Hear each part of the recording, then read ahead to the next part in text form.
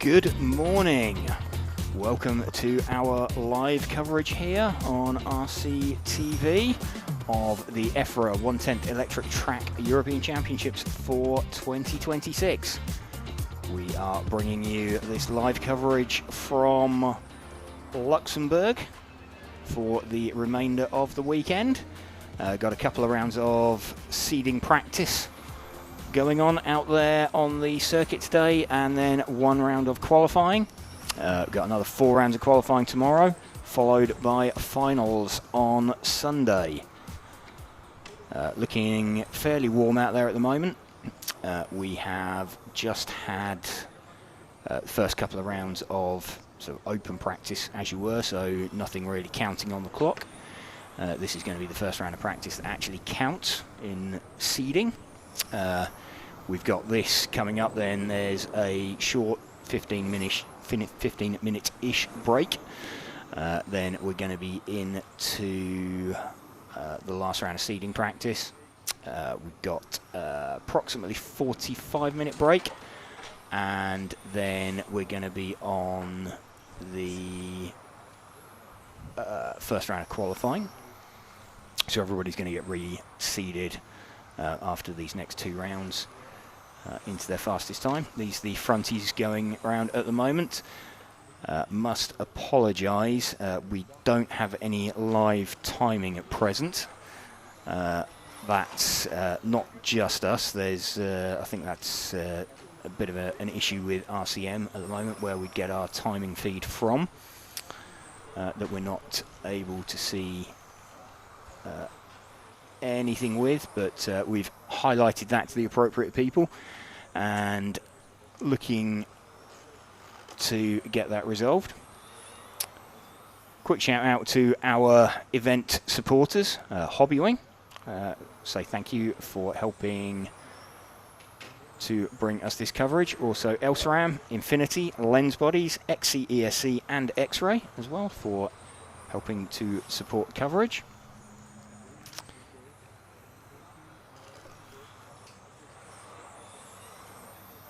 Just have to advise the EFRA referee Mark to maybe, not show his back to the camera so much. Oh, the rostrum cam, yes, yeah, as we're yeah. rotating past it. Yeah. So hello, everyone. Hello. So that's Frank McKinney joining us on the microphone, and we'll be on the cameras as well at some point later on in the event. Yeah, top heats for practice at least. Yes, that we will have moving camera action for you later on in those top heats. And hopefully timing as well. Yes, with any luck. Yeah. It makes it a little bit difficult at the moment that we can't sort of bring you a huge amount of information. Yeah, unfortunately, it has nothing to do with us. So please, don't think that has anything to do with us. That we don't control the timing, but we just share it. Yeah, we've highlighted it to the appropriate people. Everyone's aware. So but yeah, we're it's 16 degrees and pleasant. 19 degrees? 19 degrees. 19 degrees, yeah. It's warming up out there. Track's got quite a lot faster than it was this morning. I think you highlighted that didn't you, that during the top heat of modified, lap times looked about a second a lap faster. Yeah, so fast. So looking quick at the moment. Bruno looks very, very fast. Yeah. Certainly over a run. He had about 3/10 in his pocket over a single lap over defending champion from last year, Michał Orlowski. Bruno's out there literally yawning in his Marshall chair. That's yes. how cool, calm, and collected he is. So looking fairly chilled out there whilst he's marshalling. Just everybody trying to get into the swing of things. Of course, there's been practice meetings here. Practice weekends. The Automatics team were here, and I imagine Infinity guys must have been here as well. So yes, a bunch of guys have been here and running and have gathered quite a lot of information. Ollie Boltink looking very quick in spec at the moment. It's early days, but no doubt that will translate into good pace over the course of an 8-minute run.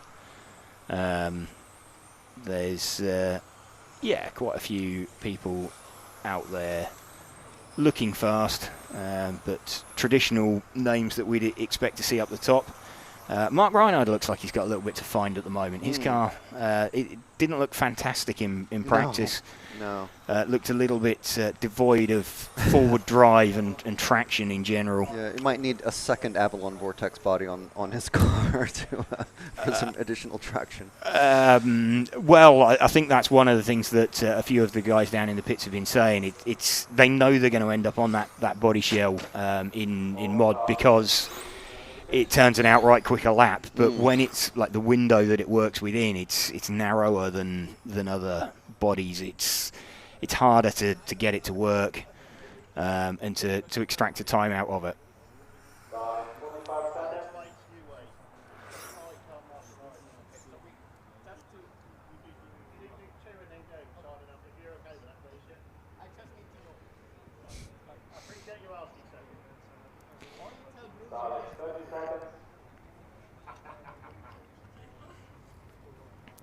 So heat 2 just about to go out on the track. Again, welcome to you if you are just joining us.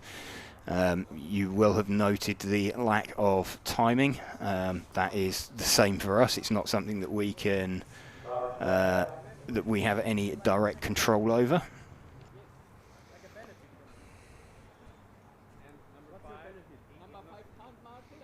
If you've got any questions you want answering, feel free to drop the questions into the chat. We will endeavour to answer them as best as we possibly can.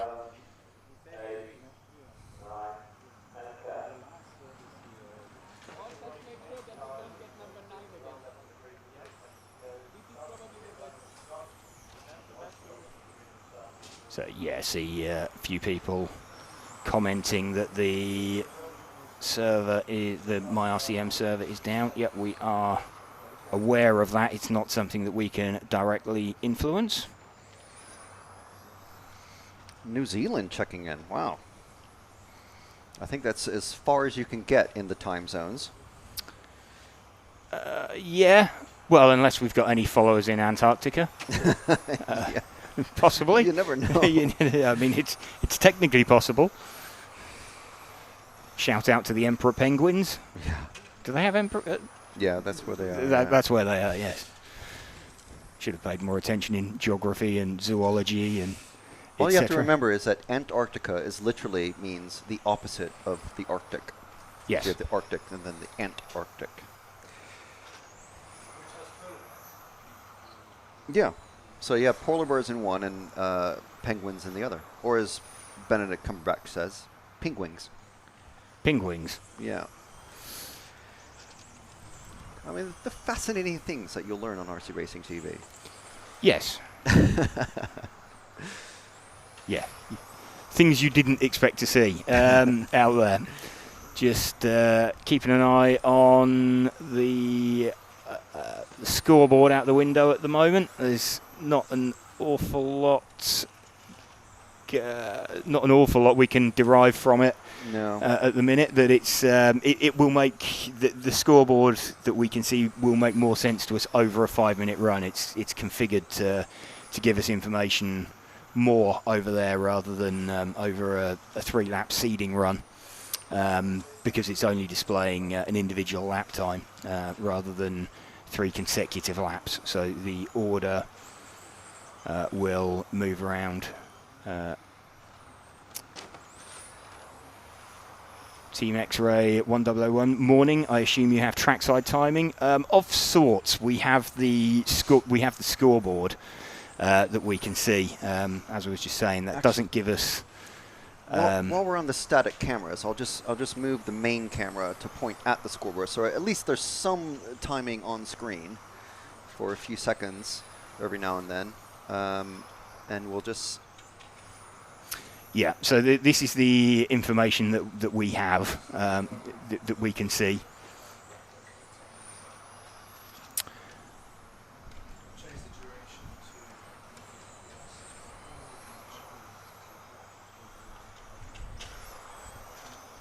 So it's at least we have. This is literally all the information that we have, because obviously as who was it in the chat saying, Marcel Eldingus saying, my RCM ist ausgefallen. Yes. Which is pretty much kaput. Yes. So as soon as we do get that information back, then we should sound a little bit more coherent and have a better idea of what's going on. Obviously, during this seeding, it's over 3 consecutive laps. All you can see there is the best single lap time that anybody's managed on there. So it's kind of a little bit hard to follow over 3 laps. Yeah. However, the order that it shows does actually represent their current running order over 3 laps, just to make it a little bit more confusing. So the fastest lap, individual lap, may not be the fastest single lap time up there on the display. So you can see there's a fair variance in pace over the drivers at the moment. Just see Mark Young up there twiddling the sticks. Let's spot the Brit with the stick transmitter. Tara Evenin checking in from Finland, saying it's quite windy up there. How are the horses, Tara? We always have to check. We had a bit of a chat with Pecco earlier, didn't we? Yeah. In the pits. You'll see your son on the pit walk when we play that end. He didn't have a huge amount of time, so we kind of left him to it, but had a quick word with him.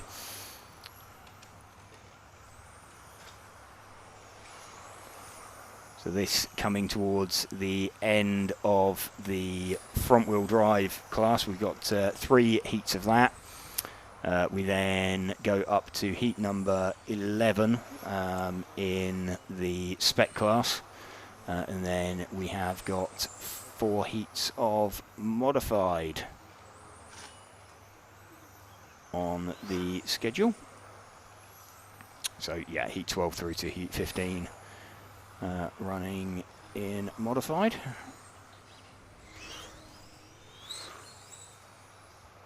And we will have moving camera for the top the top heats in each class. So don't worry, we will have some moving camera. Yes. So we'll have moving camera if it's available. We have timing. If not, we'll do our best to bring you up to speed on who is doing what and where.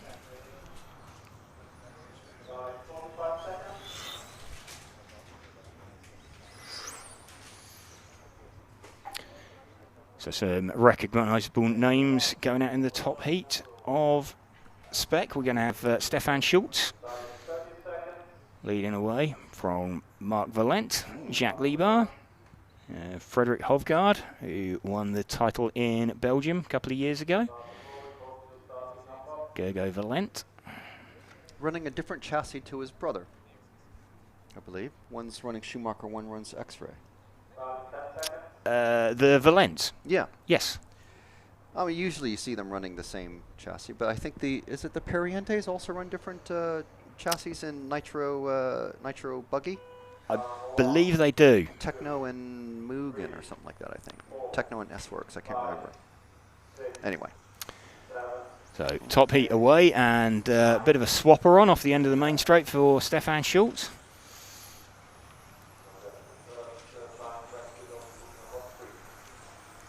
Bit of a strange, obviously these front-wheel drive cars, if the back end lets go, a little bit counterintuitive, but you can just pin it and hope the front end pulls you in the right direction. But conservation of momentum is kind of critical with these.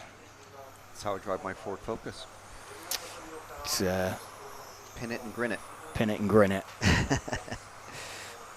A little bit different to how this class is normally run as well, because it's an open motor class, whereas normally it's sort of fixed timing and speed controller.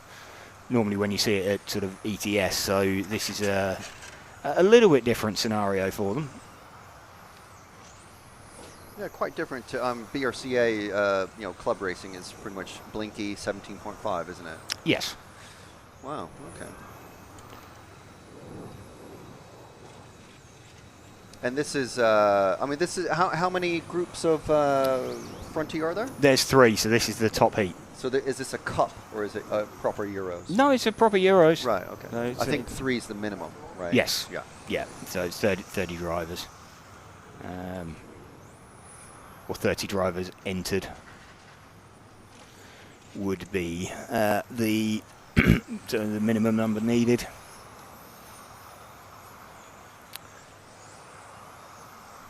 Looks like it's going to be fairly close though. I mean, Stefan Schultz has led away. No one's passed him, and he is currently running in 6th position. You can see there, according to the timing, his... What have we got between... So the top 2 with 3 Hoot, car 10.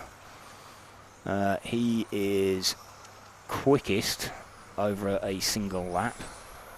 I think Max Weffer's running in 2nd position.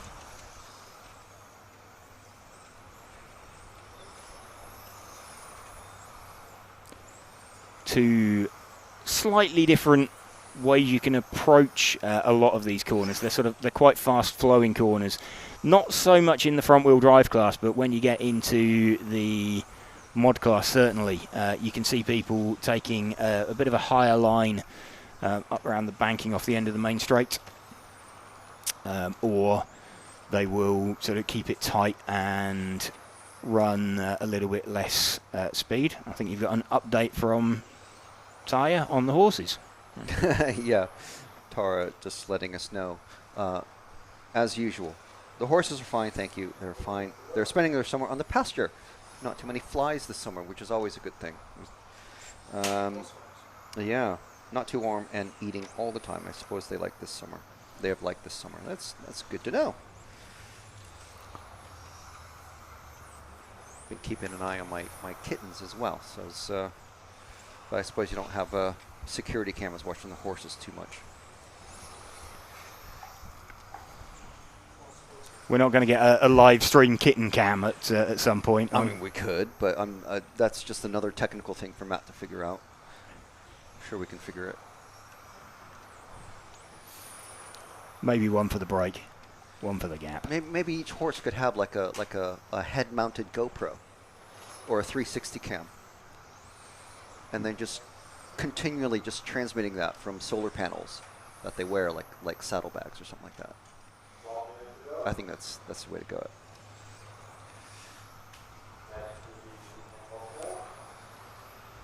So less than 1 minute to go now for these guys.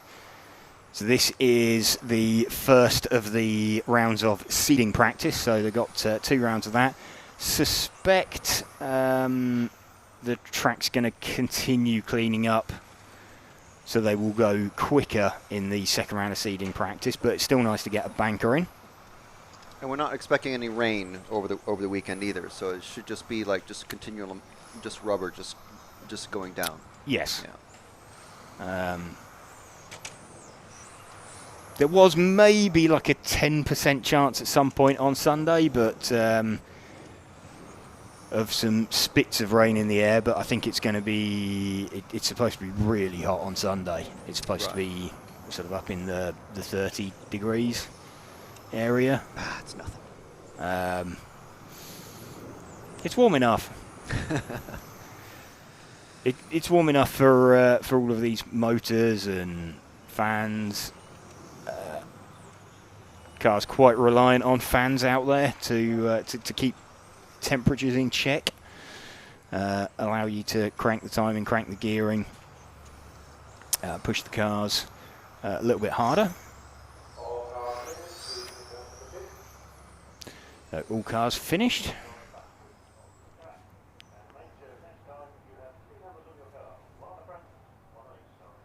So just hearing a request from referee that all drivers have 3 numbers on their cars. we're not going to complain about that either. That will be a massive help to us. So we're going to have the first heat of the Spec four-wheel drive touring car coming up next.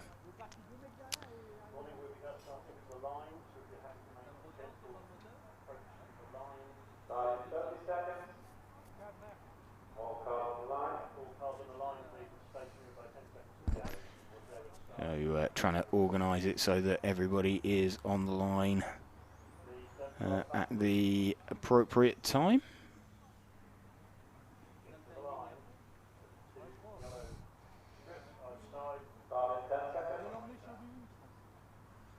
Yeah, they're getting a bit more strict with the procedures now.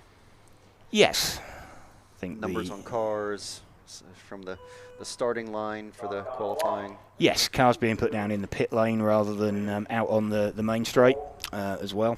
So just trying to enforce everything.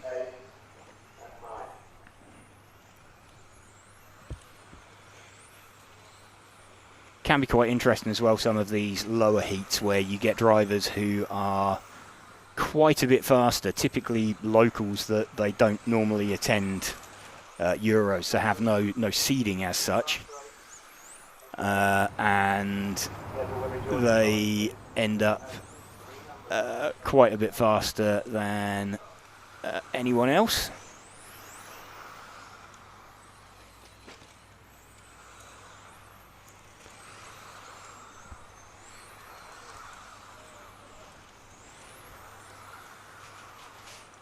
I think the first two cars might be quite a good example of that at the moment.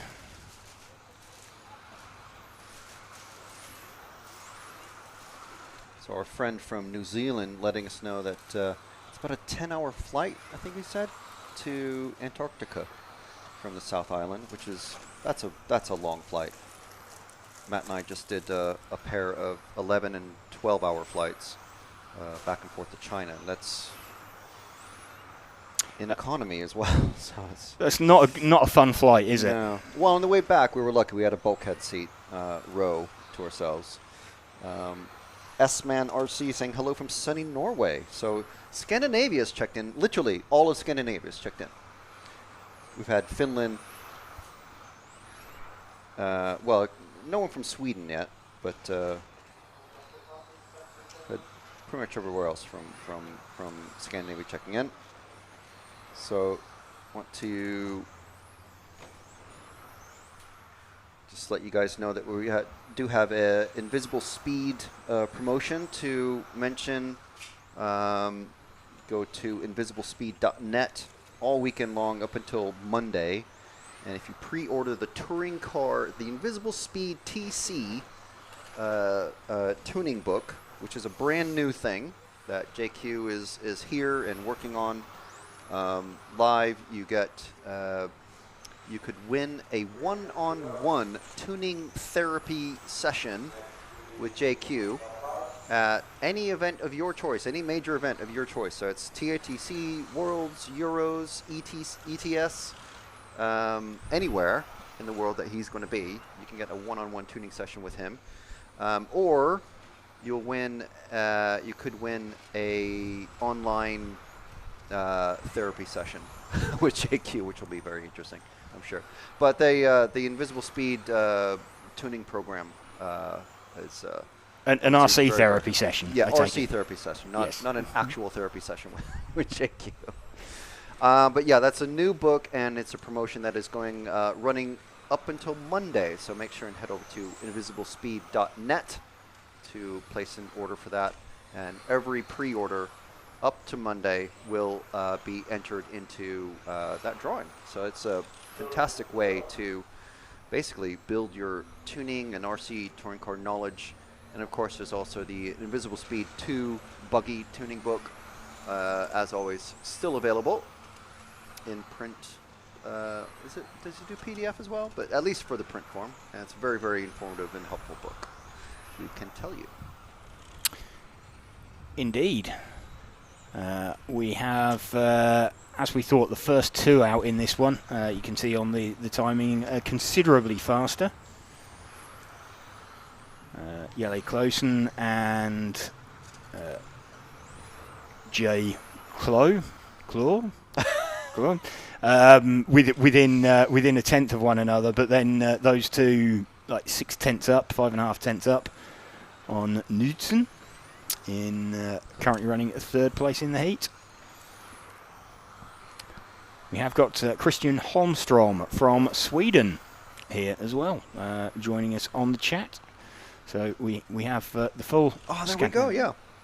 Now to really complete it, we need a Dane to say hello. We need someone from Denmark, because I think they consider themselves Scandinavian, don't they?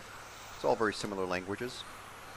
I thought you said you wanted a Danish. That would be. Oh, I'd love a Danish, even though I'm literally eating a croissant.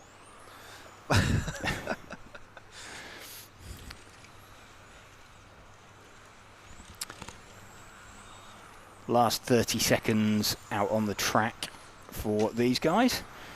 So again, welcome to you if you are just joining us here on RCTV for the EFRA 1/10 Electric Track European Championships. We're going to be bringing you live coverage for the remainder of the weekend. A couple of rounds of practice that's running at the moment. We're then going to have 1 round of qualifying today. We've got 4 rounds of qualifying coming up tomorrow. And then finals on Sunday. We are aware that there is no timing at the moment. We are afflicted by the same sort of thing. We only have the track scoreboard to go with. There we go, appearing live on the stream.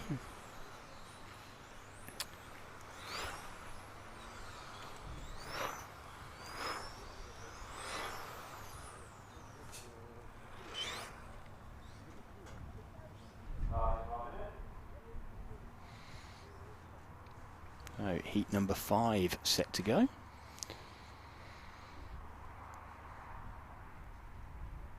With I think Marlon Rathajski going to lead this one away. Now that Frank has finished his croissant, I may take the opportunity just to munch mine briefly.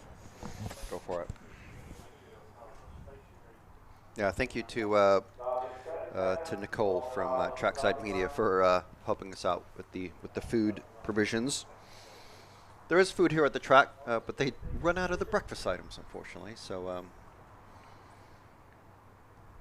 yeah, do appreciate the croissant.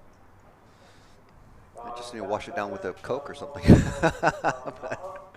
Anyone out there in the pits? Yeah, we can do some drinks. Yeah, so the next group is coming out. So we have, as James was saying, we've got Marlon Rathajski, Edger, Gigantes, Hubie, Hirth, Moisesek, O'Donnell, Parasarak, Marchi, and Seiss.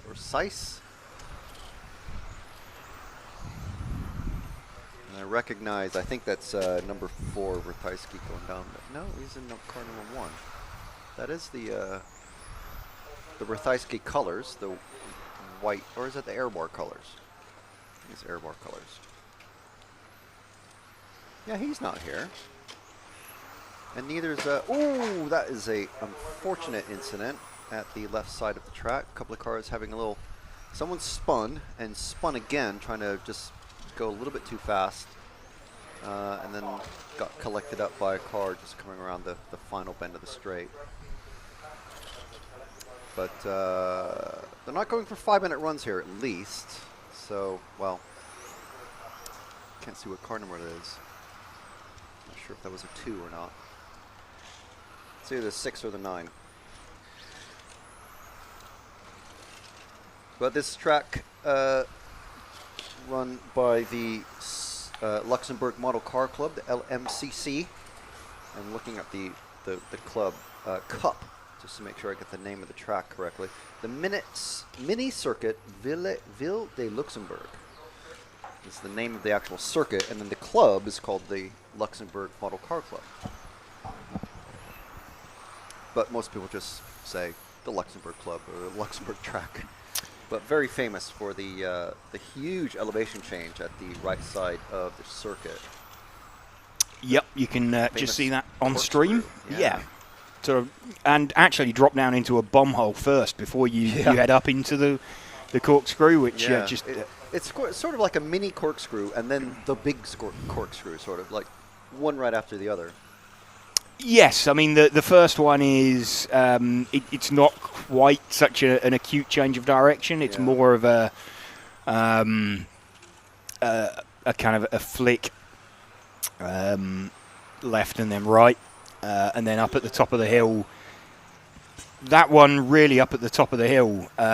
It gives you that run out onto the big long back straight. So certainly in the spec classes, it's super important to get that exit out onto the main straight right, because it will cost you all the way back down the main straight. Does so in Mod 2, of course, but you've got enough power to get it back.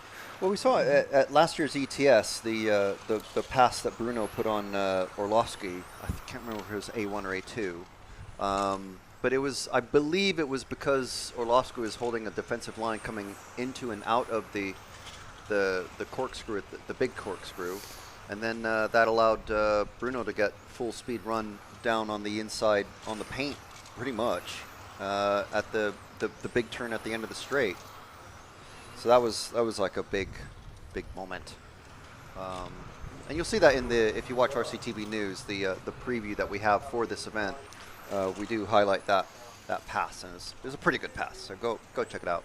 Yes, where you covered all of the favourites for the event with Bruno and Michal and Mark, and Simon and Lucas and Alex and. I think that's everybody, isn't it? Pretty much everybody. Yeah. Sorry, Ronald. It's all right. He has forgiven us. He has spoken to us. Yeah. And saw the amusing side of it.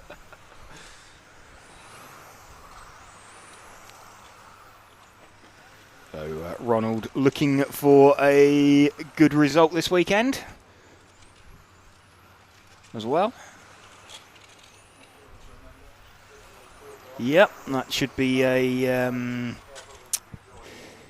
should be a good one for him. Less than a minute to go in this group. What? How many groups of spec are there? What have we got? We got 4 up to 11. 7? Okay. 8. Well, I'm more concerned about what group number to be looking out for on the timing. Group 11 is the top 11. Okay, so 11, 10, and 9. So group 9 will start the moving camera, basically. Yeah. And this is group 5 at the moment. It's still lacking timing at the moment for some of these guys, and then we've got 4 heats of modified, so sort of recognisable names in 14 and 15. See a little half spin for Marlon just underneath us.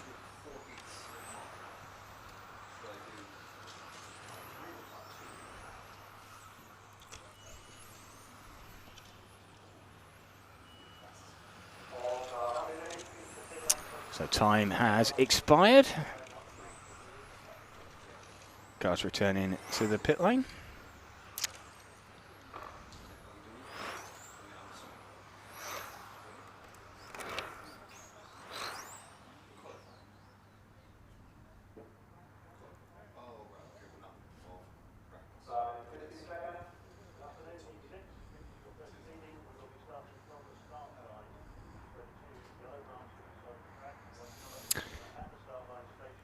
Who have we got out next then? We've got Emily Rathijski,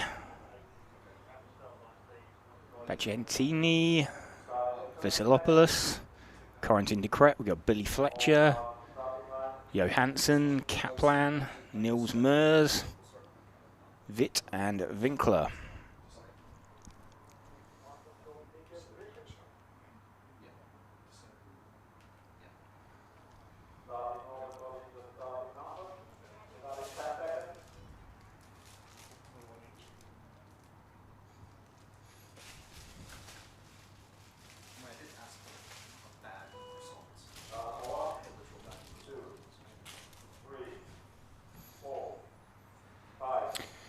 cars starting to be released out onto the circuit. This the third time out on track for them so far this weekend. So starting to get an idea of what's dialed in, what's working, what they might need from the cars.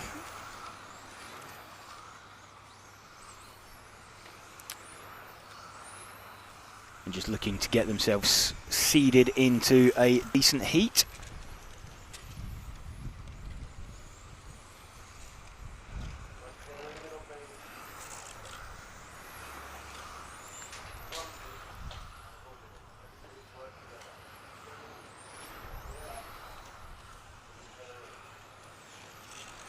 So Billy Fletcher at the moment looking like he's got the pace over everybody else, 1.3 seconds faster over a lap than anybody else. So we'll expect him to bump up the order.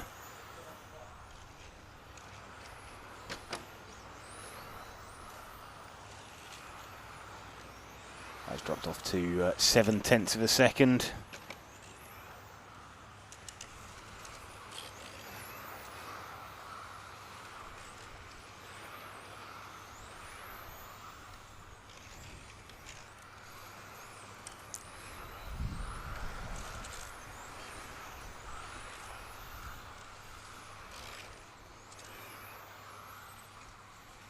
But yeah, 19.21 from Billy.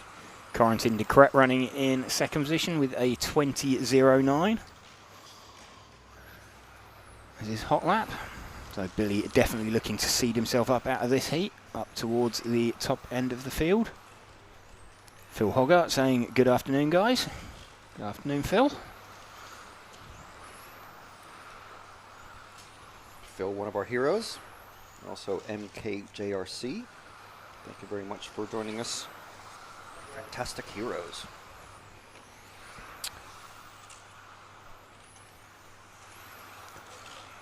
Yeah, we are aware, if you are just joining us, that there isn't any live timing running. We don't have live timing down to the individual laps either. So we're doing our best to bring you information as we can. All we have to go on is the scoreboard. You can see Johansson now moving to the front with a 19.11.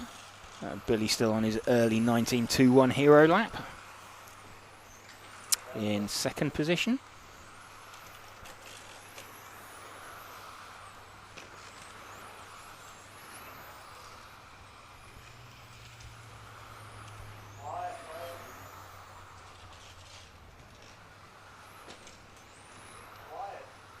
MKJRC, is the Vortex allowed? Yes, there's plenty of guys running the Vortex this weekend, particularly in modified. Tends to be a little bit too edgy for them in spec. So seeing the Wolverine quite popular out there as well, but certainly at the top end of modified, the Vortex is pretty heavily in use. In fact, I'm pretty certain everybody in the top heat is running it. I think so, yeah. So we're going up to group 15 for mod, right? Yes. Okay, so 15 is the top heat of mod. So we'll be moving camera for group 9 of spec and groups, well, from 9, 10, 11 for spec, and then 14 and 15 for mod. Yes. Certainly for these seeding practices, that might change when we get into qualifying proper, depending on how many people are here, aren't here. They might be able to knock a heat out of that. It looks, yeah. I mean, yeah. I haven't paid attention to the lowest, to the first heats, but it looks like everyone's full. Like 10 cars per group. So we'll see. Yeah, it's the ones that are sort of 7 and 8s.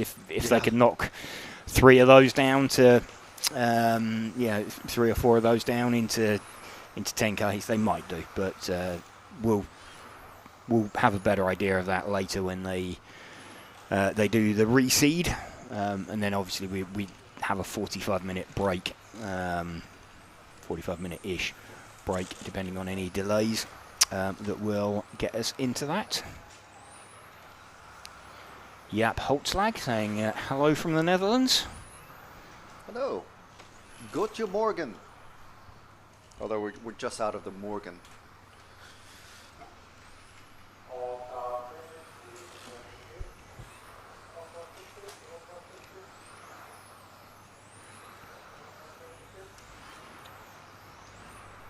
We have someone joining us from the US as well. Michael VTX1 said hello a few minutes back.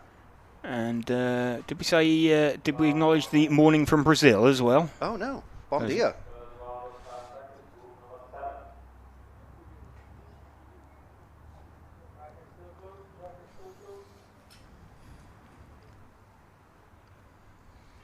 So worldwide, Western Hemisphere.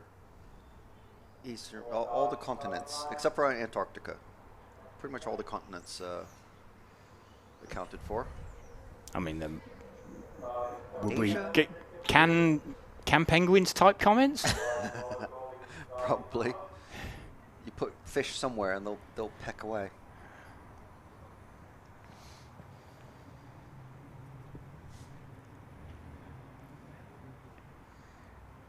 Our buddy Neo Lebescond in the next group, as well as Philip Hootie. Any other? Matthias Benetton in there, car number 7.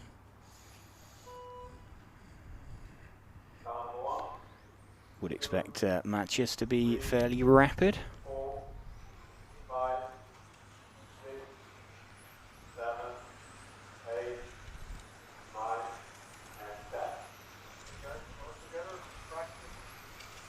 It's really interesting that this track, I don't think they do nitro racing here anymore, but obviously it's big enough to do 1/8 track and 1/10 track, the nitro. But they also race large scale here. I think the nitro thing is more of a noise, yeah, more than anything else. Yeah. Like with many tracks nowadays, unfortunately. But no, I just mean from the size of the track. You know, it's a very, very wide track for 10 scale. Yes. But the tightness of it, you know, like the chicanes are proper chicanes. You can't straight line any of the kinks or chicanes or anything like that. You have to go around everything. It just works. You know what I mean? I think it's a bit of a weird circuit. It's quite easy to drive, as in staying on the circuit. Yeah. It's then quite difficult to be fast on. Oh yeah. And a lot of local knowledge involved.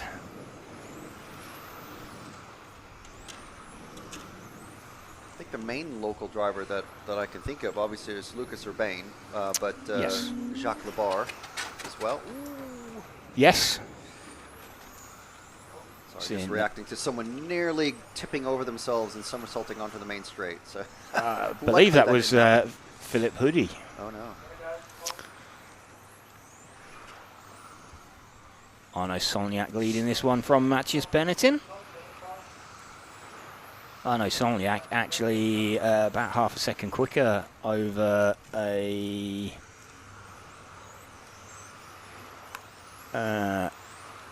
is that gap over the that gap is over 3 laps, but the time is over a single lap. Yeah. So that's why it looks a little bit confusing on there. So that's sort of 4.5 tenths is over three laps. Some quite intense concentration face from the driving.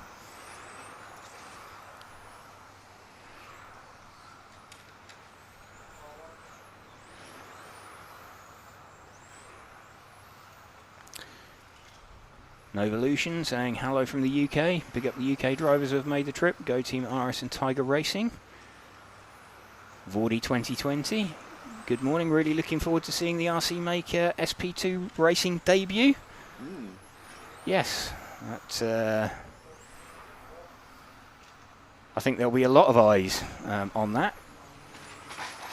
when that heads out on track. Do we know the name of that driver? There's a few rumoured. Okay.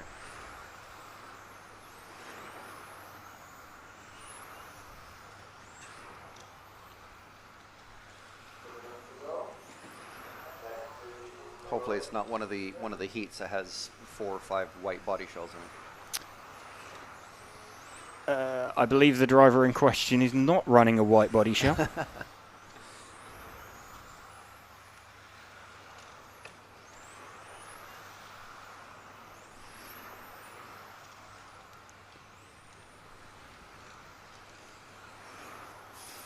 Abadi 233 saying hello from Romania.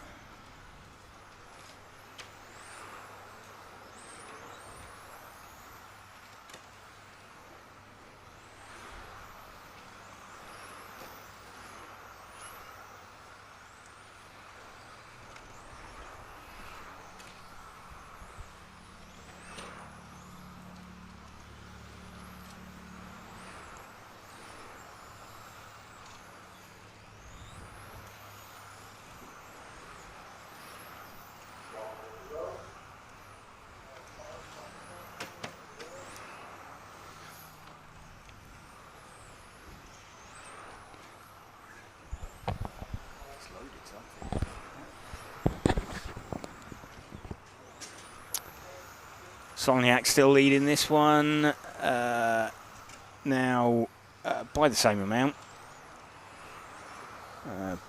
Biscond in third, he's less than half a second off the front. Obviously that gap that you can see is the gap to the car in front of them. It is very, very close. It's .005, not .05. Yes. Super close.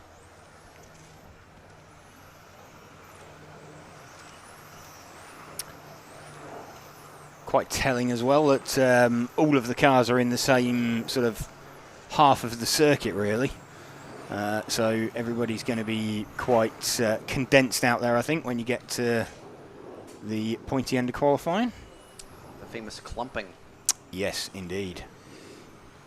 So I'm going to go shoot off for a quick break, and I'll be back for Heat 9 for the moving camera, because Heat 8 is coming up next, or Group 8, I should say.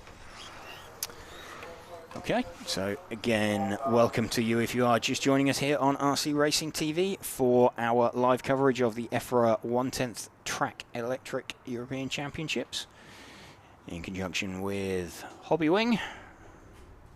We'd also like to say thanks to Elsram, Infinity, Lens Bodies, XCESC and X-Ray for helping us to bring you this coverage.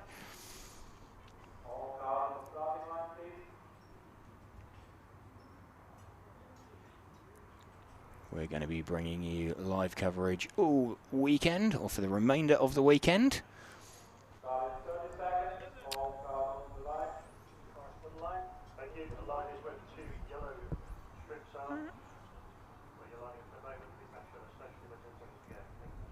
Cars being formed up on the line by the referees.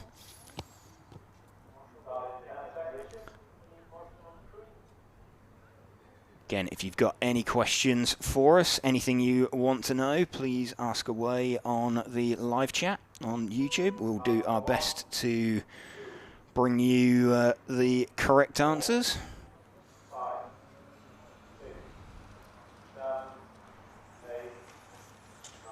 It's heat number 8 just going up, going live.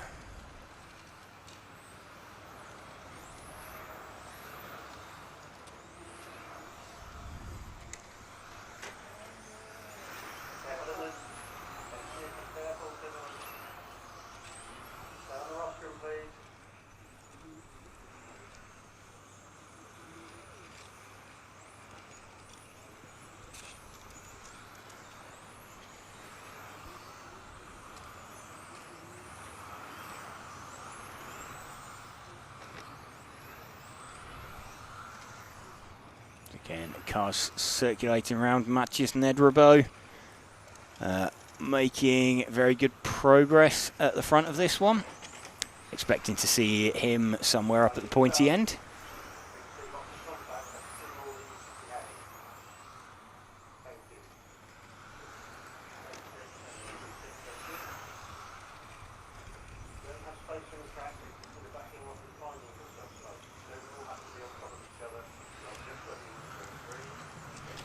At the moment, just everybody looking for the space on the track so they can do 3 consecutive laps.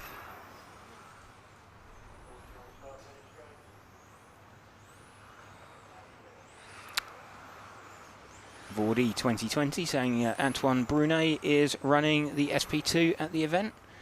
Yes, he is. We'll keep an eye out on him later. But, suspect there will be a few eyes around the circuit on how the car's going, expecting their team to grow in the next couple of weeks and expand.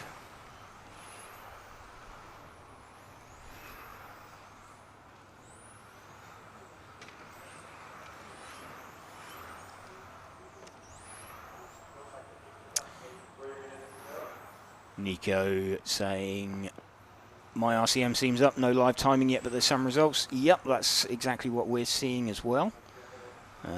We don't have the live results available to us. Understand that's something that they are working on, but not anything that we have any direct influence over. We get the feed from them exactly the same as you do. Thomas RC59 saying hi from France. Matches Nedrabo leading from Antomarchi by just over 0.2 of a second over 3 laps. Dempsey Jacob up there in 3rd position. Another 1/4 of a second behind.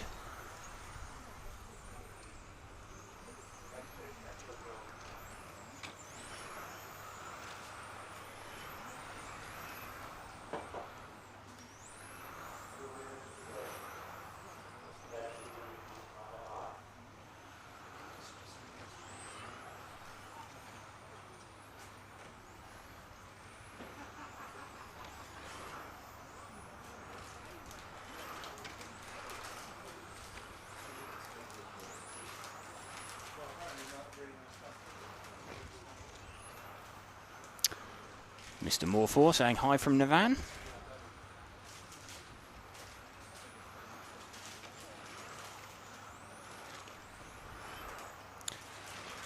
Matches Nedrabo with, what have we got, 1.5 minutes left, still leading this one.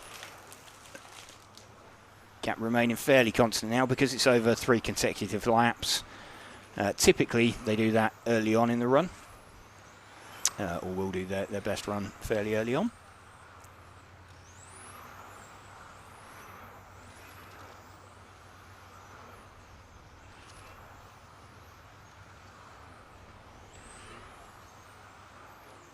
So order remaining fairly constant now. You can see there.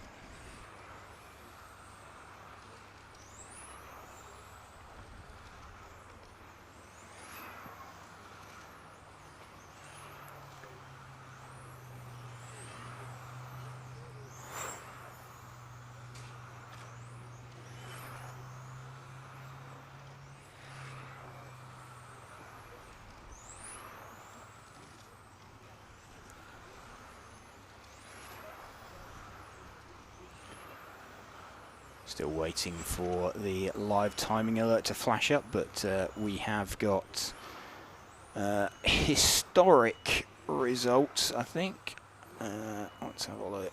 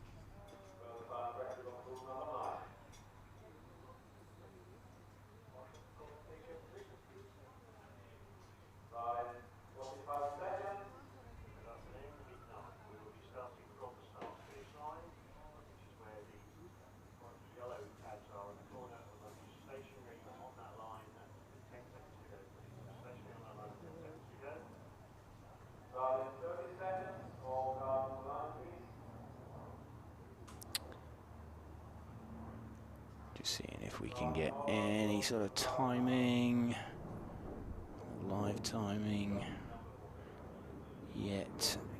Live timing not yet available.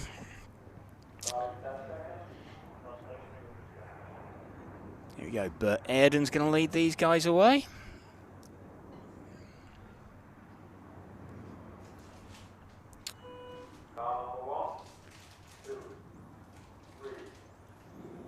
Bert Airden leads away down the main straight, through the swept banking, through this little chicane in the middle of the circuit. Out down towards the bomb hole, then up the hill into the corkscrew. He's now down the main straight again.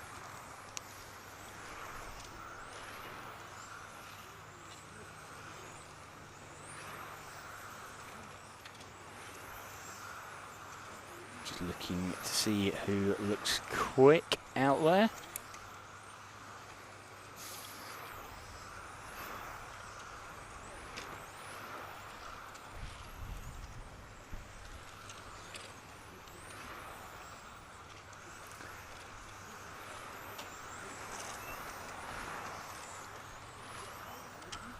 I think Lewis Kretschmer looks quick with the 10 car. That's the all pink coloured car, just going through the bomb hole into the corkscrew now.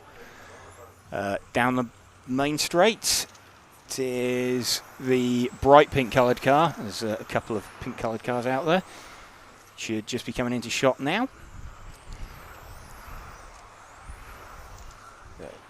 Lewis looking pretty rapid as he just fires down through the bomb hole, down the corkscrew, off down the main straight. Let's run with him as he closes in on some traffic, leading this one from Sam Nichols. And oh, body tuck there at the back for Lewis.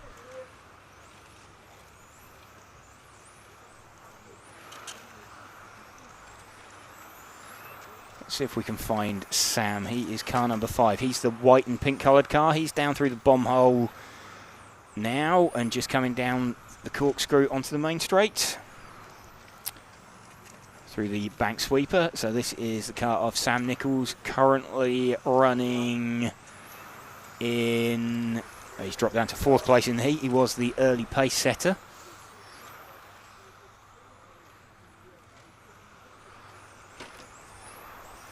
Sam still running in 4th position. I think David Reap is running in 2nd position, pretty close to Lewis. He is car number 8. See if we can spot the 8 car. That is, I think he's the 2nd of the 2 white coloured cars on the main straight, so he's in the middle of it now. I believe that to be the 8 car we have on stream. We'll confirm as he crosses the line. That is indeed the 8 car.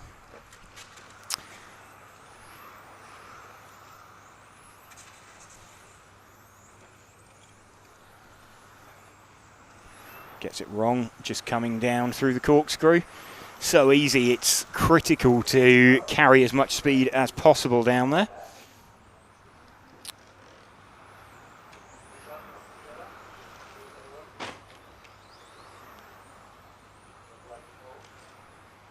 Getting a few messages saying my RCM works. It doesn't, unfortunately. It gives us results. It doesn't give us live timing. That's what we need in order to get the feed available, or the proper feed available to us. 1.5 minutes left. Lewis Kretschmer still leading this one. We're running with David Reap at the moment.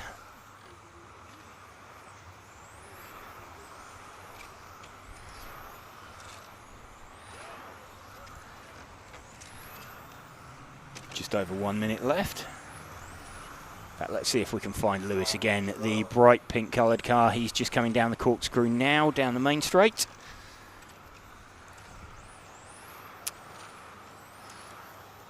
So this the 10 car leading the heat over 3 consecutive laps. Just closing in on some traffic. You can see, made a bit of a dive for it there in the middle of the corkscrew. Didn't really need to be quite so brave. Just finding himself a little bit of space out on the circuit.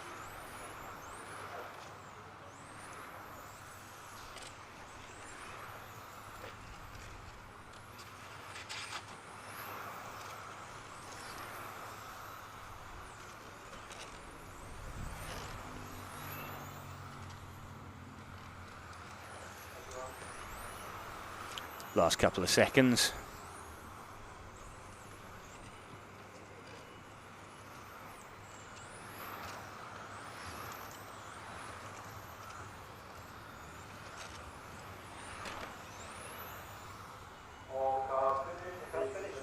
So time's expired.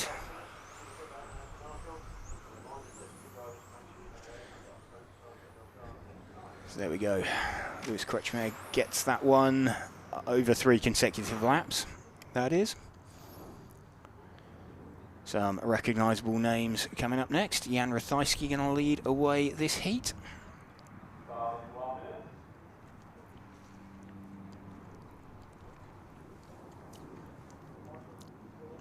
One minute until the start.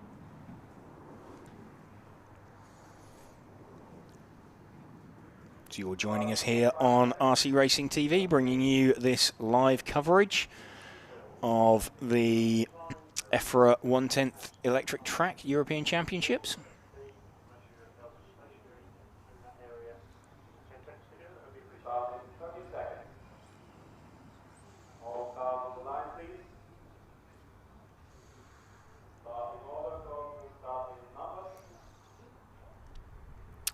So Jan Rathajski going to lead away from Manuel Wagner, Stefan Schultz, Nico Catalani, Phil Langner, Mark Valent, Nathan Atlani, Jesper Rasmussen, Gergo Valent and Jacques Lieber.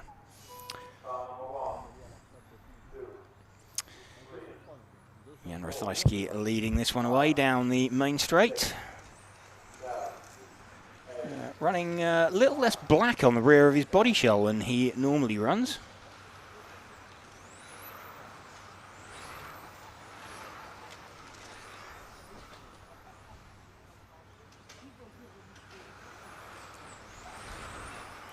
So bit of a swapper on there for Jan.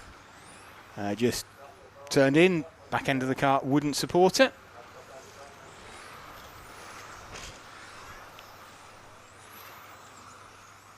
Nico, let's have a look and see who's looking fast at the moment. Nico Catalani at the moment is the quickest with the number 4 car, which I think might be the all green coloured car off the, coming around the middle of the circuit.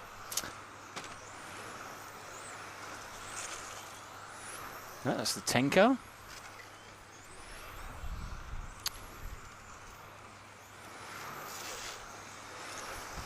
So the 4 car is the all-white coloured car just going up down the corkscrew now. So the second of the 2 white coloured cars off the end of the main straight.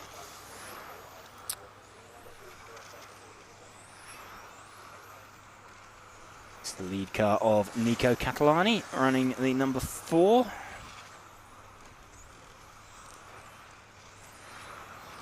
Just flowing nicely around the circuit. Got himself properly dialed in. Whoever that is behind him seems to have some fairly monster horsepower. We'll keep an eye on who that is. It's another way to gain time. That is the 3 car of Stefan Schultz. So Stefan just has his pants down around the corkscrew. Let's shift our focus onto Stefan Schultz, the number 3 car, white and blue coloured car, just through the bomb hole now. And up round the corkscrew.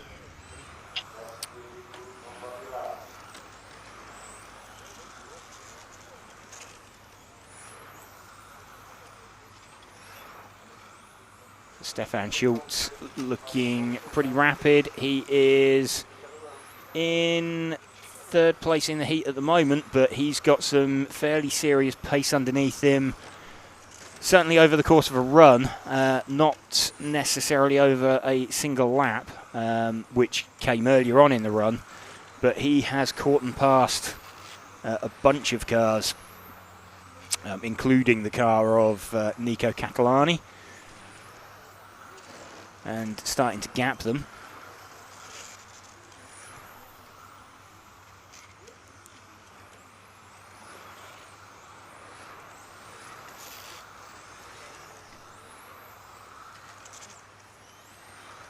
Jesper Rasmussen with the 8 car also looking quite quick. He is the white, pink and purple coloured car on the main straight now.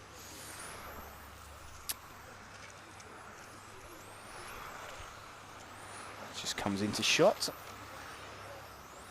Watch him down towards the hairpin underneath our camera position.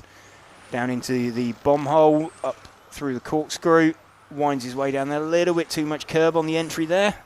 That's going to cost him a little bit of time.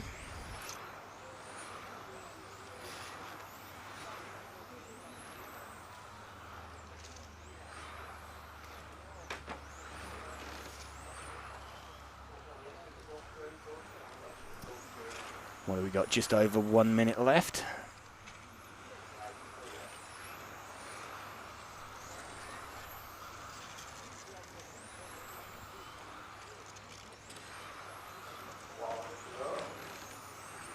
Into the final minute now for these drivers.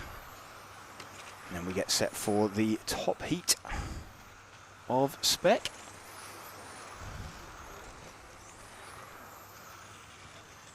So a lot of these drivers very familiar with one another, having raced each other pretty hard for many years.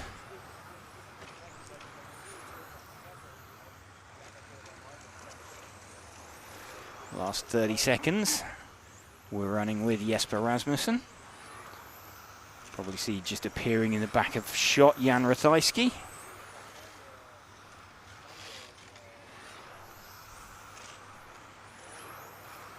Jan recovering after an earlier half spin. Looks like he's got good pace over, potentially got good pace over a run as well. As you'd expect, obviously, Jan winning the last ETS round.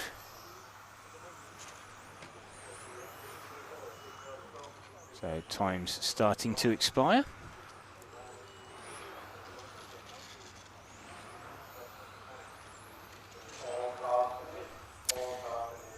All cars finished. So that's the penultimate heat of spec for the first round of seeding.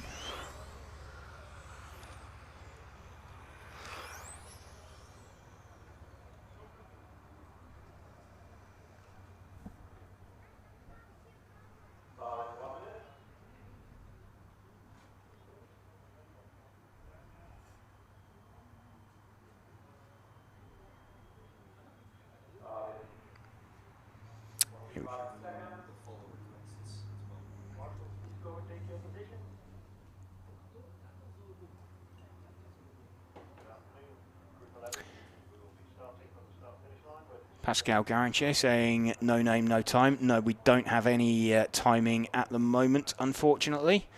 That is an issue with RCM, so we don't have any kind of information like that. We've highlighted it to them. They are no doubt working to try and get that information available for us.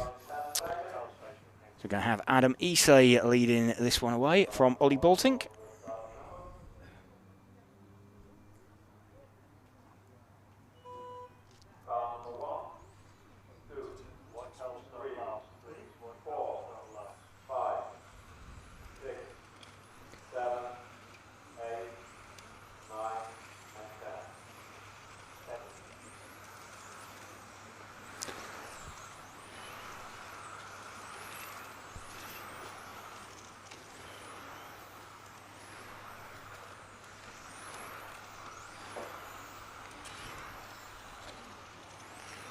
We're running with Adam Isay at the moment. Lead car, car number 1. Very nicely out in front. I think Tim Benson running in second position. Let's just let this sort itself out.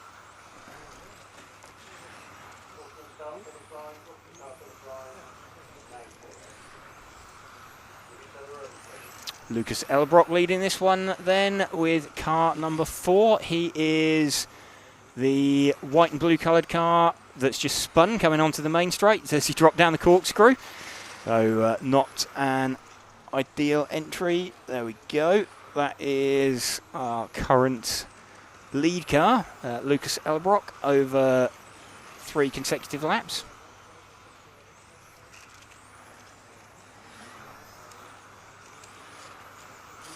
Benjamin Elbisser is currently 0.2 of a second slower than him.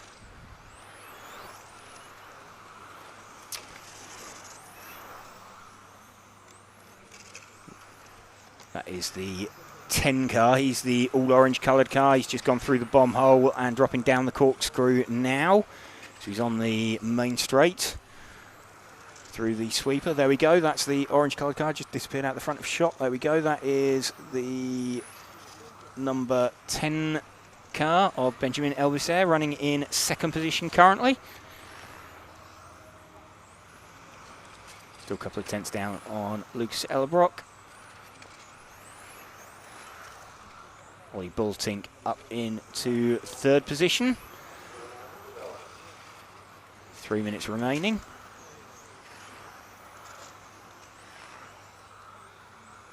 See if we can find Ollie Bultink. He's the other all-orange coloured car. He's just about to come towards the bomb hole now.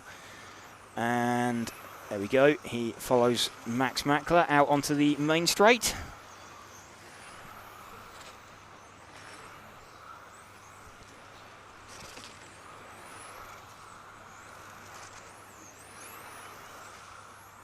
See Ollie getting a really good drive there as he tries to chase down Max.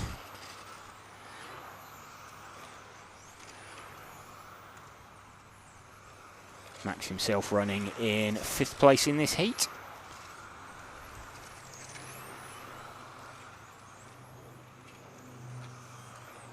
But we are running with Ollie Bultink as he tries to close him down.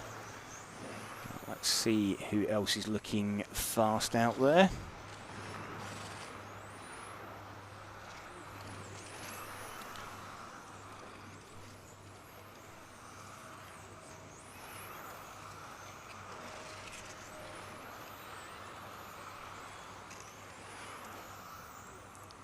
Adam Issei sort of has dropped off the pace a little bit and falling away. Front 3 looking fairly consistent, like they've got a bit of a decent gap there. Sort of a chunk quicker than anybody else.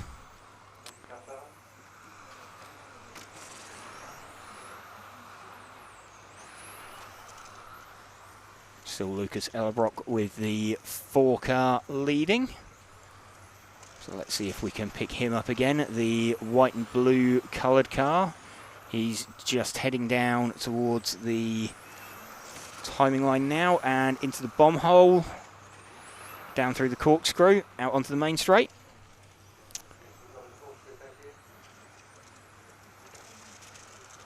He's actually got Adam Issei coming back at him as well as Lucas.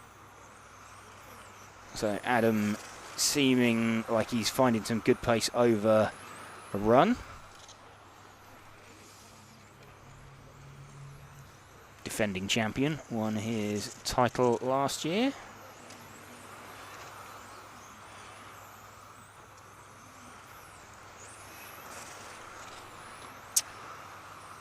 Coming in towards 10 seconds now. And then that is the top heat of spec done. We've got a few heats to modified, and then we've got a small break coming up.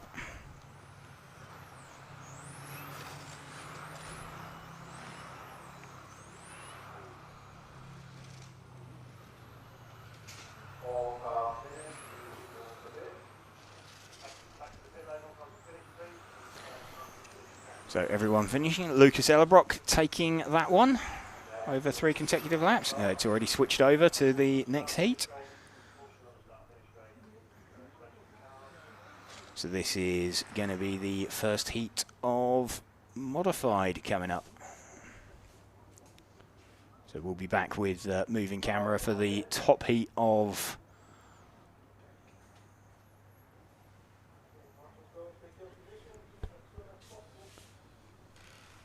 we've got another 4 heats before we have a break.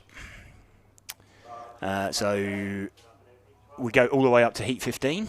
Then we have a small gap.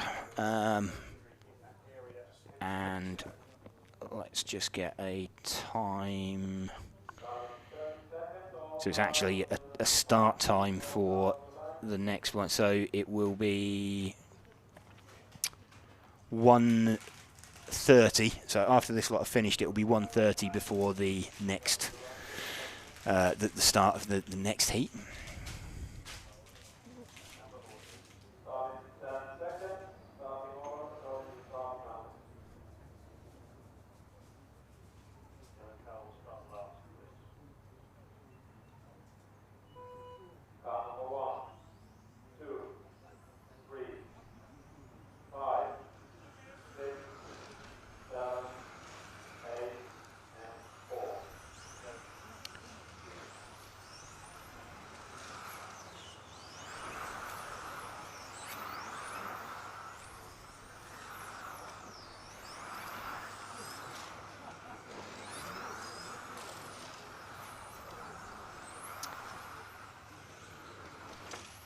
First heat of modified out and running. Andreas Bryn, early leader on this one from Matthew Dambreen. Thomas Coleman.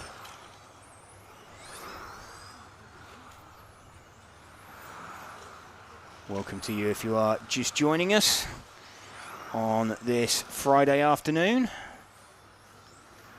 We are aware that the live timing is down. Well, it's not been up since the start of the day. Thomas Coleman running in second position.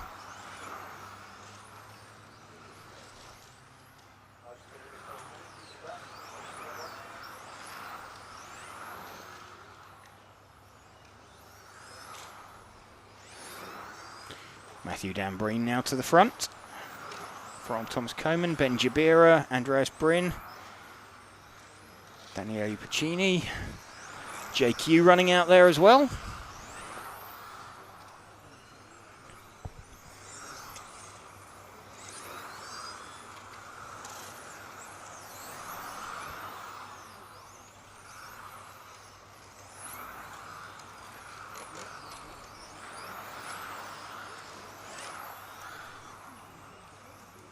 Just everybody trying to get settled in. First of their seeding practice runs.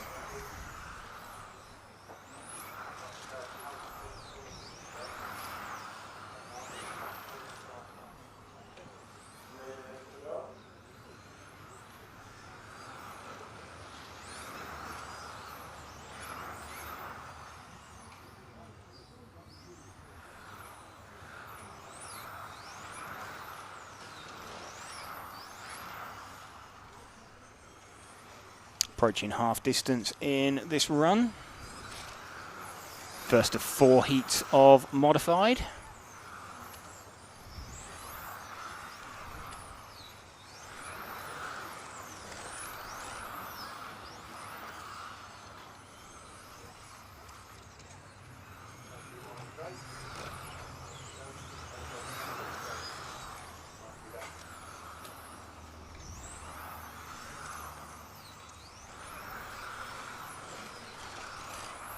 See a certain Jay Quagrain as well out there. Yes, JQ out there on circuit. He's the, if you see him flash through the camera, he is the orange and black coloured car.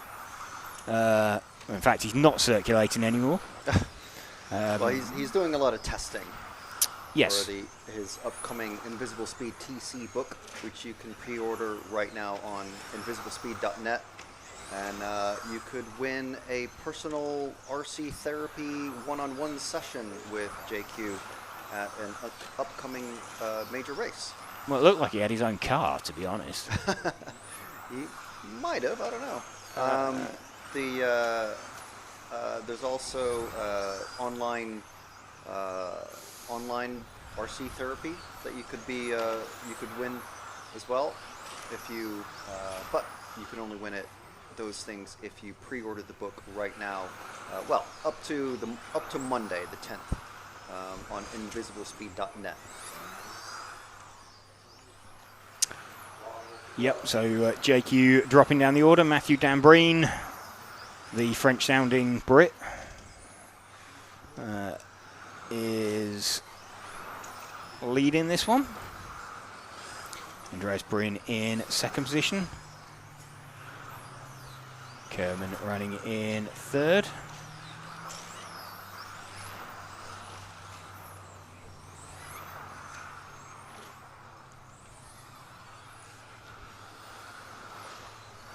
Final 30 seconds now for these drivers.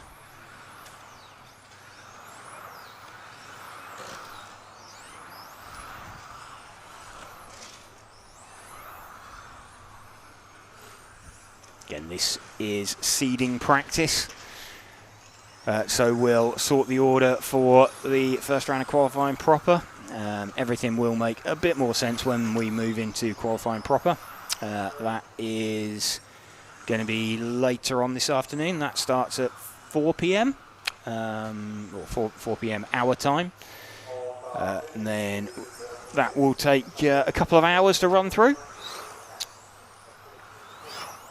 Yeah, it's always hard to explain how there's practice and there's control practice, and then some categories of EFRA, it's called time practice, and others is called seeding practice, and others is called controlled practice, but it all means the same thing. Yes, it's effectively three fastest consecutive laps. They get reseeded by. It's just a little bit difficult to keep track of because we're only seeing an individual lap time here. Yeah, on the screens that we have at the minute. Yeah. Yes, and then we sort of jump through to. It sorts them in the right order, and the gap that displays is actually their gap over 3 consecutive, not over a single lap. So.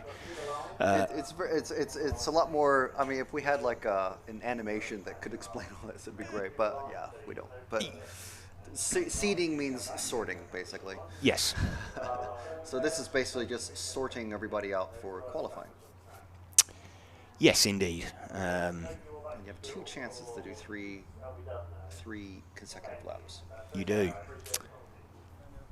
And typically certainly in the early classes, in the spec classes, that tends to come pretty early on in the run as well. When you've got maximum tyre traction, you've got maximum voltage in your cells, the order stays fairly consistent. Thomas Sova leading these guys away. But, if you are joining us, welcome. We would like to say thank you to our event sponsors, Hobbywing, also Elsaram, Infinity, Lens Bodies, XE, ESC and X-Ray for helping us to bring you this coverage. If you've got any questions, anything you want to know, now is probably, or this afternoon is probably the best opportunity to ask them. We can go a little bit more in depth maybe with some of the answers. And also if you have any follow requests, this is a great time to get them in. Yes, absolutely. When we do the next group of mod cars, we're going to be doing moving camera, so follow requests, get them in. Of course, we do give priority follow requests to our RCTV heroes. Those are the amazing people who are have joined and subscribed to the channel on a monthly basis, and they'll have little logos next to their names, little bright green names in the live chat. So thank you very much to all of you who have done that.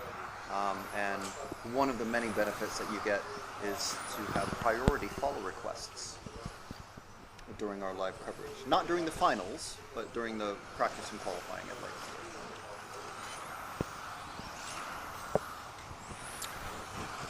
Indeed. So we will endeavour to bring you the information as best we can.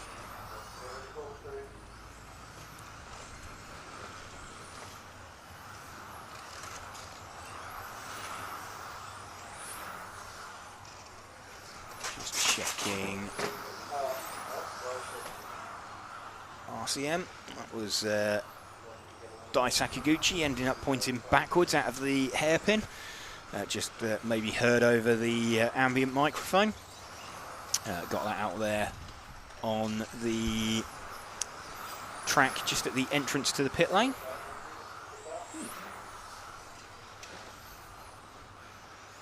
Just seeing that Filippo Dominine is meant to be in this race, but I didn't actually see him in the X-ray pits. So no. I don't know if he's actually here or not. But then he's in the second fastest group of mod racers. So third. This is heat 13. There's 15. So yeah, I know, but there's 4 groups, right? From 12 to 15. Yeah. So second. Oh, okay. When you said second fastest, I thought like 14 would be the second fastest. Second from the bottom, not from. Yeah. So that would imply that he did do some practice this morning, but he's not running in this round. No, there's been no reseeding so far yet. So right. Okay. So maybe he's just not here then. Yeah, potentially. Just not here. Overthinking the computer. Trying to out-computer the computer. Yes.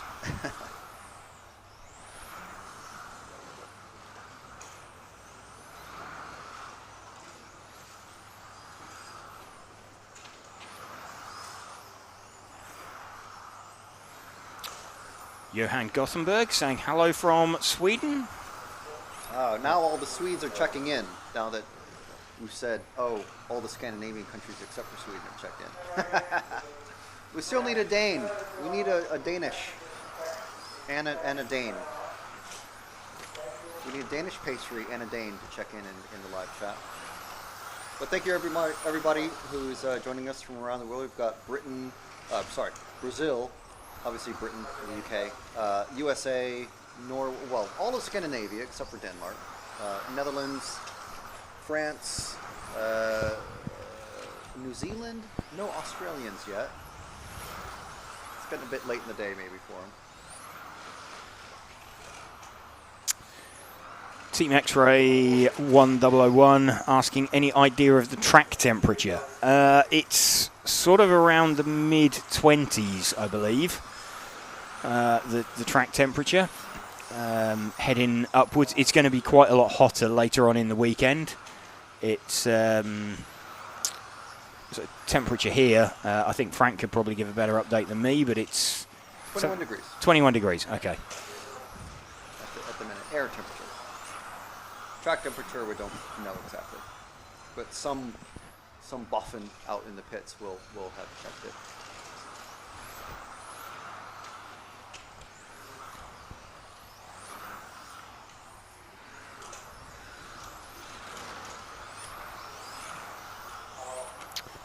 Nico O2K24 saying he's checking in from Belgium.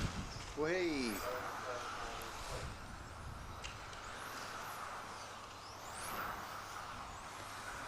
Robin Eiserman leading this one. The low countries have checked in.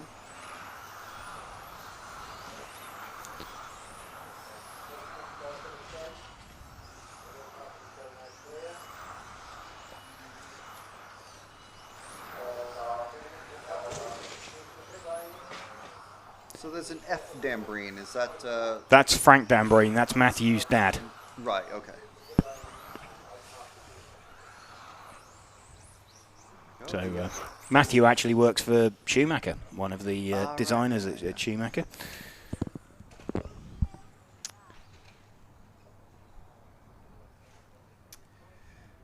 There's Antoine Brunet in the. He's going to be running car 4. He's running an SP2. He is, yes. We're told in the live chat.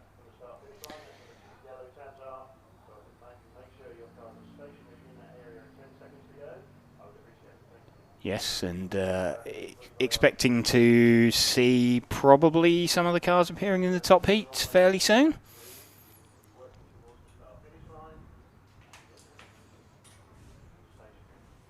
Christian Holmstrom asking what tyres are they using. Here in Modified they are using the Matrix D36.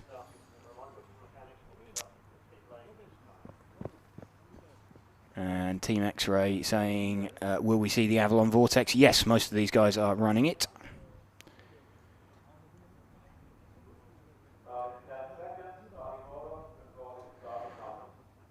So you can see there the minty blue coloured car. That is Antoine Brunet, his SP2. Pecco Evenin leads away. Very Alex Hagberg inspired body shell.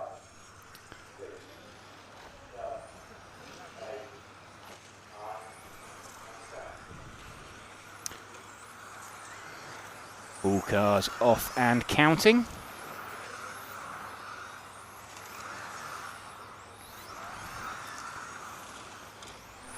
Looks like Michele Manzo's had a pretty rapid opening lap. He is the orange coloured car just in the back of shot. So if we move our focus onto him, it's Michele Manzo running in second position. Started 1 second behind Pecco Evenin. And has closed that one down fairly quickly.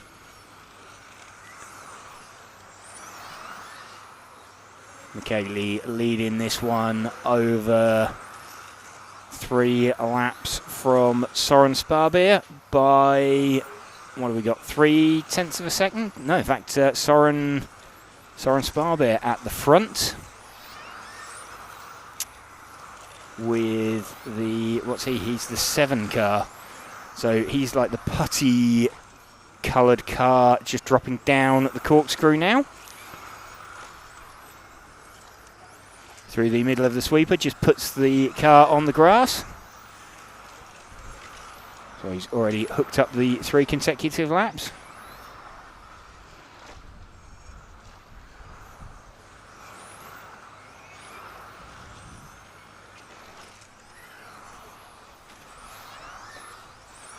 And catching and passing traffic, pointing the wrong way.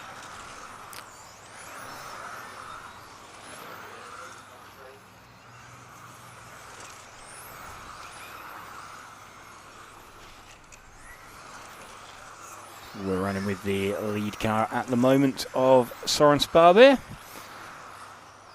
Having already smashed in his 3 consecutive laps. Michele Manzo running in second position.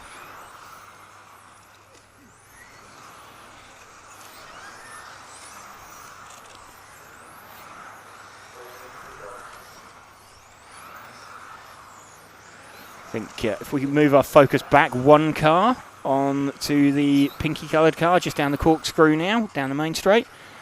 This is Schmid, the 3rd position car.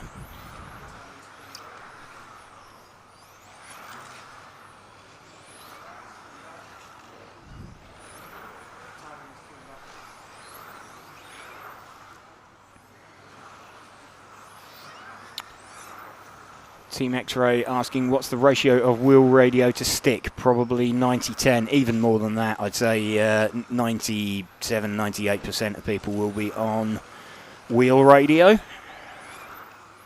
It's really only going to be the Brits, few Italians, maybe Jilas Groskamp on sticks. Luca Fasler saying, go Manzo. Yeah, he's running in second position at the moment. Antoine Brunet's got himself up into 3rd position with the 4 car. Where was he? He was the one of the teal green coloured cars.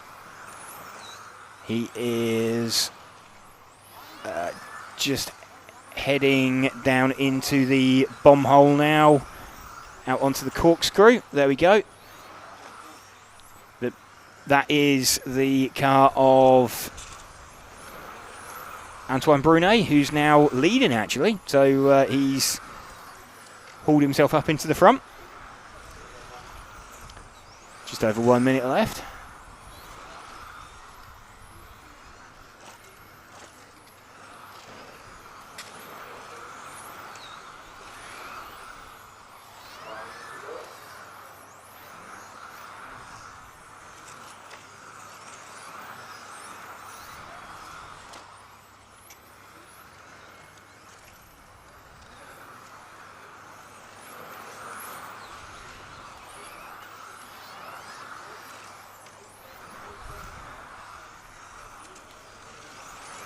Antoine Brunet leading this one by a couple of tenths from Soren Sparbeer.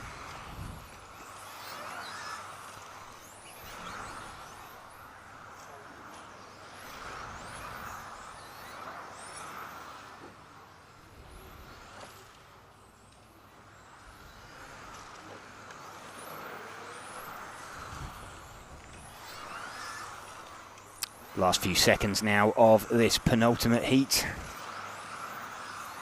of modified. Then we go into a short break.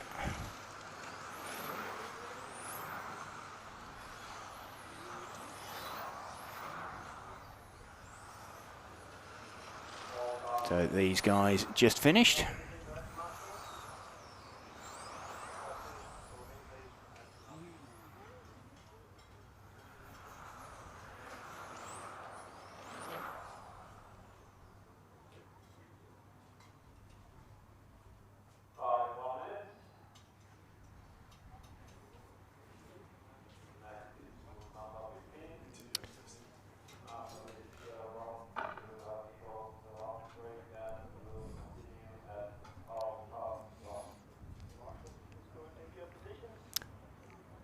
Michalowski going to lead this one away from Mark Reinhard.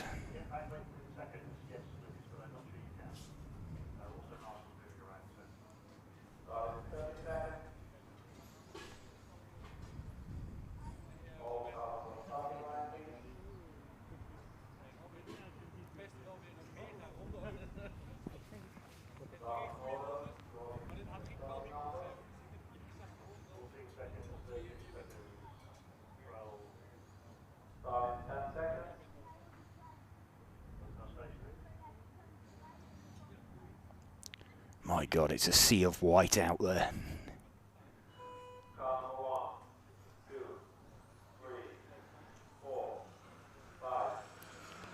Michalowski leading this one away.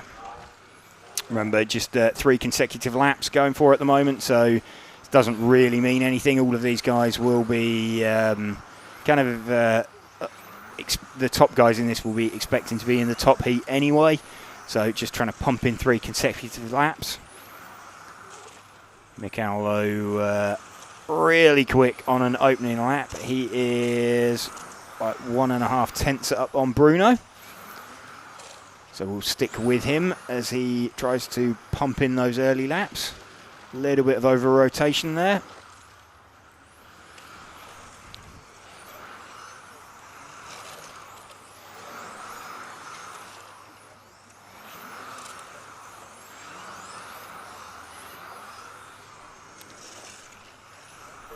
So we have over 3 laps. We've done 3 laps with Michal. Bruno is actually the car that is leading. He is the number 4 car. He is the, let's have a look. He is 1 car back from the car that we are following. So the first of the all white coloured cars. This is Bruno Coelho.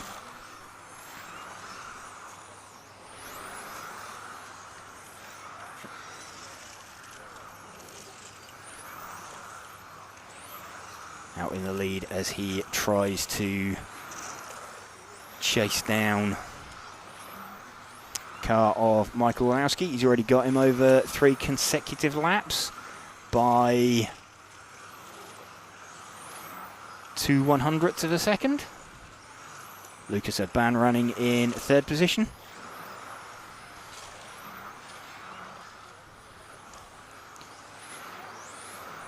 So 1 car further forward is the car of Bruno.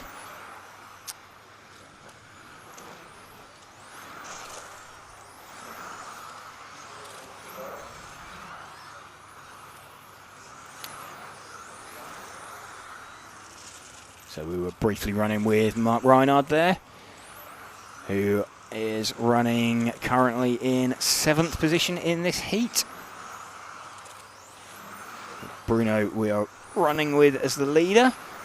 We have got in 3rd position we've got Lucas Urban. Let's see if we can find Lucas. There's 2 white and green cars together. The first is Alex Hagberg, the second one of them is Lucas. They are just dropping down the corkscrew onto the main straight now.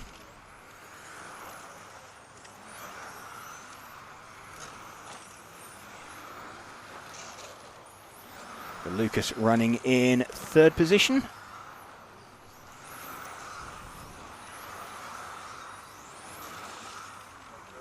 And top 3 all within 3/100ths of each other over 3 consecutive laps. So watch Lucas dive through on Alex Hagberg. Off down the main straight, just under 2 minutes left. Bruno still leading this one from Michael Olowski, Lucas Urban. These 3 all super close to one another. Then got a little bit of a gap to Ronald.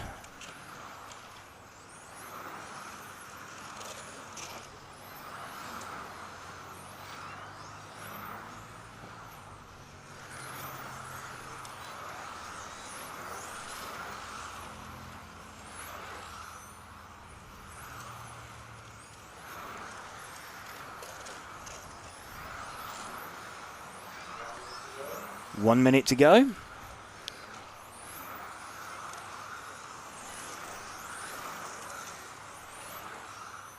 Let's see if we can pick up Orlowski again running in 2nd place. He's just dropping down through the corkscrew out onto the main straight. So let's run with him for the final 40 seconds. It's unlikely to gain a huge amount of time now.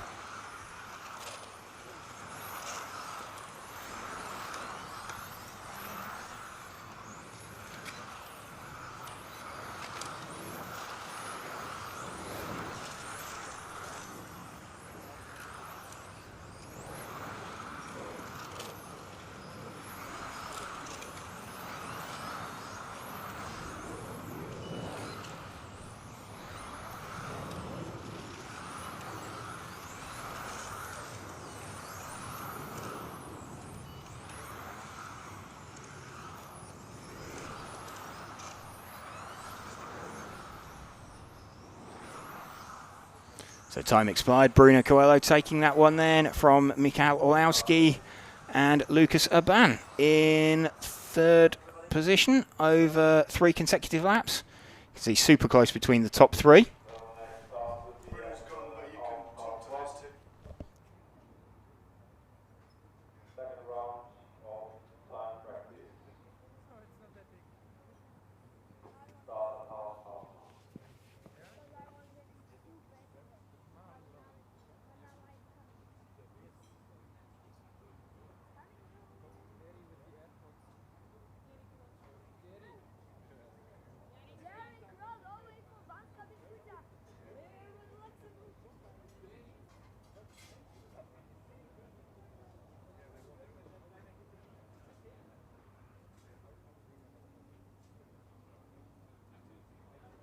Very close between yourself.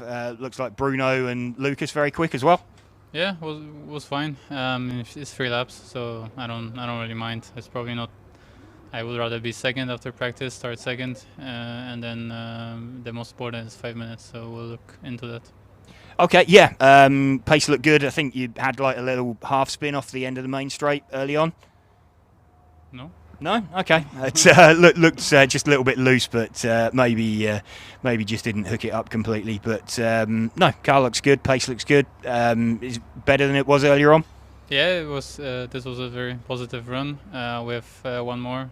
We'll figure out what to try and see compared to Bruno in 5 minutes and see what we can do in Q1 tonight. Okay. Well, sure. We'll speak to you later on. Thank you.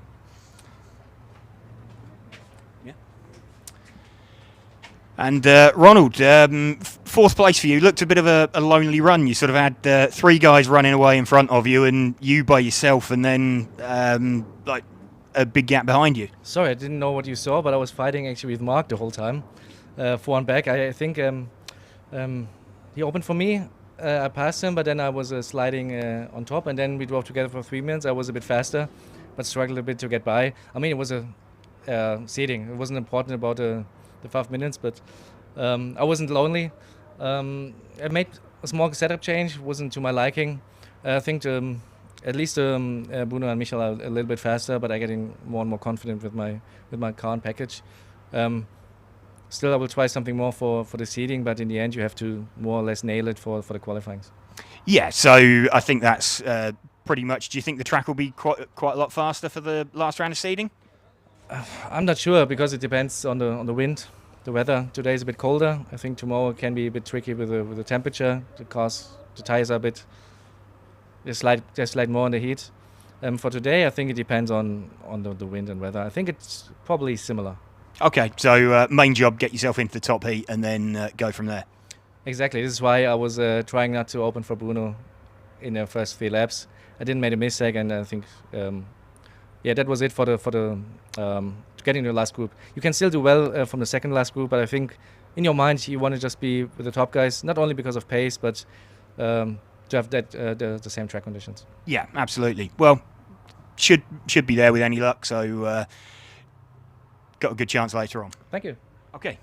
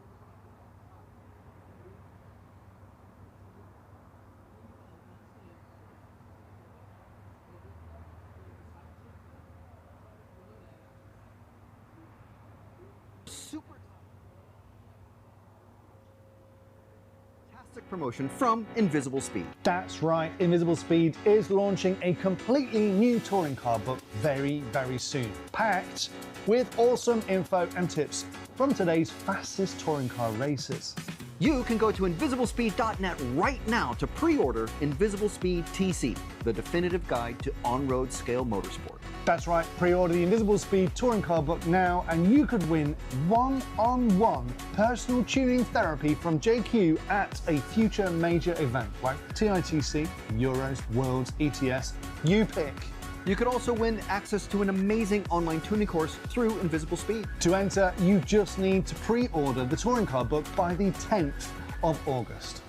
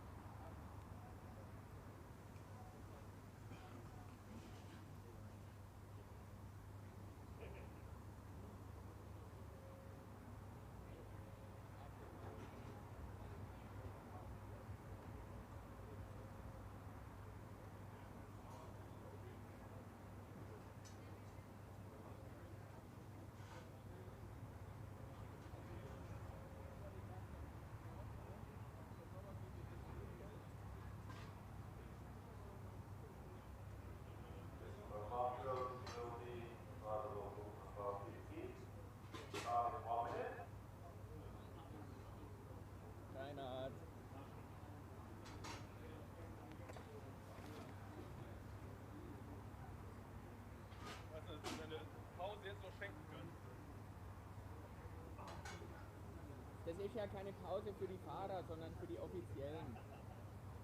Die sind gar nicht mehr da wahrscheinlich.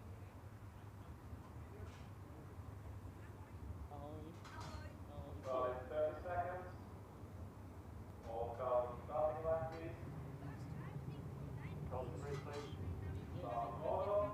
I cannot do anything. 10, 2, 1. When I arrived here, I was already on the line. I don't know. What should I do? I'm not sure. 10, 2, 1, 6, 8, 7, 3, 4, 5, 4, 9.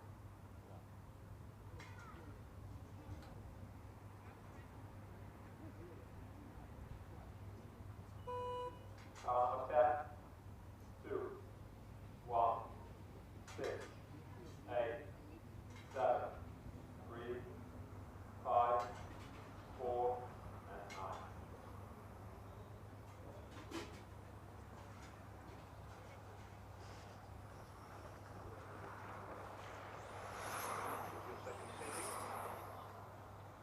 Nice to spread out on the track to each other, please. Orange colour to start finish straight. You need to have 3 numbers on it. You have to qualify all Was not 13. 3 numbers on it. Was 20? Or 17 or something.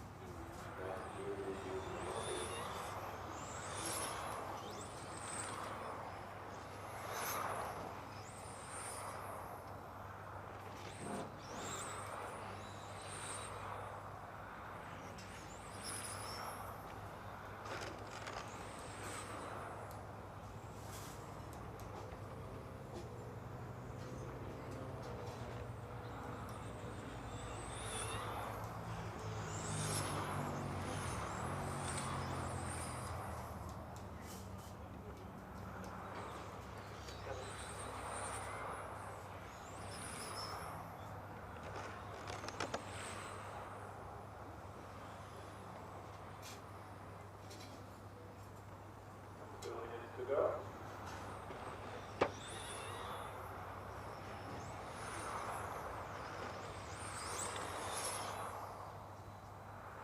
Going down the front straight.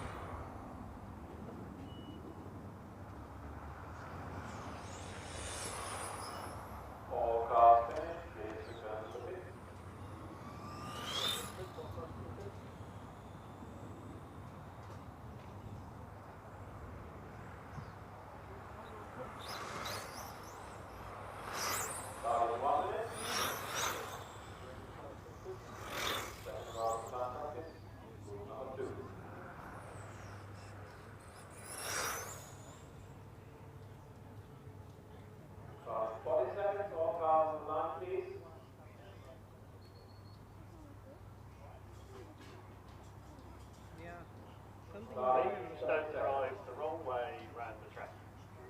Get the cars to the start finish line, 10 seconds to go, do not drive the wrong way round the track. I will find invented penalties if I see people doing it and qualify as you have been.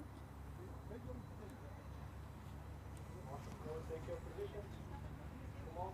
Starting 10 seconds, starting order 4, 8, 3, 9, 5, 2, 7, 1, 6, and 10.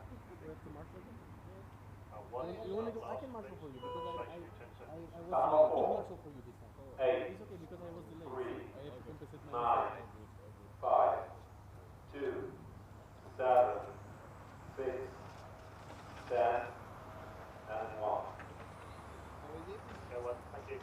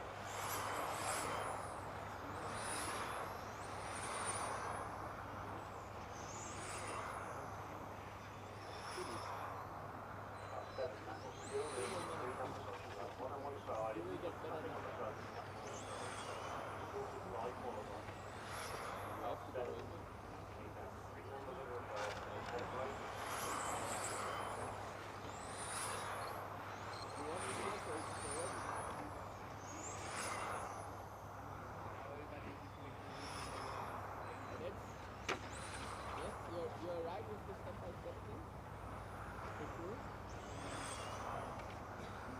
But at the same time, too little goals is not good. Because your win at ECS was not like Luxembourg or Strasbourg. You were clearly past that. So the goal should be A main. Consistent A main every time, every track. Good or bad races, that's and then you can think about A main is the goal.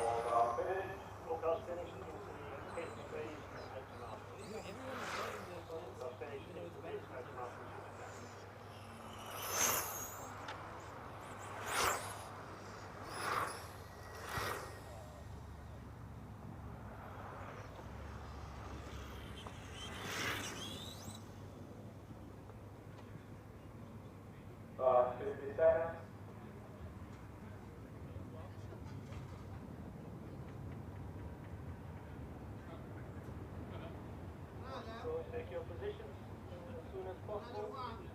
Che palle.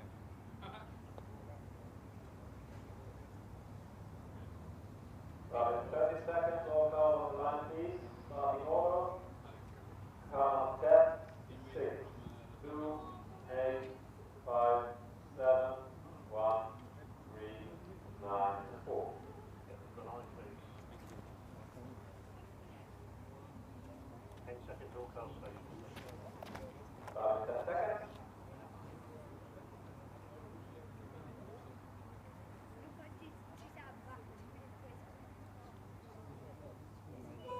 Car 10, 6, 2, 8, 5, 7, 1, 3, 9, and 4.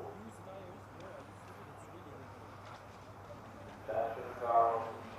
This car starting straight. Starting straight and clear.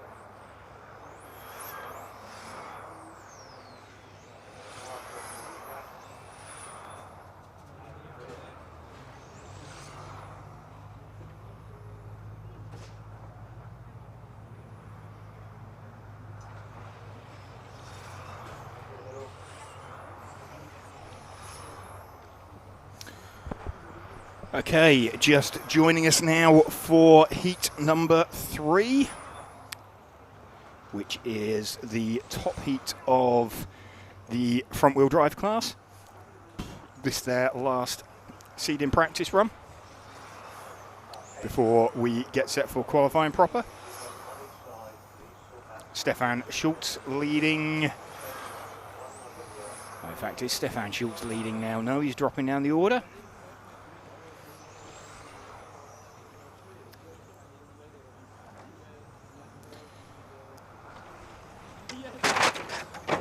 And had a body come separate itself from a car there. That's a new one.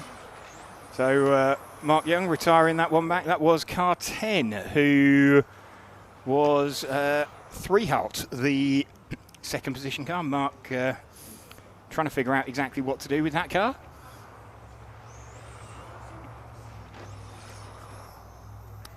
Let's see if we can find then car number 1. He is the pinky magenta coloured car. He's just going down through the corkscrew out onto the main straight now. So the second of the 2 cars off the end of the main straight.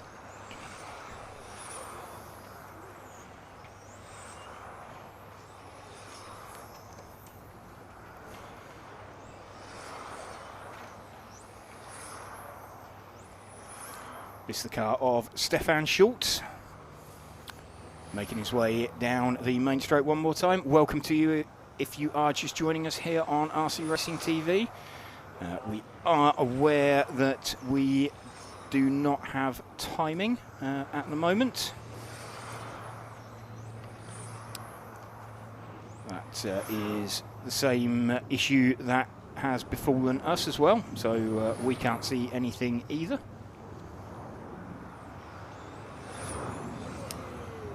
Working hard to bring you that information as soon as it is available to us.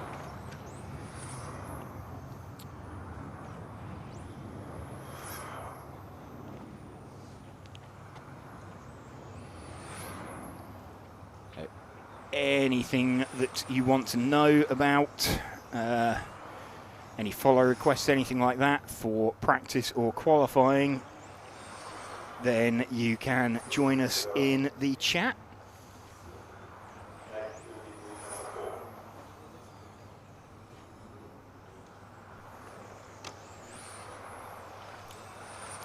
Still running with Stefan Schultz, less than 2 minutes to go, leading this one.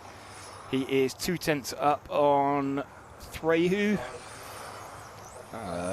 Threhu, his body shell we saw depart from the car earlier on.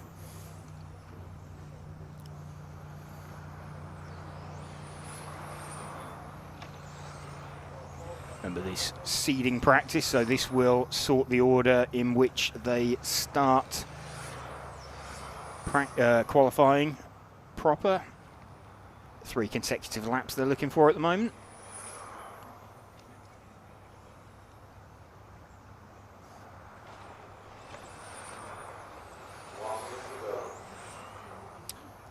One minute to go.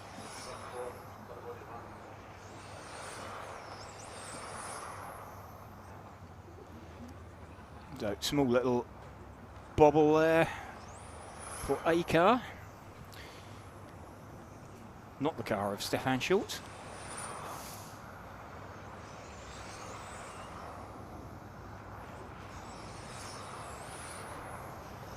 Last 30 seconds now.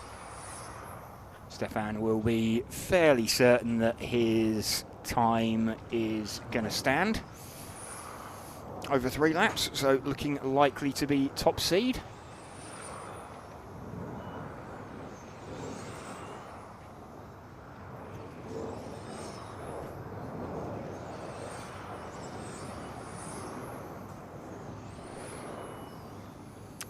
Last few seconds now, so on to final laps.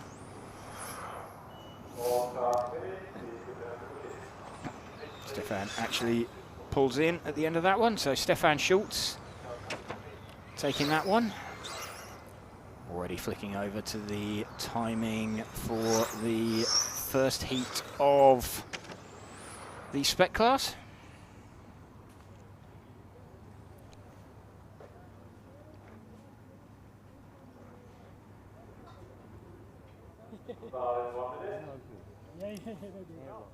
Thank you. Drivers just getting themselves in position on the rostrum.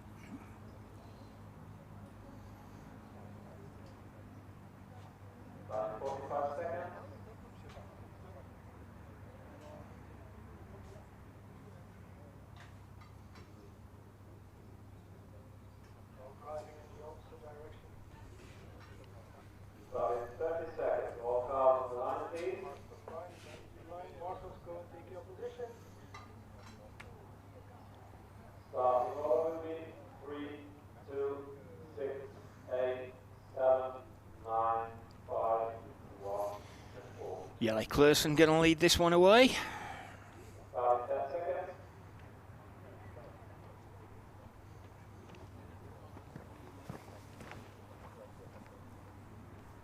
Looking for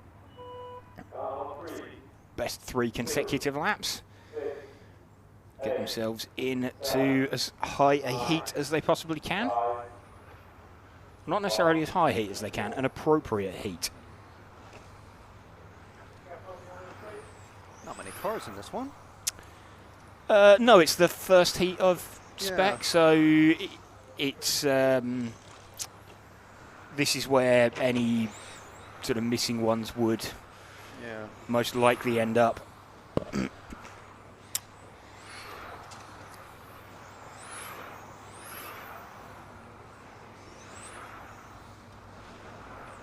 Maybe we could borrow a car and just hop in and take someone's place. I'm not sure I'd want to do him that disservice.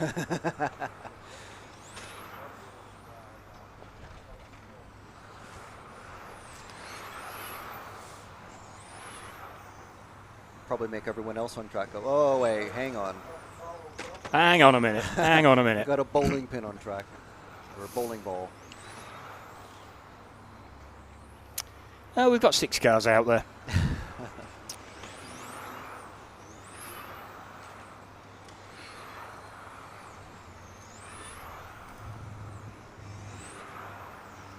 Gives us an opportunity to work on our Greek pronunciations. Go on then, car 9.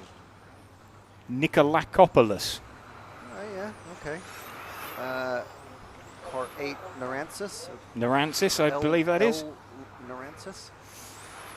Car 6 of, that's an interesting one because I think in Europe it's Knudsen, but in I used to go to school in America with people named Knudsen, so the Knut would be, the K would be pronounced. But then I think that's an English thing, because you would have King Canute in the Dark Ages. and it's variously spelled. It's a bit like Boudica. There's like 8 different ways to spell it, or pronounce it, and spell it.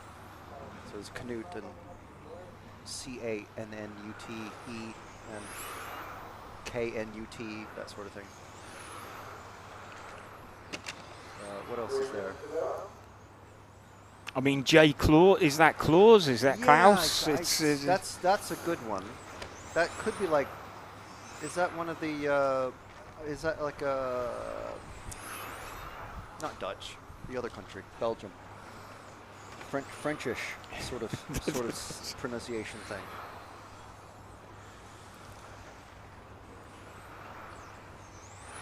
It's interesting because like the people here, so obviously everyone is, I mean, English is everywhere, so everyone speaks English, but the native Luxembourgians also speak, you know, they just swap between German and French, like at the drop of a hat as well. And I think I've heard a bit of Dutch thrown in as well. Yeah. Yeah, we've got Peter Jongling from the Apeldoorn Club helping out as well, I think. So he's been, obviously he's quite fluent in English, and Dutch obviously is his native language. So it's See, Jelle Kloosen is quite a bit quicker. He's over 3 laps. He's 6/10 quicker than anybody else in this heat. So be looking to seed himself up out of this one. car 7 of Kelleker has just pulled into the pits and is getting worked on by one of his mates. A little shake of the head, doesn't look good. Oh, actually, it's the number 1, actually, of Beve. So he's already at the back. Beve? Yeah, Beve. Beve? I don't know. Does it need like a little? Does it need the umlaut over the E? No, a little accent. The umlaut is the 2 dots. Umlaut's the 2 dots. Yeah. So if you look at car 7 of Kelleker, that's the umlaut. That's the umlaut over the O, and that turns the O into an eh sound. So that's why it's not Jorn Norman, it's Jörn Norman in the native language. Yes. I'm sure we've mangled plenty of languages over the years. You know, in exchange for them learning English and speaking to us in fluent English, we'll just mangle their names in their native language. Yes, absolutely, as you do. We seem to learn one a year. Yeah. We got Soren Spa beer nailed last year.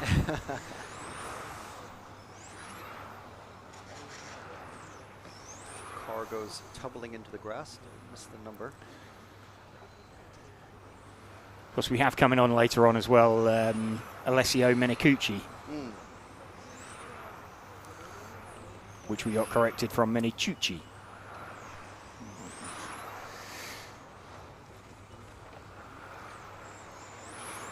That's an interesting one because it's not a CH in the middle of the name, is it? No. It's a C. So it's just a hard C instead of the ch sound. Languages are fun. Indeed they are.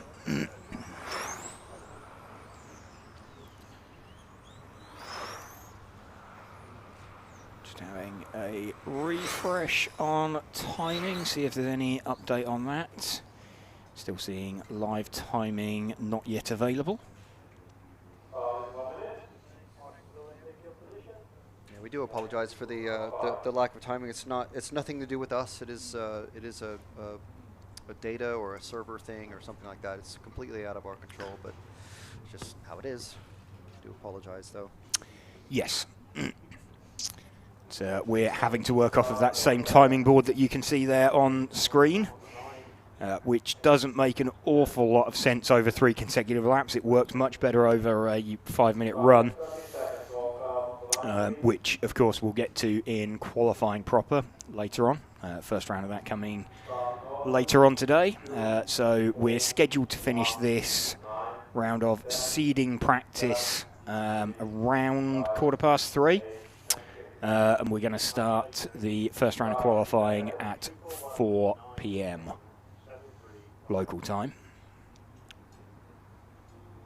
So again, welcome to you if you are just joining us here on RC Racing TV bringing you live coverage of the EFRA 1/10 Electric Track European Championships from the Luxembourg club in conjunction with event sponsors Hobbywing. Also give out a shout out to Elceram, Infinity, Lens Bodies, XE, ESC and X-Ray for helping us to bring you this coverage.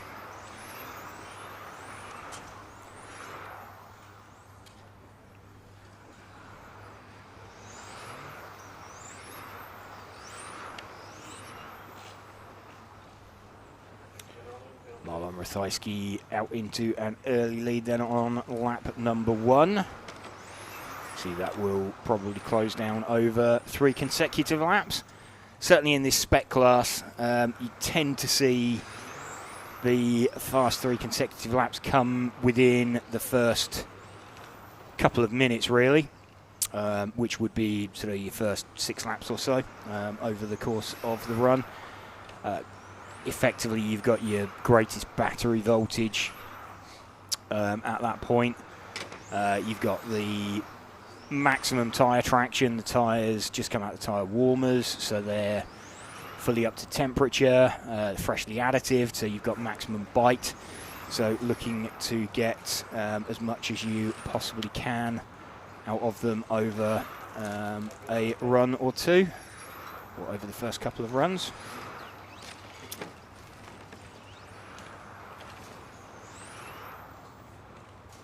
Control tyres for these drivers with a spec additive as well. So in this class it is the Hoodie A236 tyre.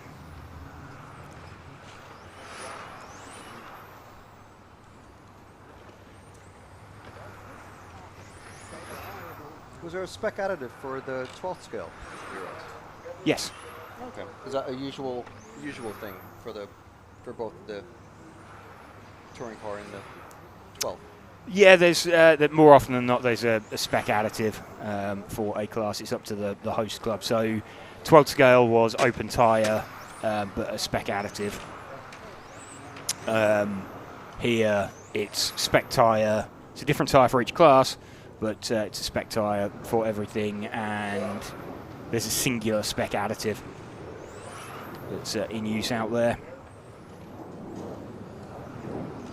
And then, as we've seen, tyre warmers are allowed. Yes, tyre warmers are allowed. Not out on the circuit though, so they have to remain in the pit lane when cars are placed out on the circuit. It's kind of so as not to encourage mechanics out onto the track at the last second. Yeah. Sort of wanting as much advantage as possible. So they tend to be sort of banned track side of the fence.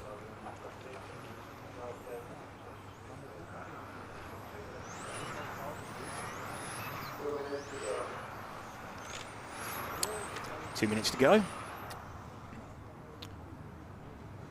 Paris Iraq leading this one from Marlon Rathajski. Couple of tenths up.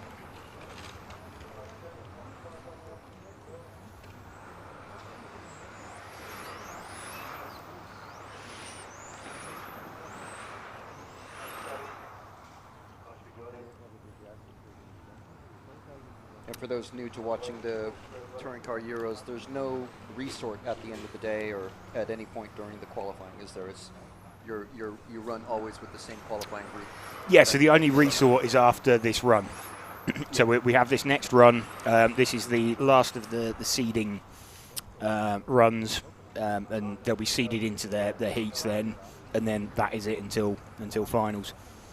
So last opportunity for them to bump themselves up and get themselves in an appropriate heat. And is there a practice A final? There are practice finals on Sunday. Okay. Haven't looked at the full schedule yet, so there will certainly be practice A finals. There's normally a whole round of practice finals. Oh, right, okay. So what we have today, we've got these practices, one round of qualification, tomorrow morning, there's 1 round of time practice for everybody, 4 rounds of qualifying. Right. Okay. So that, I mean, that'll help. That'll help clean up the track from overnight dust and whatnot. Yes. Yeah. And then back into normal time qualifying. Back into normal qualifying tomorrow, so we've got another 4 rounds of qualifying tomorrow. Then the schedule for Sunday, 1 round of time practice, and then 3 finals. And how long is that time practice? Is it 4 minutes or 5 minutes? It is currently down as 5 minutes, so it's a normal race length. Okay. Whether that gets altered, that's still subject to alteration at the team drivers or team managers meeting. Yeah. Is that 5 minutes? That or like if it's dropped to 4 minutes, for example, that would come down to 15 extra minutes at the end of the day. Yes, or it might get added onto a lunch break, or it's still sort of subject to slight tweaks and adjustments. Someone has stopped their car right next to the ambient mic. So that's what the beeping and the buzzing was. It was the fan from the number 10 car that just ran. I was wondering, what is that? Right. Okay. So there we go. We have another Ruthiski in this one. We have got Older sister of Emily. Older sister of Marlon. I don't think Mrs. Ruthiski's running. She usually runs the ETS. No, I think Jan felt he was busy enough with car prep. Yeah.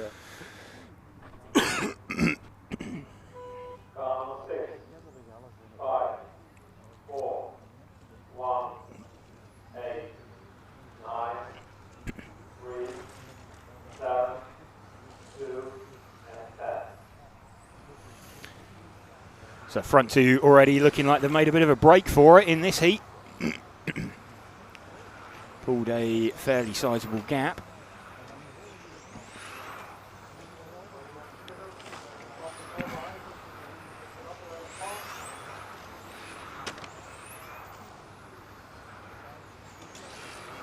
Yeah, front 2 opening up some 7/10 faster on the hot lap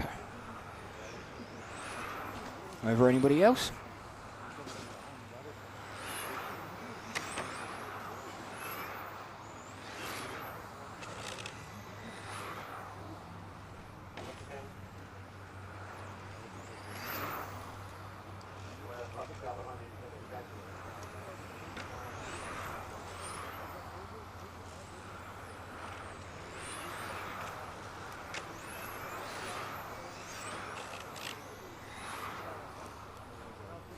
Front 2 still going away pretty comfortably, faster than everybody else.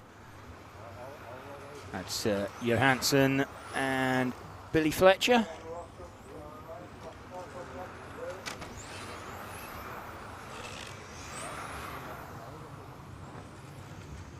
Johansson looking properly fast. He's pulled a pretty decent gap. Already starting to catch and pass traffic.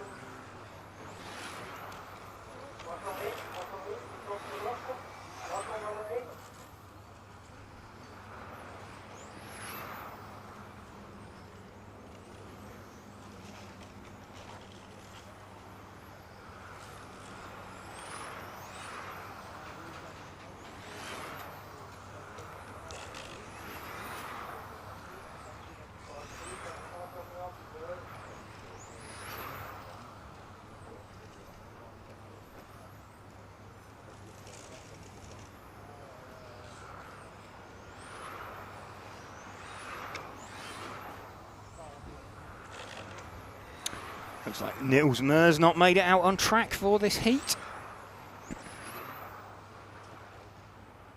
This heat number 6, run up to heat number 11 in the spec class. And we go all the way through to heat number 15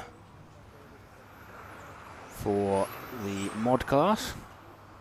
And we'll be back with moving camera for heat number 9, 10, and 11. So that's the top 3 heats of this category right here, the spec or stock touring. Yep.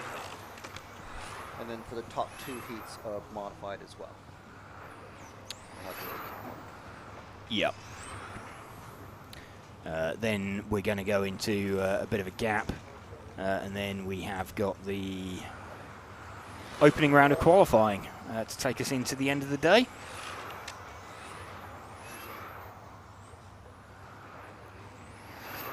Johansson just pumping in lap times there. Again, another 4/10 on Emily Rathajski. So Emily up into 2nd place now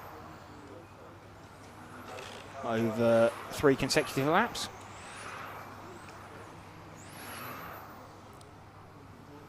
But Johansson's pace looking sort of further and further into the run. Super strong.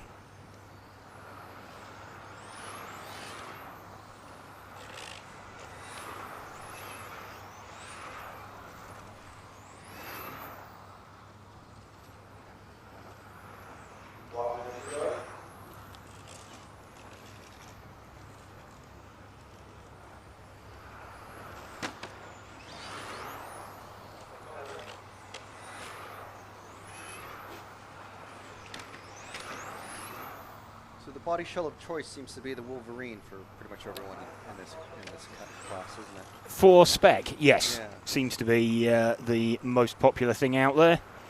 I think the Vortex, it just makes the car move around too much, slide around too much. It feels probably super fast, but it's so difficult to drive.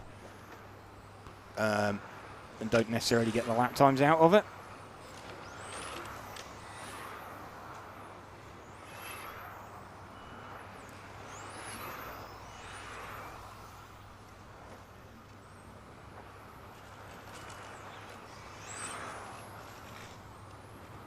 Now in modified, we have a pretty good spread of drivers in there. We got Infinity with Bruno, Schumacher with Orlovsky, and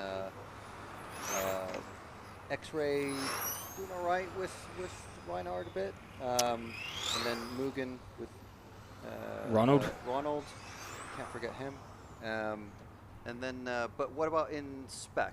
Who are the top cars? We got, I guess we have Izzy and Bolting with the X-Ray and Automatics. Yeah, they've looked kind of the quickest, two.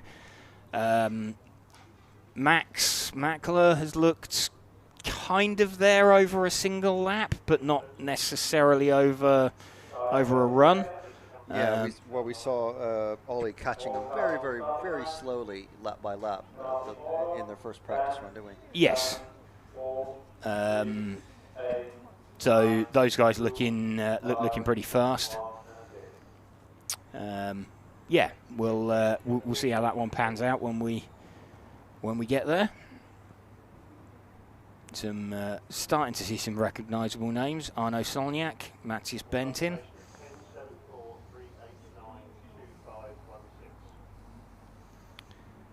This heat number 7 coming up.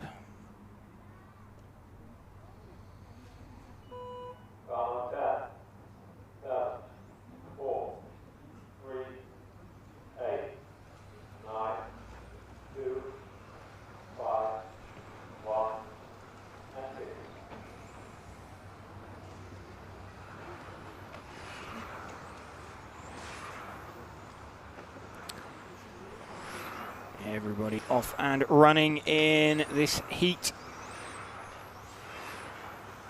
7.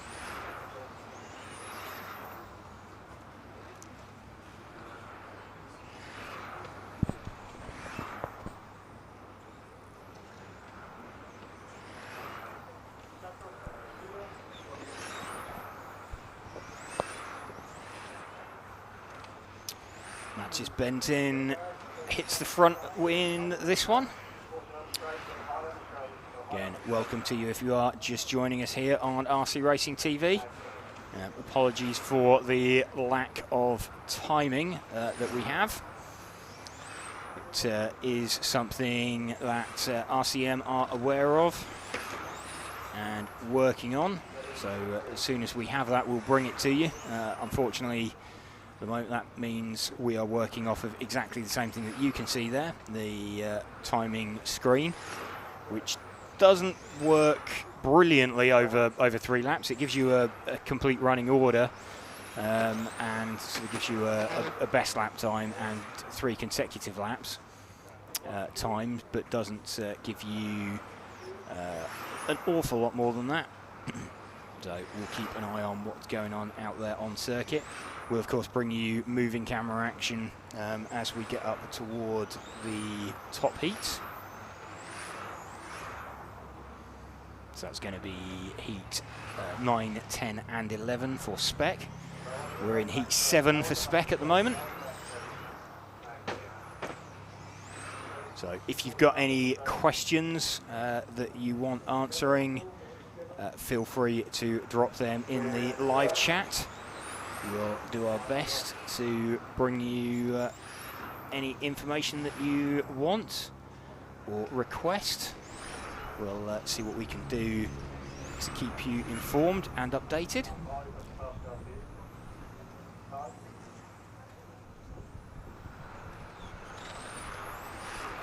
Arno Sagnac now leading this one from Mattis Benetton. You can see that on the live timing. Just watching him drop down through the corkscrew, get a good sense of the elevation change that's going on there through those cameras.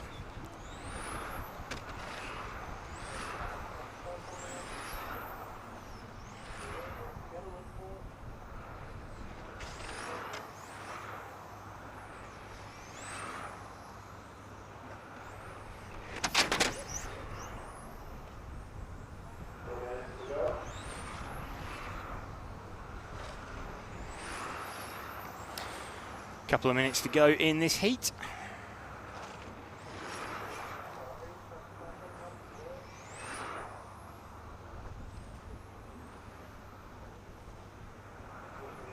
Mike McBride saying, is Luxembourg having a lack of rain? The grass looks thirsty.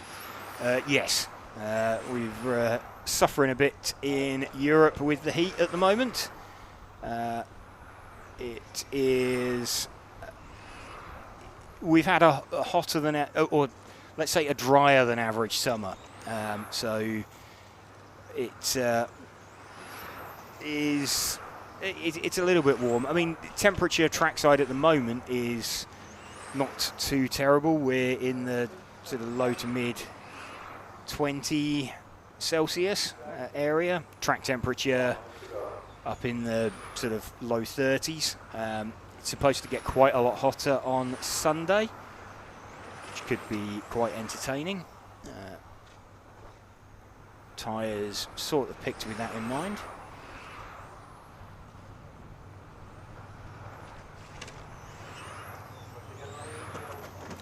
.40 seconds left now of this heat. Sagnac looking fairly comfortable out in front.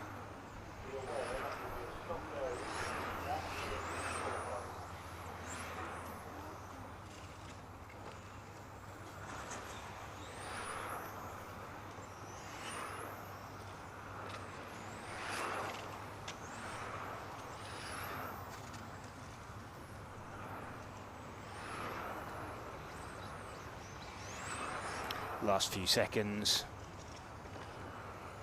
I know Sagnac going to take this one from Mattis Benetton.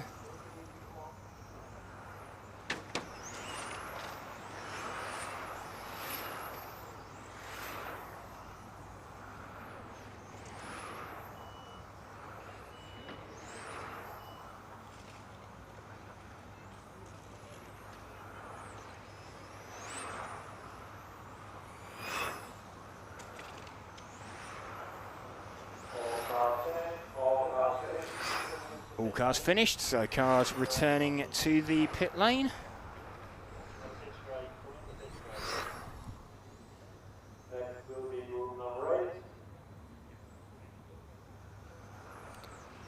Heat number 8 coming up. Matches Nedrebo going to lead them away. Matches, we would imagine, will be looking to seed himself into the top heat.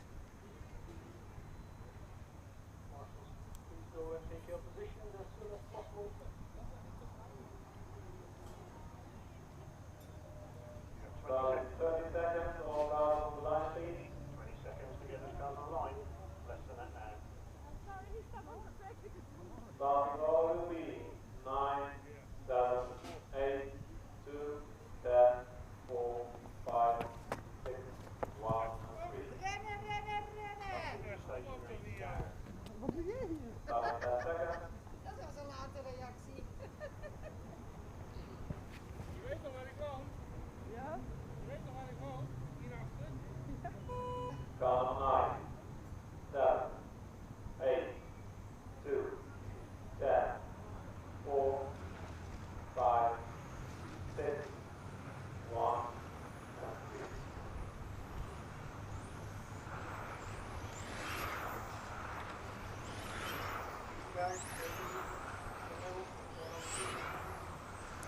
Just having a quick look overall. Matches Nedrebo, who was quickest in this. He is currently seeded 9th after the first round.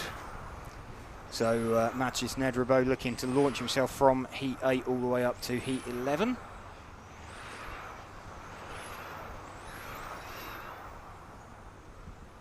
Arnaud Solniak, who was out last time, he is 15th, so he's looking to make a fairly big jump as well.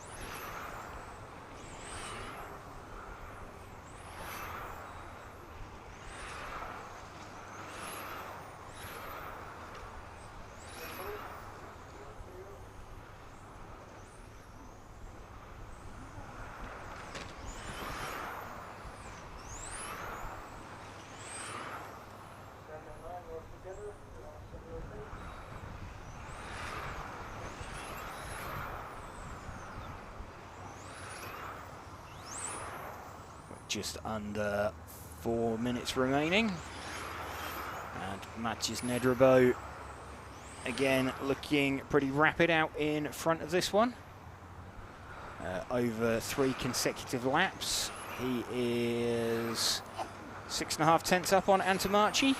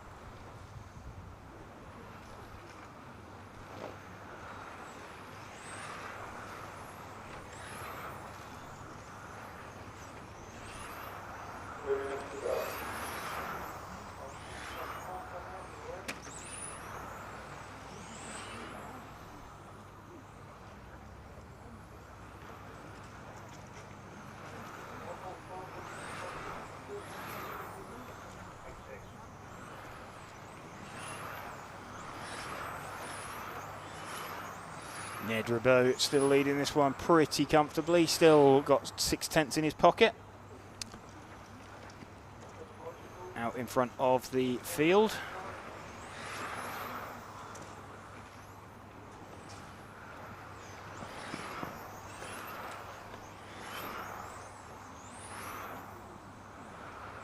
Leading a few cars down through the corkscrew.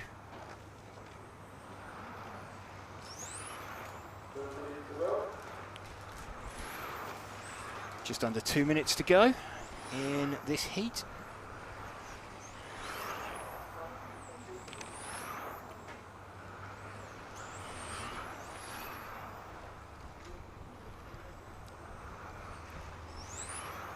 This heat number 8 running at the moment.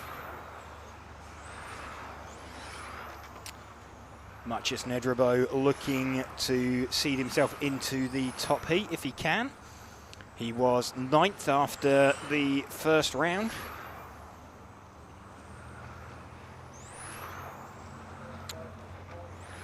best lap was an 18.8. He's now got a best of 18.95, so it doesn't actually look as quick as he was earlier on. So maybe a little bit more temperature in the track, maybe losing its pace in the middle of the afternoon. Could be also important to remember tomorrow for qualifying. Of course, qualifying is going to be best 2 rounds from 5 that we have run in total, so lots of tie breaks.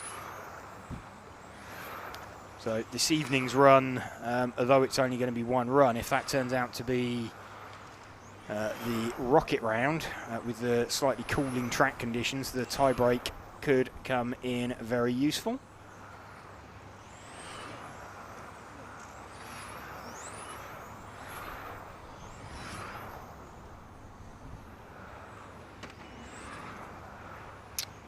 Mike McBride saying he needs to find a video of 1/8 or 1/10 nitro cars on this track. It will be quite an old video, Mike, if you do find it. They no longer run them on this circuit. It's a they're having, or they have noise issues. It's in a fairly built-up area, so it causes a few problems for them. So electric only, though they do run large scale around here as well, large scale gas, but obviously not revving anywhere near the same level.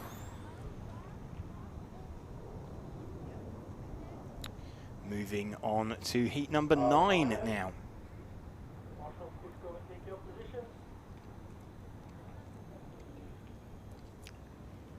Just check Matches Nedrabo was quickest in that. Let's just see, he was 9th. He is still 9th. And quicker in round 1 than he was in round 2.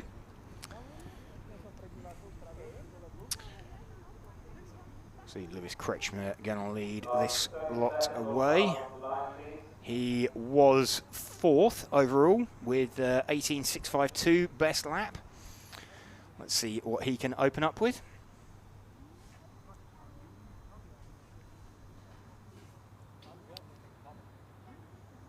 Lewis Kretschmer going to lead away then from David Ripe.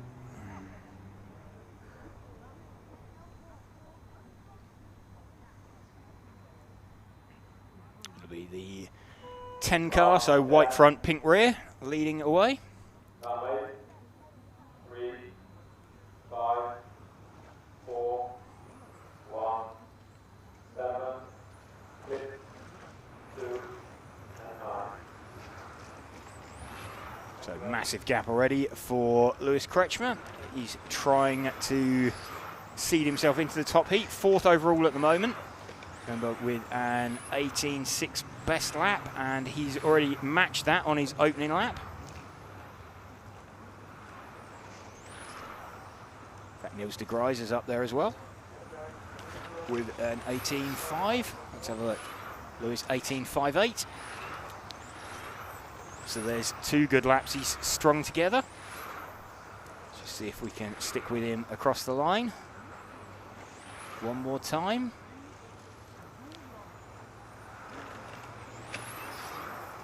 (18.53). So there we go. That's 3 hot laps from him.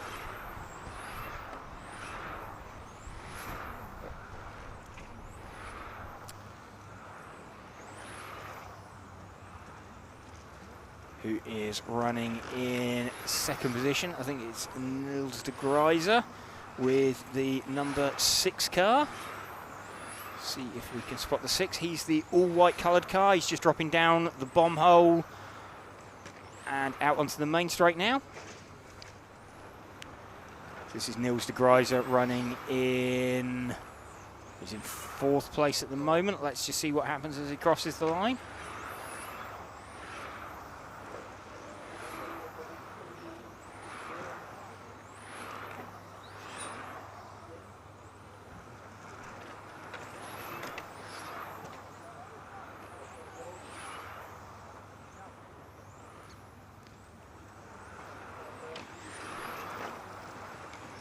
Jaroslav Krit also going well out there with the 3 car.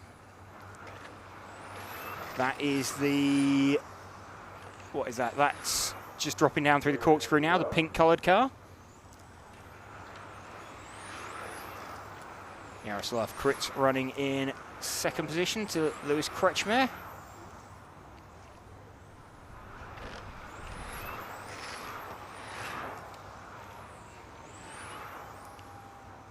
Very close between the top 2, actually.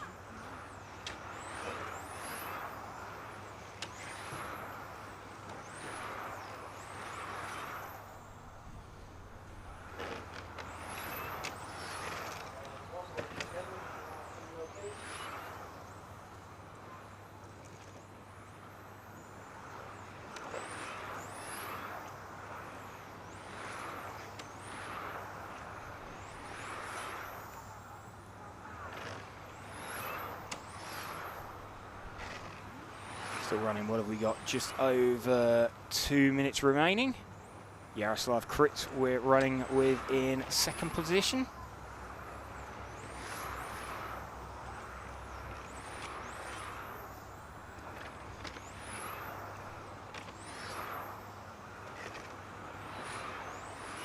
And some of these guys looking to seed themselves up into the top heat.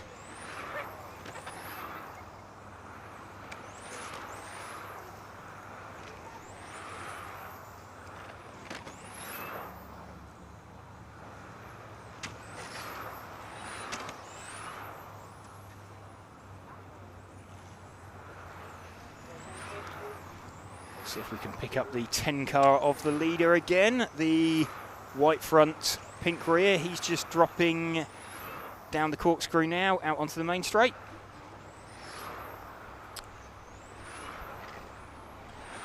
So this is our lead car.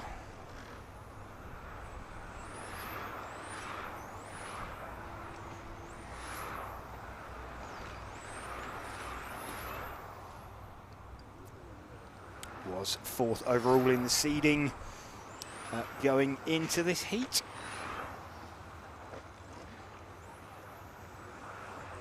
Last 40 seconds to go now. We'll be fairly confident that that will have stabilised. Pumped in 3 hot laps from the off, if you remember, right out at the start of this run.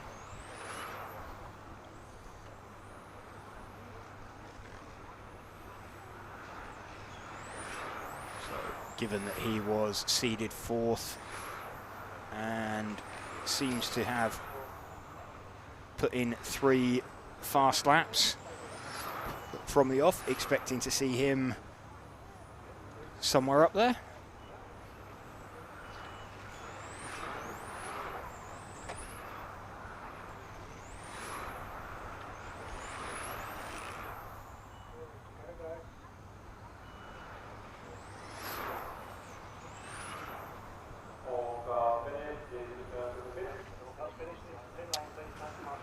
So all cars finished.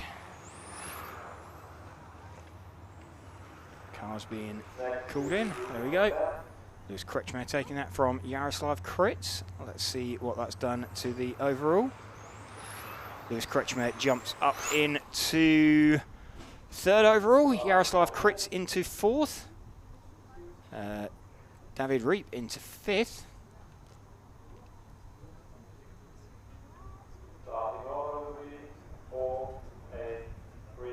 So Nico Catalani was quickest overall over 3 consecutive laps. So he will be looking to seal his place in the top heat and top seed, hopefully. Helge Johansson, any reason that live timing is not working? It's a my RCM thing. We have no control over that, Helge.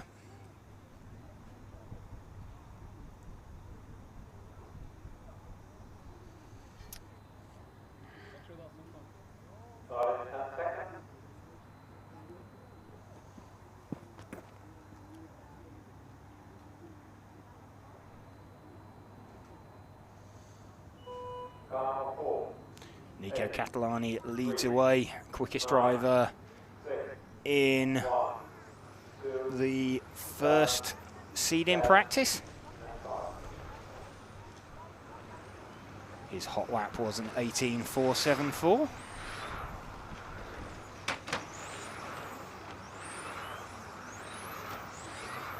Jesper Rasmussen with an 18.37. So Nico Catalani with an 18.45. Oh no, but Jesper Rasmussen, super fast out there with the 8 car that we are following at the moment, the white front, purple, pink centre, purple rear. So already Nico Catalani having to open up.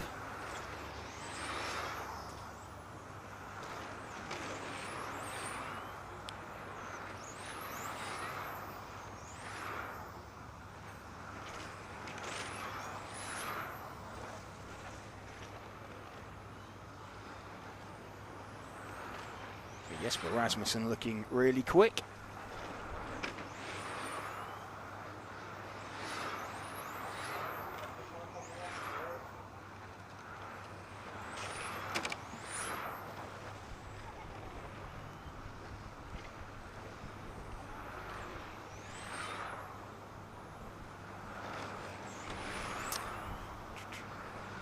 Helge Johansson, it's a general question. Love the live RC. Would be nice to see live score simultaneous. Yeah, we don't have exact timing either. All we have is the scoreboard, which you'll see as we flash past it, as we drop down. There we go, that scoreboard there, that's what we're working with as well. So we're a little bit behind the times. It will, if we have to use it for qualifying, it will make a little bit more sense to us. At the moment, over 3 consecutive laps, it's a little bit harder to figure out what exactly is going on.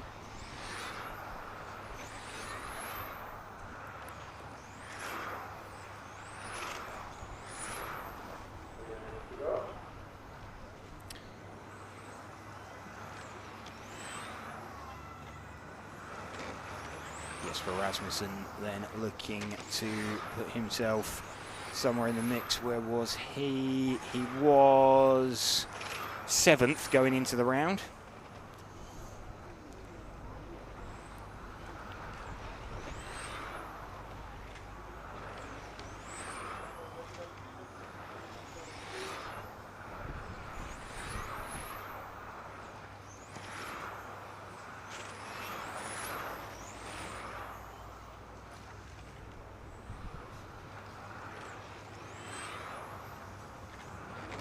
Still running with car number 8, Jesper Rasmussen.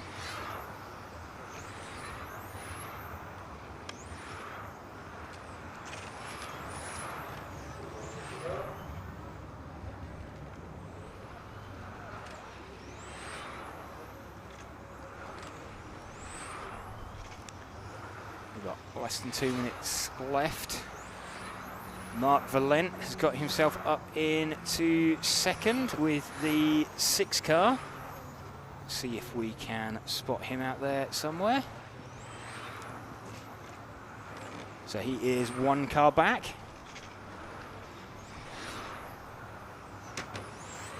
We're following down the main straight now.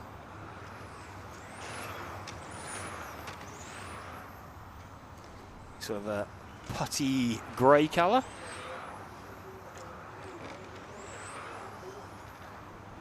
With a slight yellowish tinge.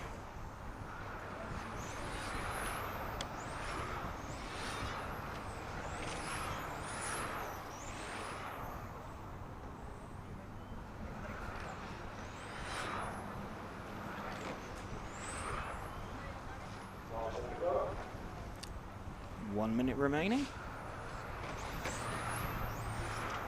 Then we move in to the top heat.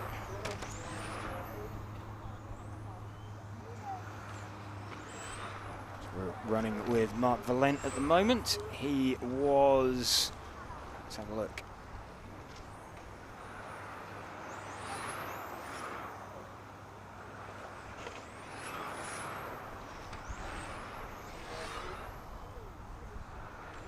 He was 16th after opening practice. Will be looking to jump himself up into the top heat. Final 10 seconds.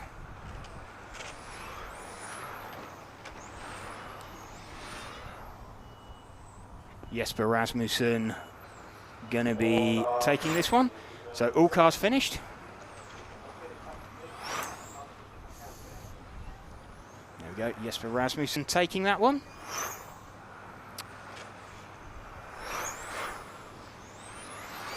Look what that has done. So Jesper Rasmussen then quickest from Nico Catalani.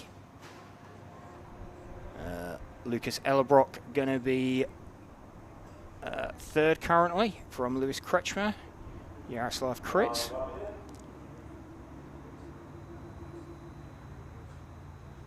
So last opportunity for some of these guys to drop themselves into the top heat. And in fact, some of the guys that look very quick in practice, Ollie Boltink and Adam Isay, currently only sitting in 12th and 13th.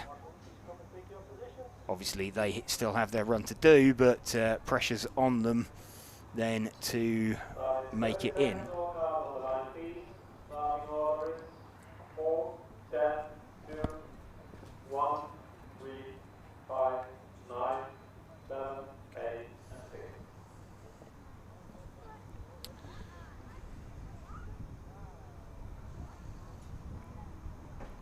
Start 10 seconds.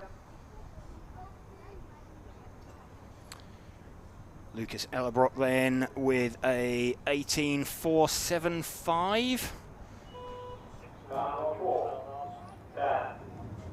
So cars setting off. 3, 5, 9, 7, 8, and 6. Lucas Ellerbrock taking a lot of risks on the opening lap. Saw him take a huge amount of curve as he dropped down through the corkscrew. 18.47 as an opening lap. Max with the quickest opening lap of an 18.33. We'll stick with Lucas Ellerbrock for first 3 laps though. Again, huge risk. What's the 18.49?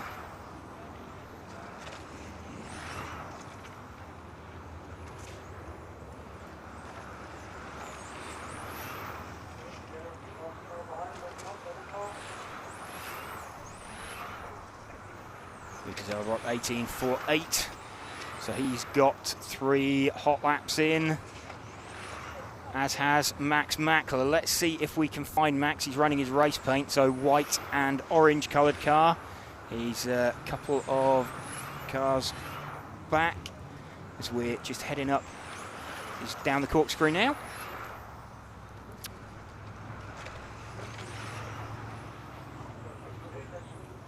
Running with Max running in second place actually, because Ollie Boltink is leading.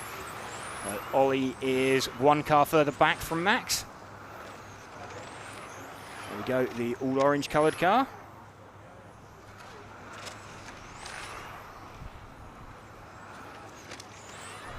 So Ollie Boltink with an 18.31 on a hot lap, so super fast. So the pair of them, pair of teammates sandwiching Adam Isay, defending champion from last year. So these 3 should be a good watch. We're running with the third of the 3 cars at the moment. Big amount of curb there for Ollie Boltink. Manages to bring it down under control.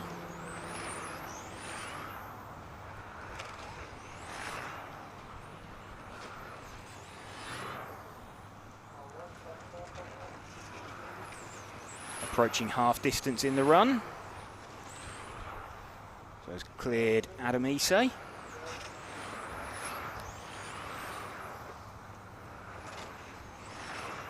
And a lot of curb there for Ollie Boltink, very low down. In fact, let's move back 1 car to Adam Isay, defending champion from last year. He is running in 5th position in this heat at the moment.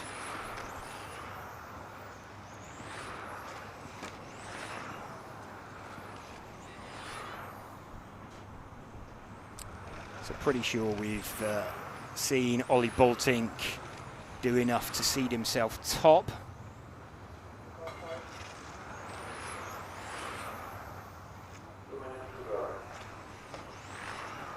Minutes to go. We're running with Adam Isay, taking that sort of slightly higher line around the bank sweeper off the end of the main straight compared to some.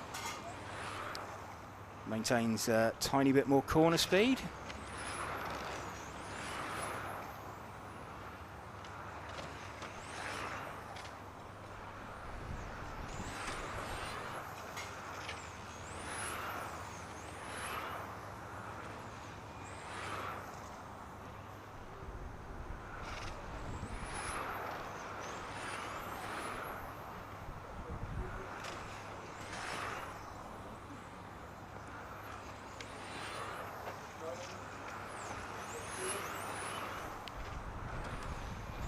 Still running with Adam Isay. 5th position in the heat at the moment. Into the final minute. Let's see if we can pick up Ollie Boltink again, so he's 1 car forward. The orange coloured car, he's just heading through the bomb hole, down the corkscrew, trying to close in on Max Mackler. We've got 40 seconds left.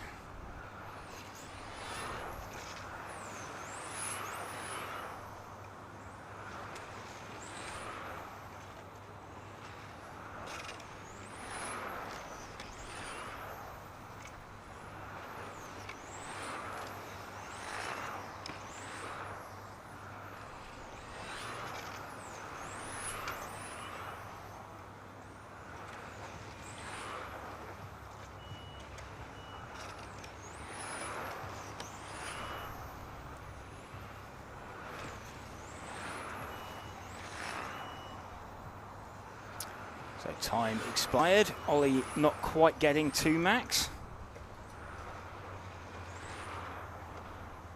Ollie Boltink then from Max Mackler from Lucas Ellerbrock.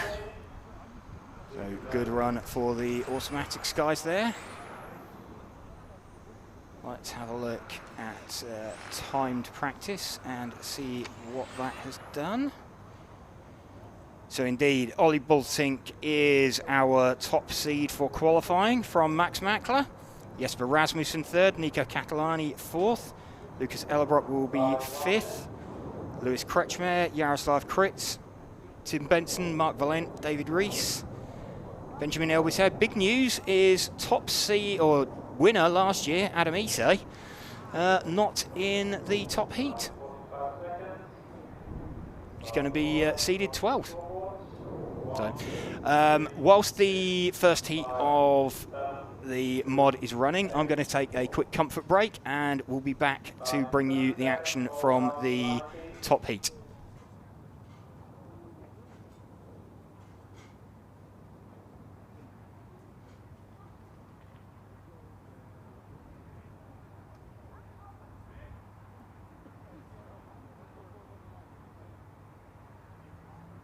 Start in 10 seconds.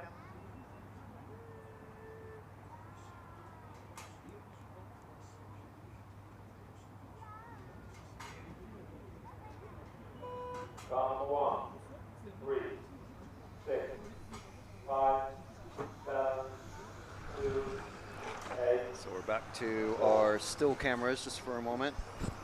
We're back to our still cameras for a moment. Just a couple races. And fast guys are out.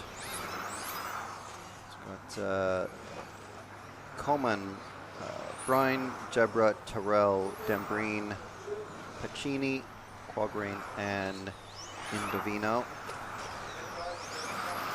So while JQ's on the track, it's a perfect opportunity to remind you that the Invisible Speed touring car book is coming out very soon. So yes, if you run off-road as well, you'll be well aware of the Invisible Speed 1 and 2 books. Invisible Speed 2 is been available on invisiblespeed.net for quite some time, and Invisible Speed TC is coming out And you can get your pre-orders right now on invisiblespeed.net. And if you order by the 10th of August, that's Monday, you will be entered into a free prize draw for an RC therapy clinic one-on-one with JQ at the large event of your choice, whether that's ETS, the Worlds, Euros, or what was the other one? TITC, or any other event that JQ will be at with touring cars. And you'll be able to go to him directly and get help as if, I'd assume, as if you were a team driver.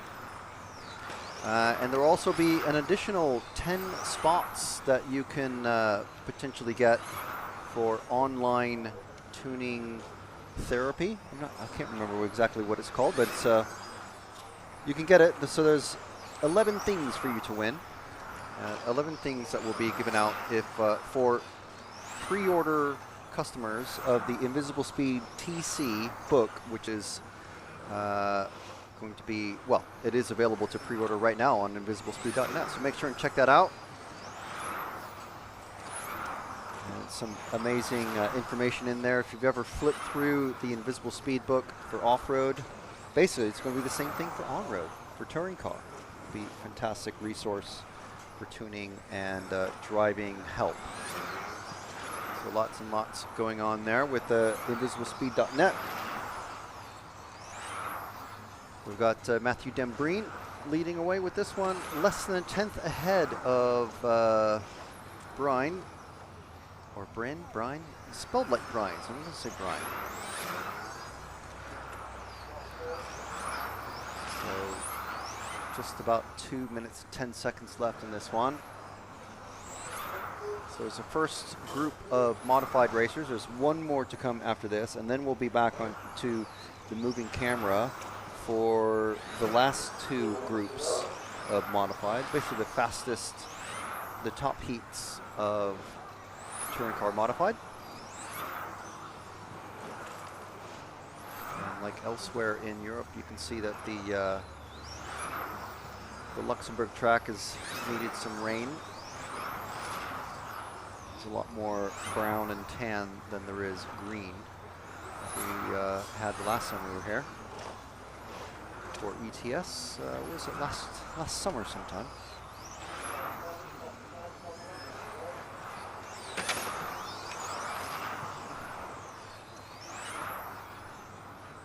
So minute 15 left.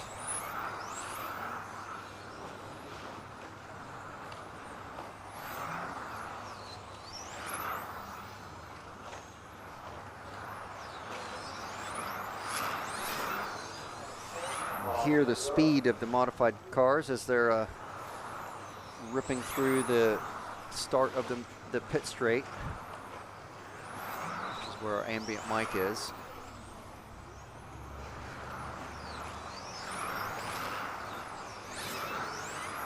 There's 40 seconds left. Dembreen looks like he's got this one wrapped up, and Brian in second as well. Coleman hasn't moved out of third spot for quite some time.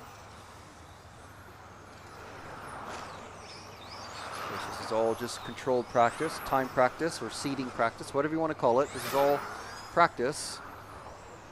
But the three fastest consecutive laps are going to set the qualifying order for each group of racers, whether it's modified spec or stock, whatever you want to call it, and front wheel drive. And regardless of the dry grass, the Laguna Seca styled track here looking beautiful with freshly painted curbs in the Luxembourg flag colors, blue, white, and red.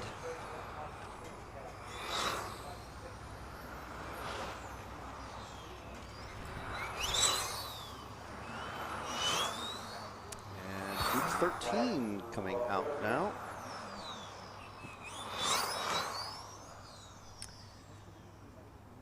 Whines of the that you can hear. Those are the cars just literally just driving past at about half speed.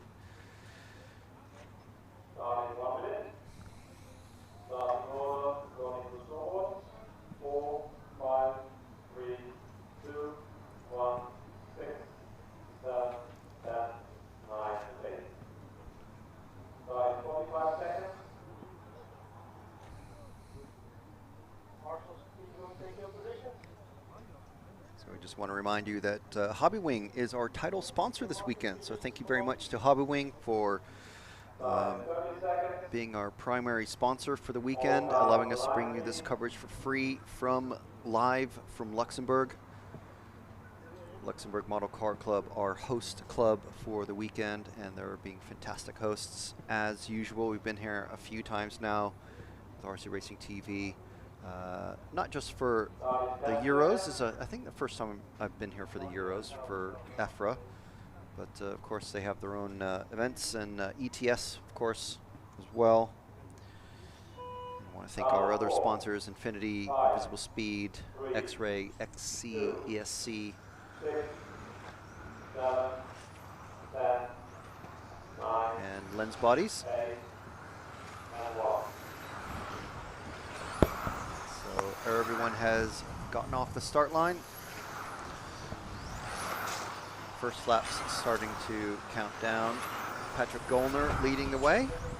2.28 seconds ahead of Iserman.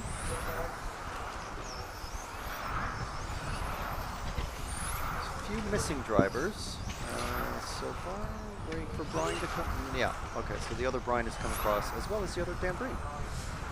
Filippo Dominine, the only driver who's missing from this one. Yep, be looking to get a few guys from this one, see if they can move themselves up maybe into the penultimate heat as well. Who have we got out there at the moment? Patrick Gollner. He is currently sitting 19th after round 1 of practice. And Martin Wouters. He was 27th.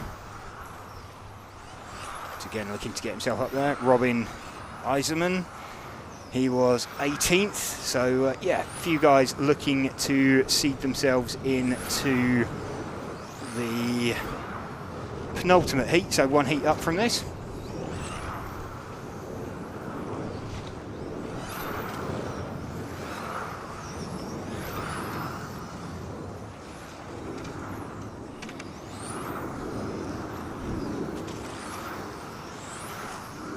So just closing in towards the end of seeding practice. We've completed seeding now for spec. We've completed it for the front wheel drive class. Ollie Boltink, the top seed in spec. We've got at the moment Bruno Coelho is top seed from Mikołajski and Lucas Aban in modified. Ronald Volker in 4th position.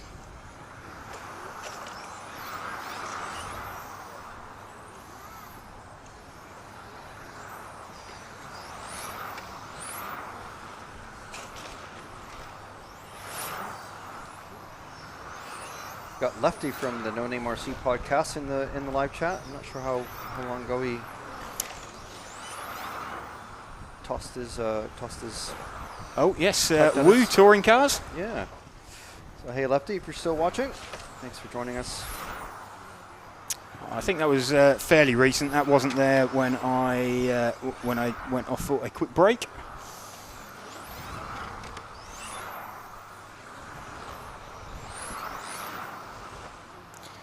Team X-Ray 1001, there's probably some beef between Issei and Bolting after last week's ETS. That's water under the bridge. I think they all know each other, respect each other enough.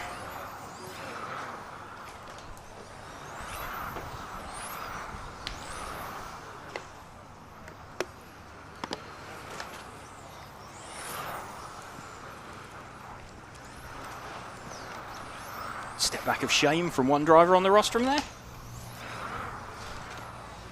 Yeah, this is the Euros. You're not supposed to just walk off the rostrum. Indeed. Usually because the rostrums are quite wobbly, wibbly wobbly, but this rostrum is a very solid concrete slab for the rostrum, so you're not actually going to bother anybody if you walk past it, but it's still an etiquette thing. Yes, it's not the done thing to leave the driver's rostrum during the run. Also not supposed to throw your transmitter out on the track if you have a bad run, so, but I don't think we've seen that. I've seen that from... we've seen that from some drivers, but I'm not sure we've seen anybody in touring car do that. Oh, I have, but in the States, a while back.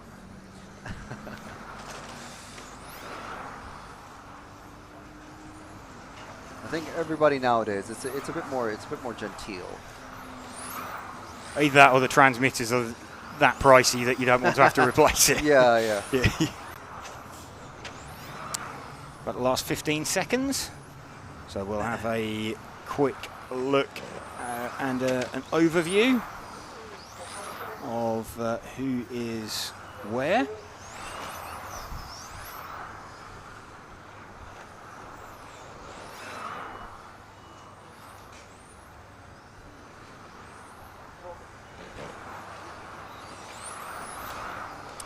Time has expired.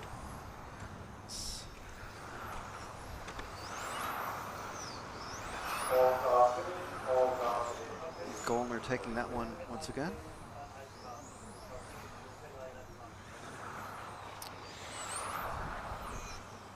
Just noticed in RCM it has manufacturer data listed as well. It seems NA is the most popular equipment in use. You know, if you made a brand called, like, I don't know, and with those initials, that would be pretty handy. Let's have a look at the ranking. Let's see if anybody moved themselves up. No, so Patrick Goldner's got himself up into 16th there. So it's moved up a bit. He's moved up a little bit, yeah. So we'll be hoping to hang on into the sort of middle heat.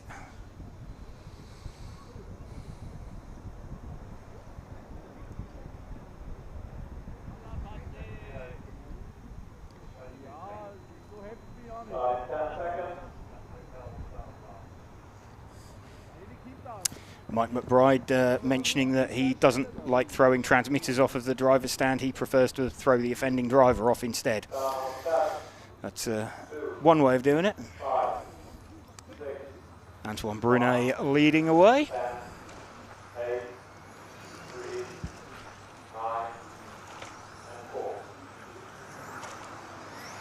Antoine running the... in fact, no, Antoine hasn't led away. That was Soren Sparbeer.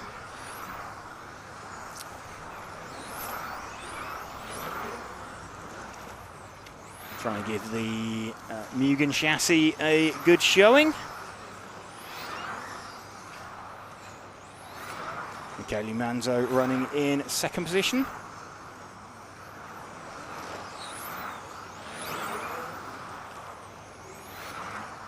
Soren really going away at the front of this one. He is a couple of tenths up on Michele Manzo over 3 laps.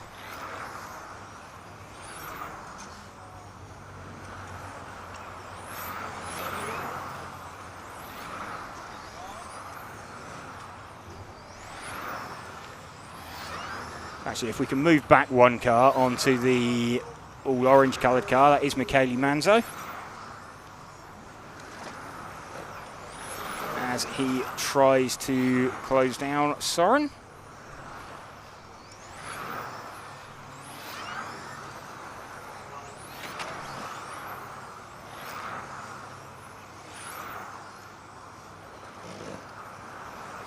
Two tenths behind over 3 laps.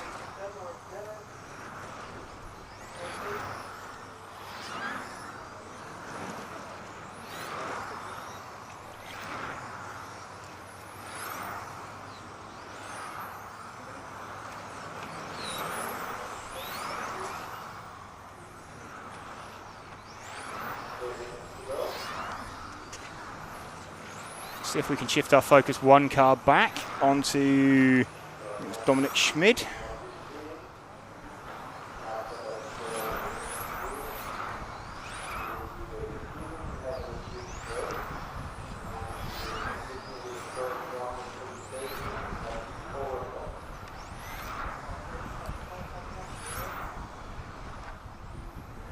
It's a good run from Soren Sparbeer. He was, let's have a look.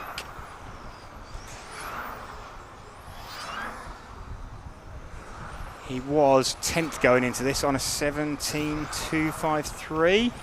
That 16.9 would put him in 5th place currently.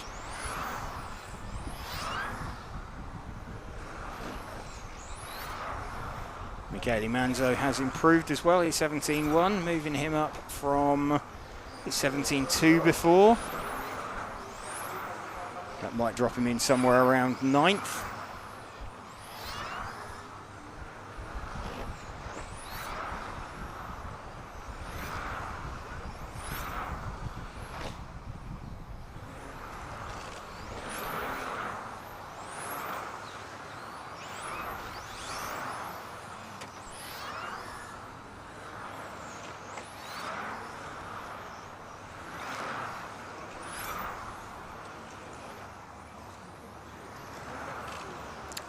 .16.68 from Bruno, 16.70 from Michael, the quick times from last time out. Got just over 1 minute of this heat remaining, and then into the top heat.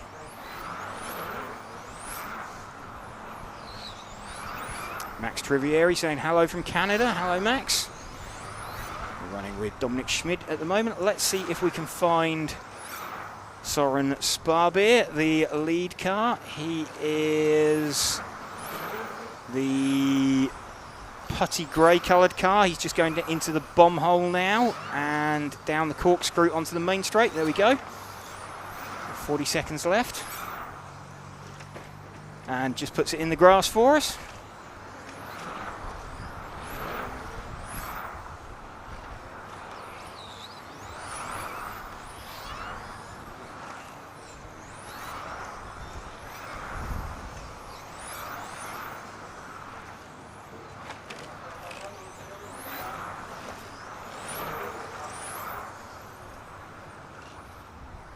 So all of these drivers managing to find a little bit of time in the track. So it is there for the top heat if they want it.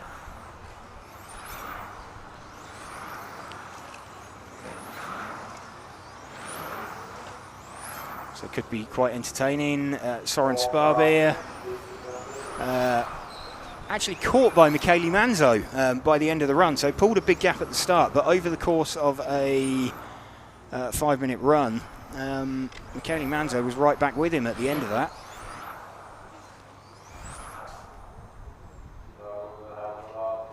So top heat about to go. Let's just see.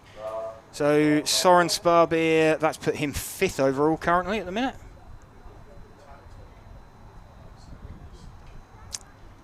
I think we have got live timing.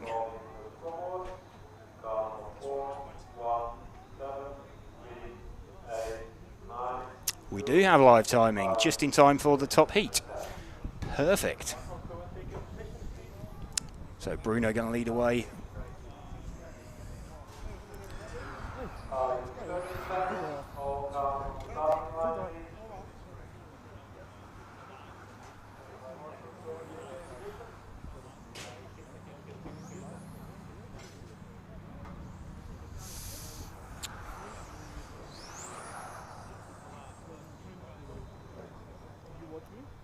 Yeah, a bit. Like 4 wheels.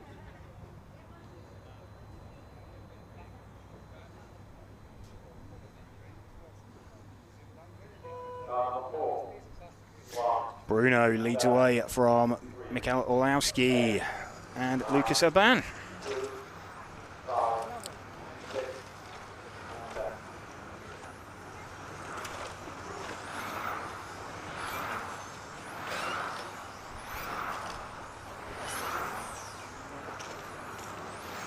Bruno opens up with a 16.6. Lucas with a 16.1.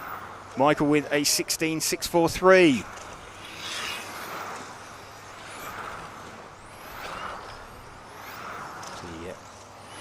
Simon Lauter dropping out early on in this one.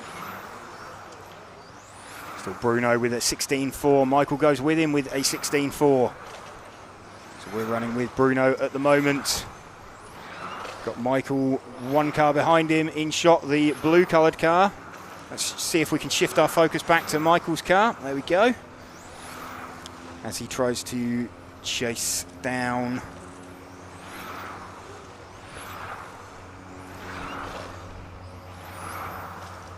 super close between these two on a predicted run.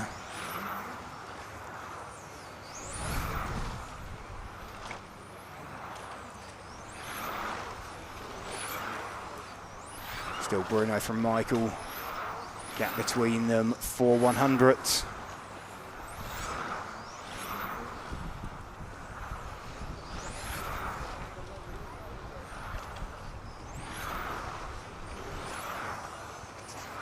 Lucas Urban running in third position. He's not a million miles back. Let's see if we can shift back focus. One more car onto Lucas.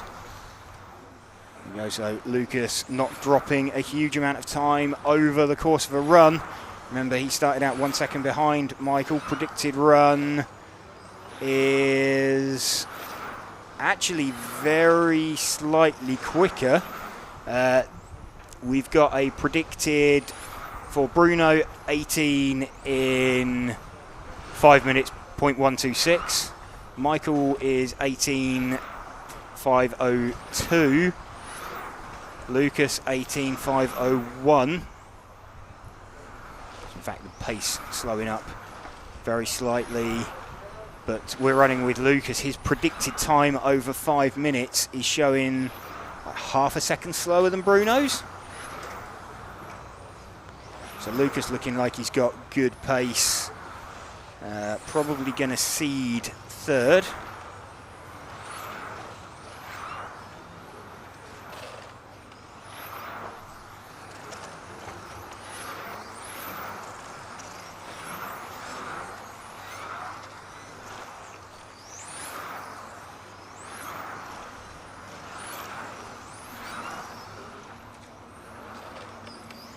Still super close between the top three. 2/10 now between Bruno's predicted time and Lucas' predicted time. Let's see if we can move forward a couple of cars and pick up Bruno again as he goes down the main straight. I think he's the second of the two white coloured cars. He is. A pair of them just past Alex Hagberg, and they are closing on the 6 car of Jules Groskamp.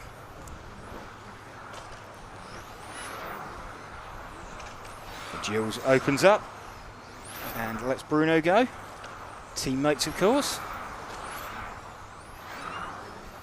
A little bit wayward from Bruno there as the exits the bomb hole. And Bruno's predicted time over 5 minutes now actually very slightly slower than Michael Olowski and Lucas Urban. Of course, they have to catch and pass that traffic. See just in the back of the shot, Michael there making his way past Jules Groskamp.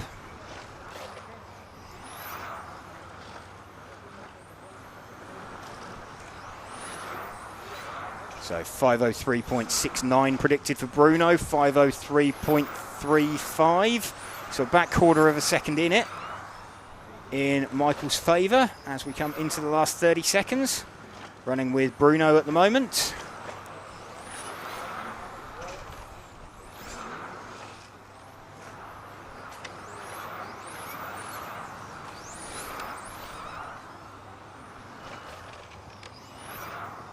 Final few seconds, looks like Bruno is going to be our top seed.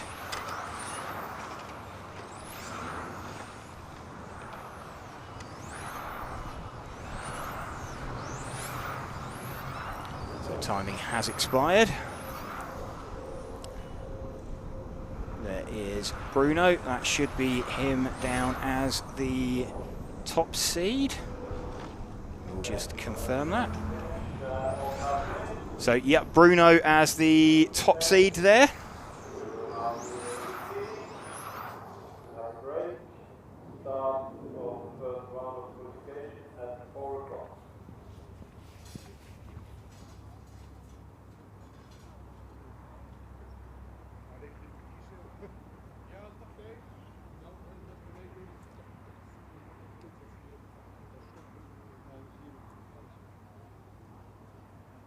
Bruno, top seed for qualifying. Happy with that?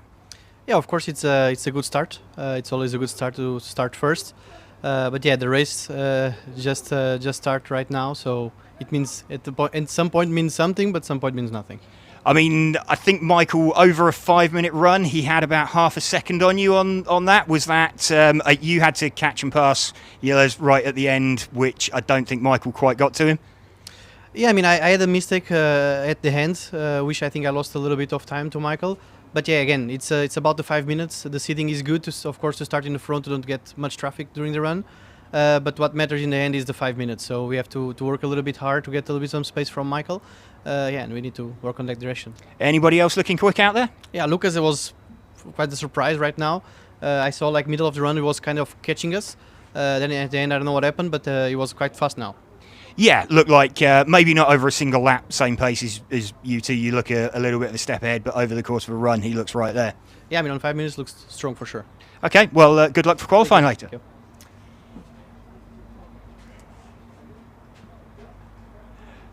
Okay, with Lucas Urban now. Lucas, home track, obviously fairly well dialed in.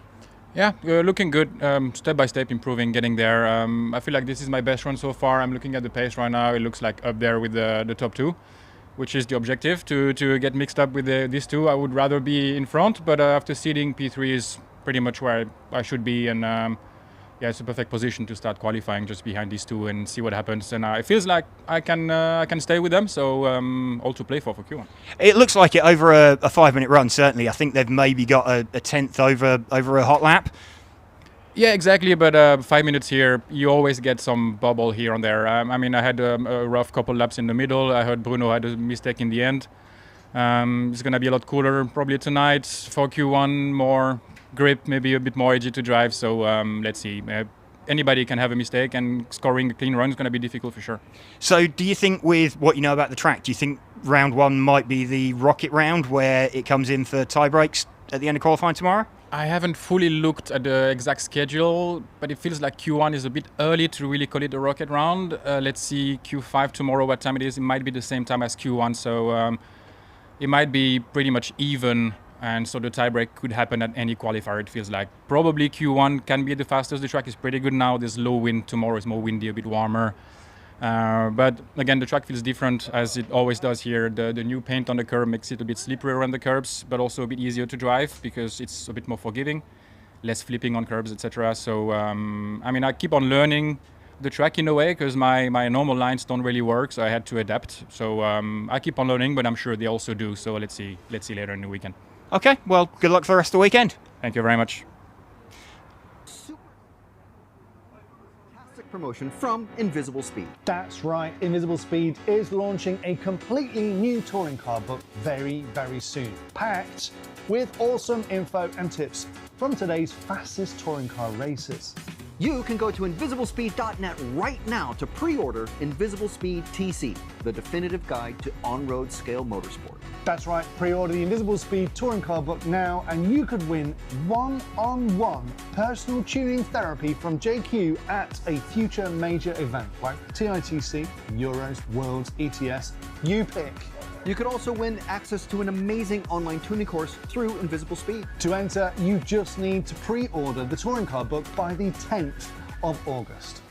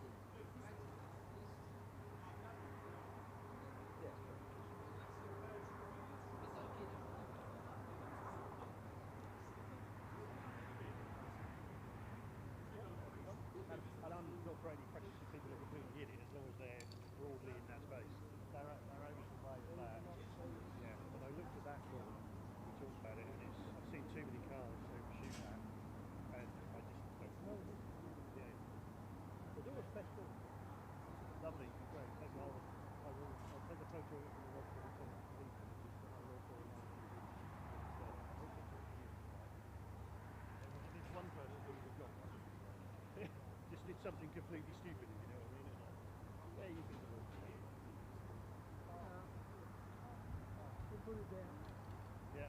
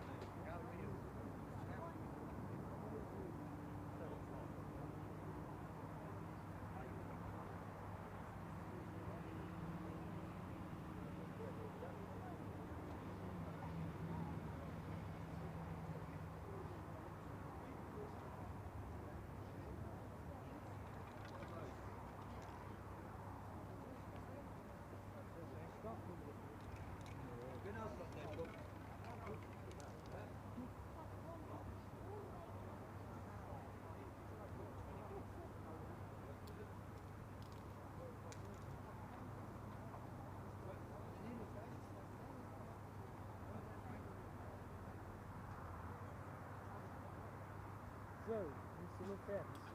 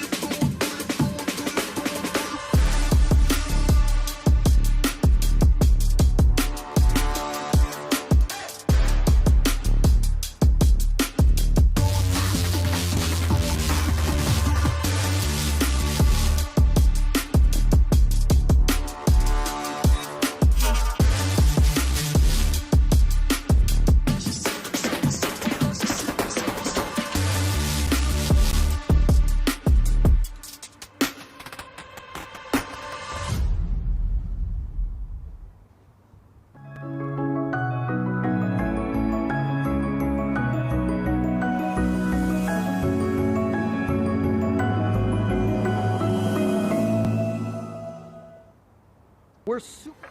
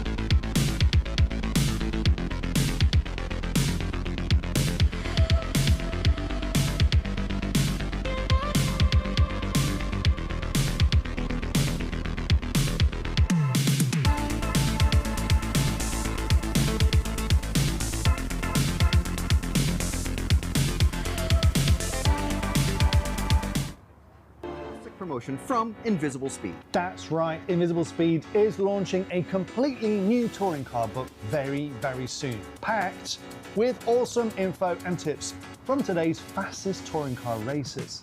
You can go to invisiblespeed.net right now to pre-order Invisible Speed TC, the definitive guide to on-road scale motorsport. That's right, pre-order the Invisible Speed touring car book now and you could win one-on-one personal tuning therapy from JQ at a future major event like TITC, Euros, Worlds, ETS, you pick. You could also win access to an amazing online tuning course through Invisible Speed. To enter, you just need to pre-order the touring car book by the 10th of August.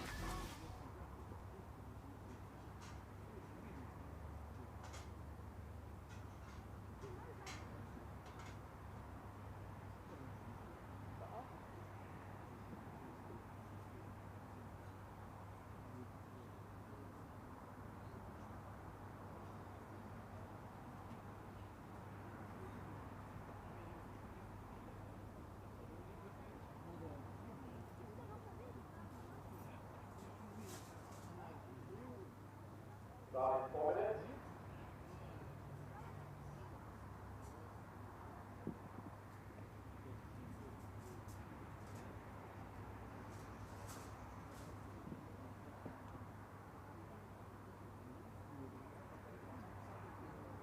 So marshals will be the drivers of group number 15.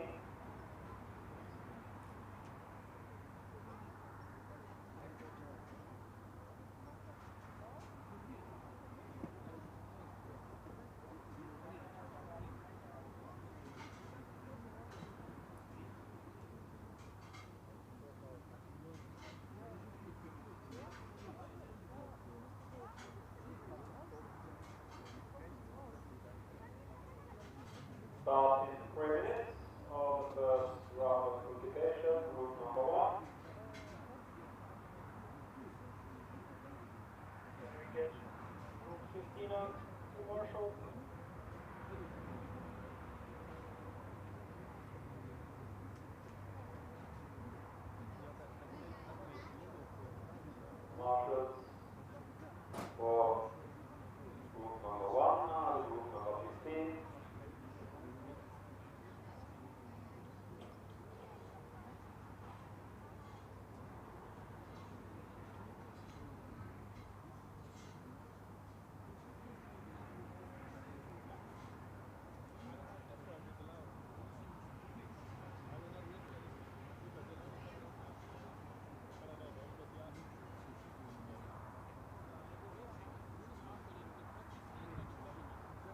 2 minutes.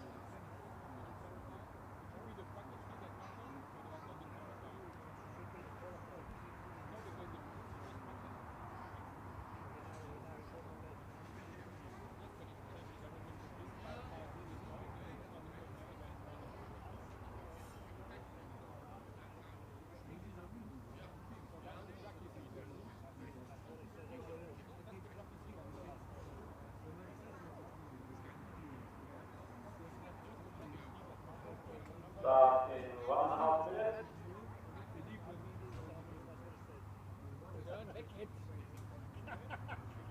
Aber wobei, scheiße, ich bin so blöd. Ich muss ja jetzt gar nicht mehr Hilfe machen. Ich hätte mich einfach sitzen lassen können. Ich hätte mich einfach sitzen lassen können, weil jetzt muss ja nicht mehr. Yes, but you asked the question. Now it's the practice route marking. Hello, everyone. One last time. Welcome to qualified for qualification round 1. You may have an inspiration lap if you want. You have a minute. Really quick.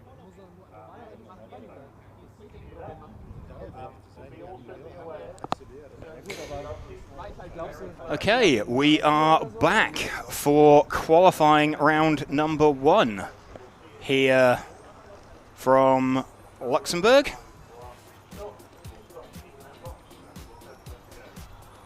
We've got a very elevated shot there on screen. That's not sure where that's. Oh, okay. That was just a still image of quite a high shot that we had on screen there. But ready back for moving cars. So we're here for qualifying then, round number 1. So we've got 15 heats coming up. First 3 will be spec, and then we've got 7 of, first 3 will be fronty. Then we have got 7 of spec, and then 4 of modified. Yannick Pasquier leading this one away from Yannick Romans. So last track action of the day for these drivers.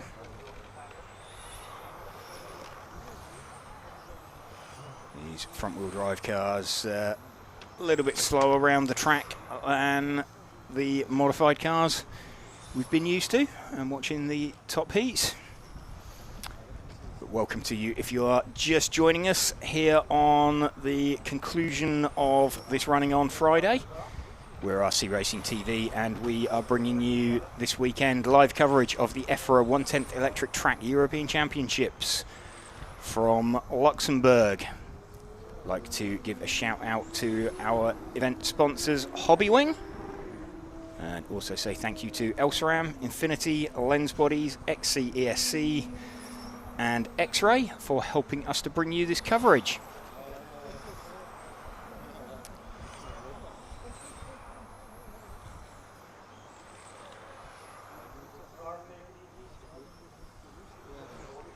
Early leader is Vikstrom Persson with the number 4 car. See if we can spot him out there.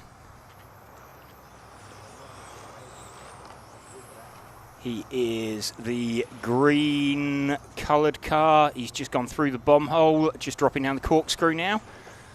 So 1 car further back. There we go. That is our lead car.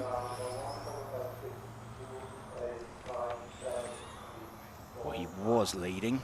Seems to have made a mistake and dropped down the field a little bit.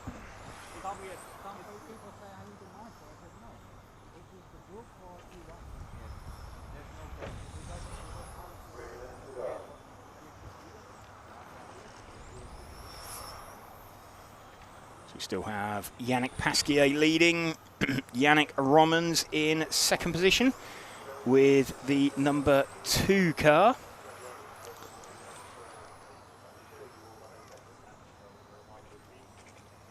Let's see if we can spot the 2 car out there. He is the, I don't know how you describe that. He's just about to cross the line now. Through into the bomb hole. He's kind of red, grey, white down the back straight now. That is the number 2 car.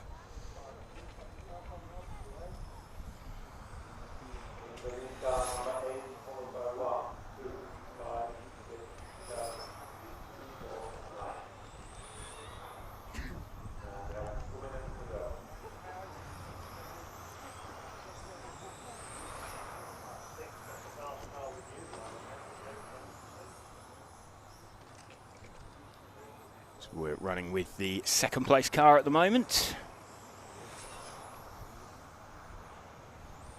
of Yannick Romans.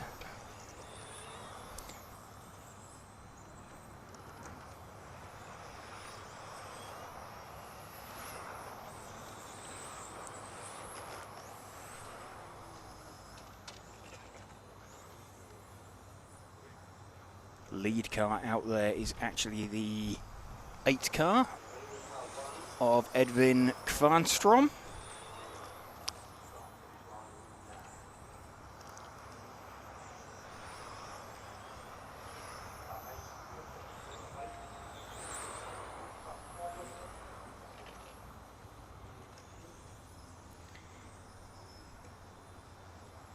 Let's see if we can find the lead car then. He's the sort of green and white coloured car. He's through the chicane in the middle of the track. He's following the yellow and orange coloured car. That's why we're struggling to pick him up. He had the wrong colour on, or he's got the wrong number on his body shell. But, that is the lead car that we're running with, the second of the 2 off the end of the main straight. We come into 30 seconds. No doubt the referee will be reminding him he needs a change of number on his car.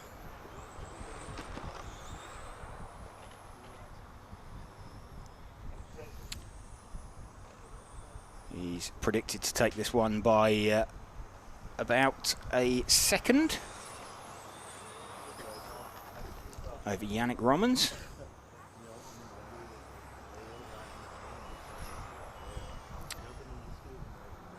Time has expired. Let's just see as he crosses the line. Moves back to the top. So indeed he takes this one by just over a second, a 13 in 5:12. So that's his qualifying for the front wheel drive class done today. Of course, some of these drivers doing double duty and running multiple classes over the course of the weekend. Edwin Kvarnstrom taking that one from Yannick Romans and Yannick Pasquier. Nikos Nikolakopoulos running in 4th position. Coming up next, we have got heat number 2 of 3 heats of the front wheel drive class.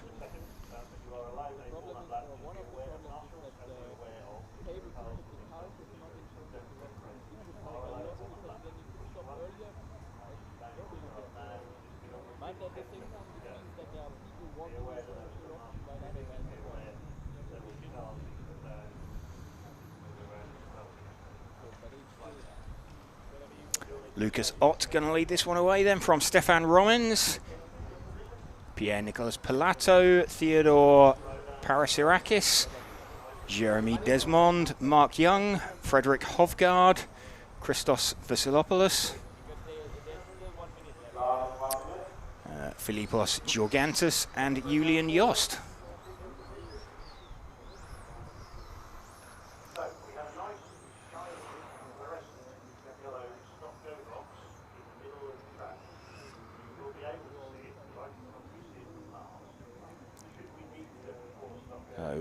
I think the stop-go box just being pointed out to the drivers. You can see it on your screen there in the middle of the screen to the right-hand side.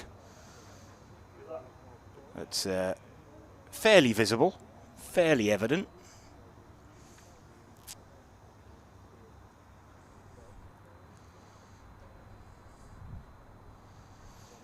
Lucas Ott going to lead these guys away with the number 1 car. White front and a sort of earthy brown rear. Car number 1, 2, 3, 4, 5, 6. So leads away down the main straight, just wants to get an opening lap in, wanting to put a banker in. Speaking with Lucas Aban earlier after seeding practice, saying that there's a possibility that this round number 1 will be the rocket round. Not going to know for definite until end of play tomorrow, but it gives us some idea when it comes to tie breaks. Might be quite useful if this is the point at which the track is fastest over the course of qualifying. Getting in a good banker score here is going to help you in the event of a tie break.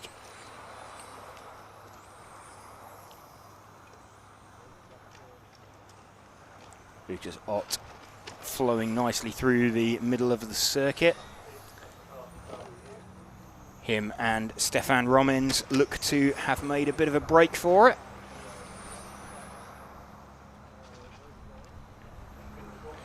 Frederick Hovgaard running in 3rd position. Frederick, of course, winning the title in Belgium 2 years ago.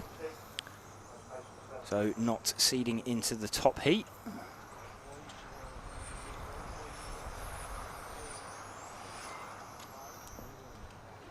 We've moved our focus back one car, so we're running with Stefan Romins at the moment. Running in 2nd position in the heat.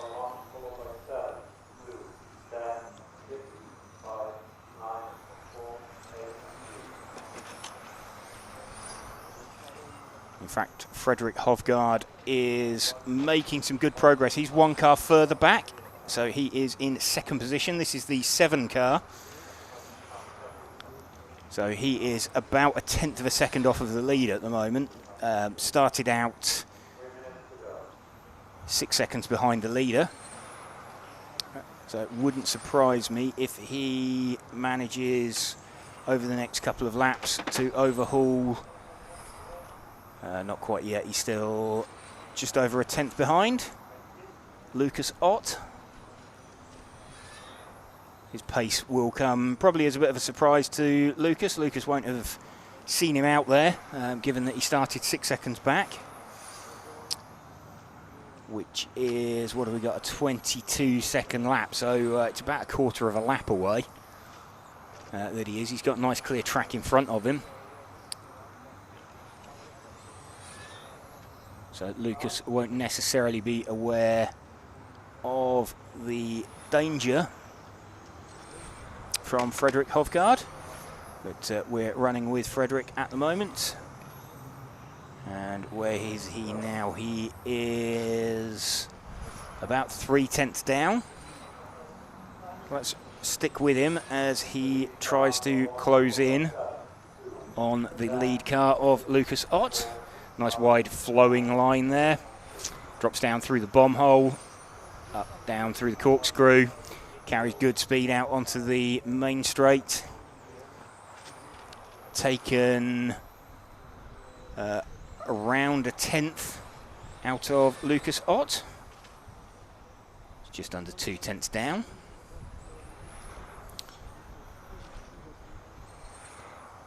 Still waiting for Frederick Hovgaard. It was 2/10. It stays pretty much 2/10, so he is going toe-to-toe. Frederick Hovgaard is with Lucas Ott. Let's see if we can pick up Lucas Ott, the white and gold coloured car, off the end of the main straight now. He is dropping down towards the timing line. Here we go, with 45 seconds left. Closing in on some traffic.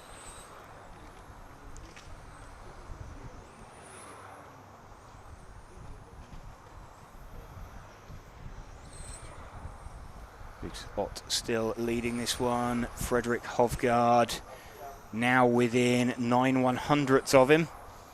So we might get right at the end a change for position. We're running with Lucas Ott in the last 15 seconds. In fact, he's just made that split. Going to see what Frederik Hovgaard does. When he crosses the line, Frederik Hovgaard 1.5 tenths back. So run for the line with Lucas Ott. So he makes it across. We're just waiting for Frederik Hovgaard now. See how close his time is as he crosses the line. Frederik Hovgaard takes it on that last lap. So a storming last lap from Frederik Hovgaard. And he ends up getting that by 1/4 of a second right at the end of that one. So Frederik Hovgaard right at the end. His last lap doing that one for him. He'll be happy with that. And a little bit disappointed to have missed out on the top heat, on seeding into the top heat, but making it work for him.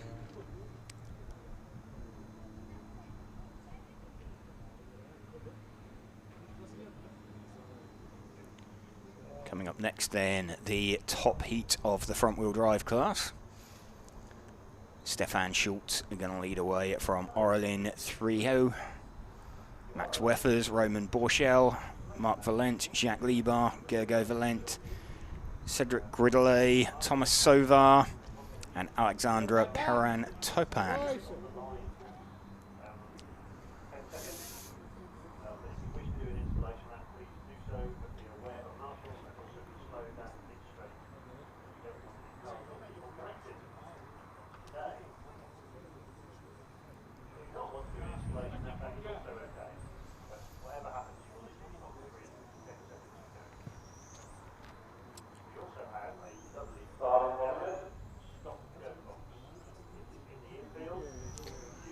So cars being released out onto the circuit with the small bit of extra time that the drivers have now that they did not have in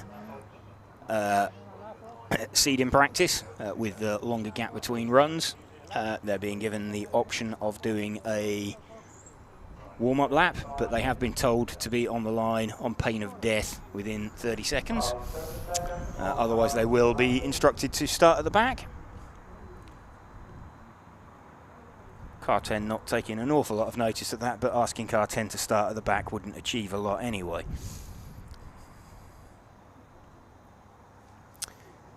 Stefan Schultz going to lead away then with the pink-coloured number 1 car.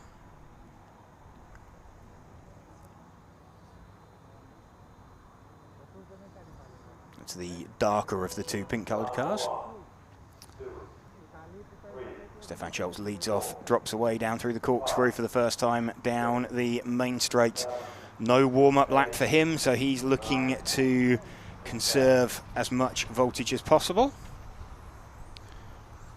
Aurélien Thriot running in second position at the moment. Time's not starting, it's a very long lap round here, a 21.6 from Stefan Schultz. 21.998 from Max Weffers.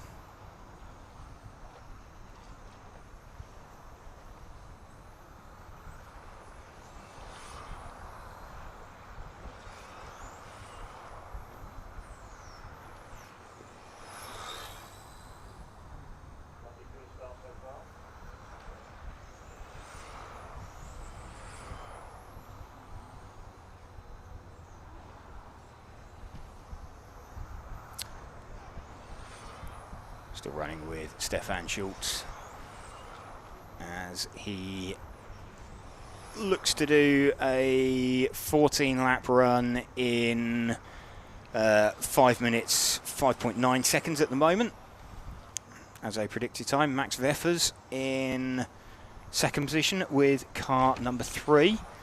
So I think that's 2 cars back. The bright red coloured car. Let's see if we can pick him up. So there we go, Max Weffers running in second position. He is about half a second down on Stefan Schultz at the moment. Was half a second down as he crossed the line. Predicted time is about 1.8 seconds back. So a lot of curb there from Max Verstappen running through as he ran through the corkscrew.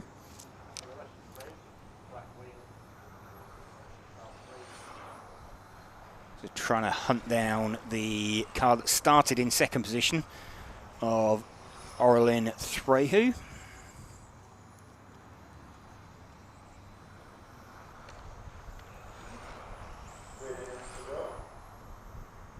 So time dropping off quite substantially. Remember, Stefan Schultz, so 3 laps ago, was predicting a 14 in 5:05. He's now showing a 14 in 5:09.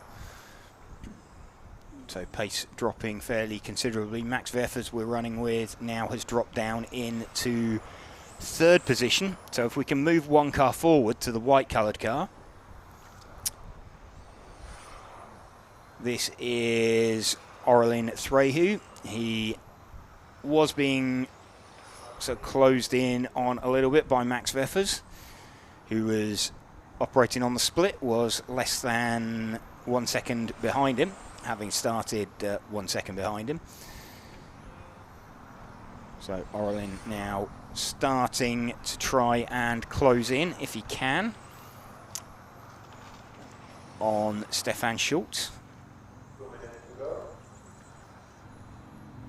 About the length of the back straight between them. Marc Valent's got himself up there somewhere with car number 5 as well. Let's see if we can spot him. I think by powers of deduction he is going to be the baby pink coloured car that's just dropping down into the bomb hole and then up down through the corkscrew. There we go. That is Marc Valent running in 2nd place now.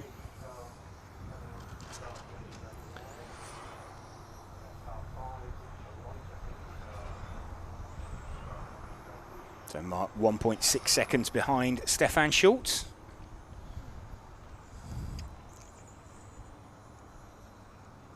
Looking to build pace over the course of the run. Just edge in on the cars in front of him.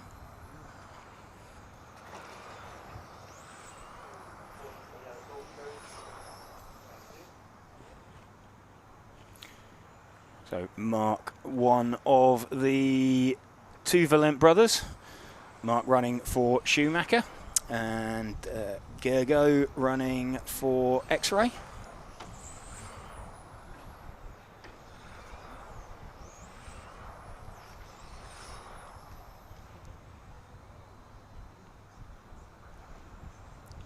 Marc Valent popping back up in to 2nd position. He is still 1.4 seconds off of Stefan Schultz. We come into the last 15 seconds. It's looking like Stefan Schultz is going to take the opening round of qualifying.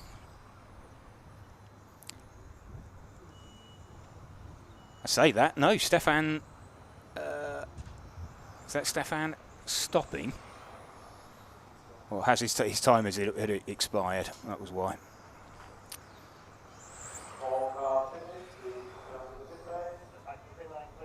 So Stefan Schultz taking that one from Marc Valent. And Aurelien Threhu. Believe that should be Stefan Schultz with the quickest time. Yeah, so Stefan Schultz takes that round from Marc Valent, Aurelien Threhu, Max Verstappen, Thomas Sauver, Frederick Hovgaard from the previous heat. Makes it in 6th position. Lucas Ott joins him.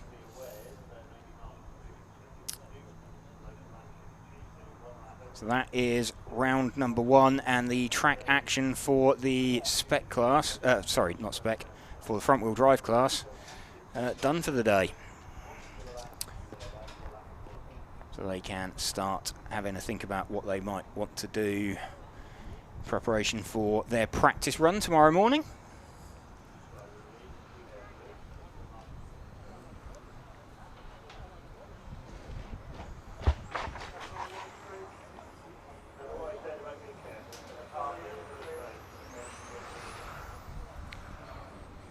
So coming up next, we have got Philip Hoody, Max O'Donnell, Peter Knudsen, Yanis Narantzis, Patrick Kalka, Kenzo Hurth, Nicolas Duponchel, Victor Deram, and Anthony Beve.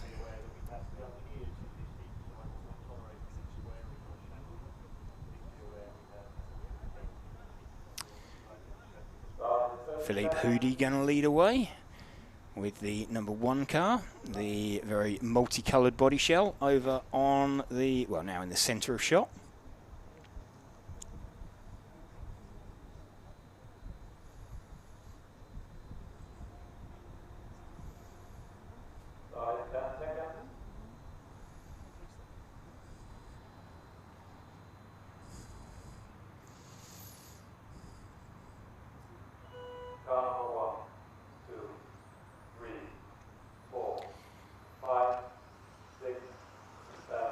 Philippe leading the way, has a spin off the end of the main straight. Oh, that's going to be costly, and actually gets collected by several other cars.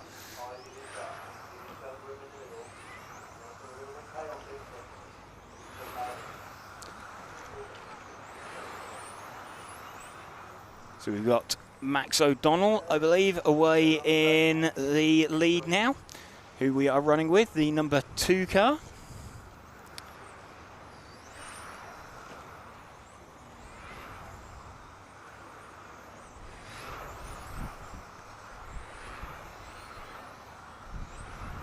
So Max off the end of the main straight. He's through the series of chicanes in the middle of the car. Looking very positive around neutral, that car. Might benefit from a little bit of negative expo on the transmitter, just to calm some of the inputs down. Kenzo Hurth running in 2nd position. In fact, just a mistake there from Max O'Donnell. So we have picked up now the car of, I think that's Peter Knudsen we're running with.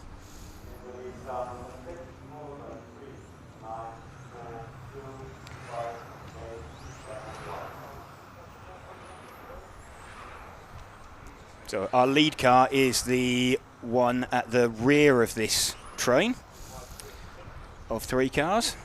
That's Kenzo Hurth. So white front, yellow rear. To drop down through the bomb hole. Remember, he is in front of all of these cars on the clock. He's closing in on Max O'Donnell.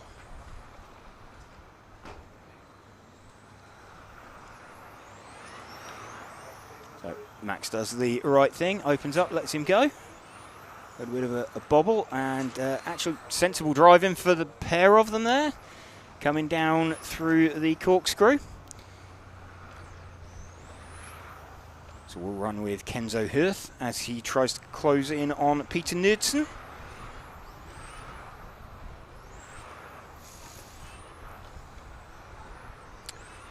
So much nicer line, tighter line coming down through the corkscrew. And a lower line, you can see the time he's gained there. Peter Knudsen opens up.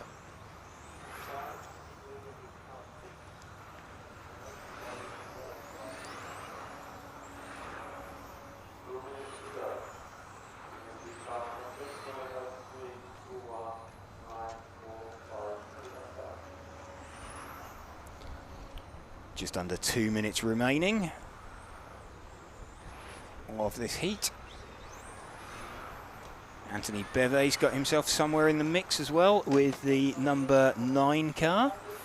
That's the all green coloured car. He is just going up at the top of the corkscrew now, down onto the main straight. There we go, just into shot now.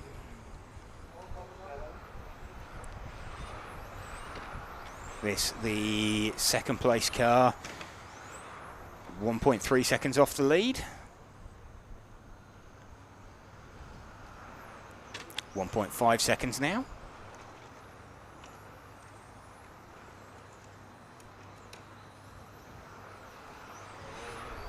And has a brief moment with some wayward traffic in front of him.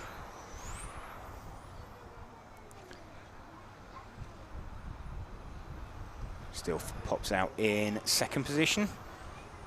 1.9 seconds back now. We've got 40 seconds remaining.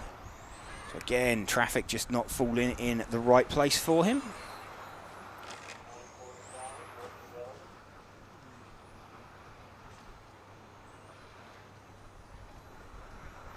Gap up to 3 seconds, so a bit of a slow lap there for Anthony Beve.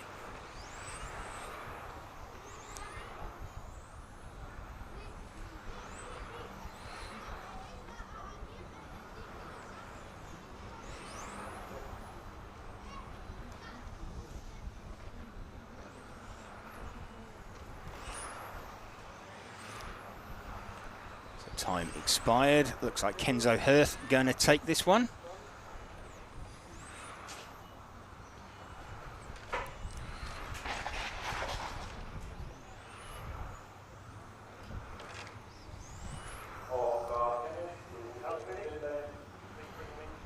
Kenzo Hirth getting that one from Anthony Beve. Max O'Donnell in third position from Peter Knudsen.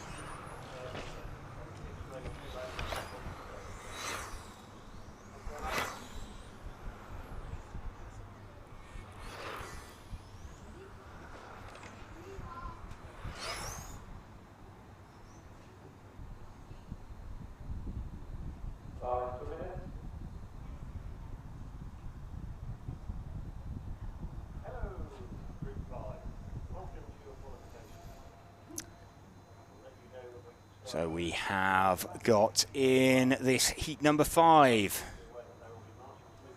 Nikos Nikolopoulos, Tim Espen, Niels Meurs, Lucas Witt,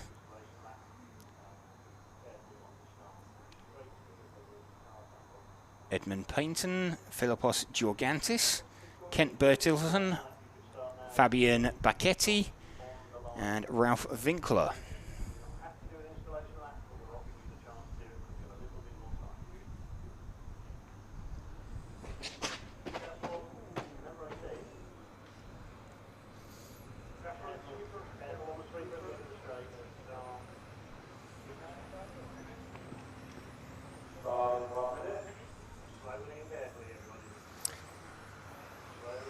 Everybody taking relatively slow warm-up laps, just around to the start line.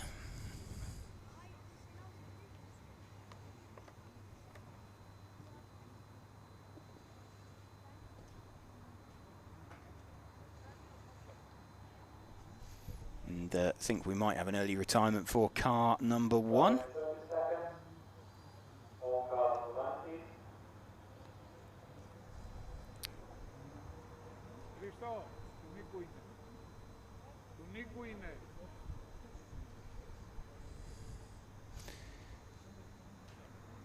So early retirement for Nikos. So that's going to be Tim Espen, leads everybody away with the number 2 car.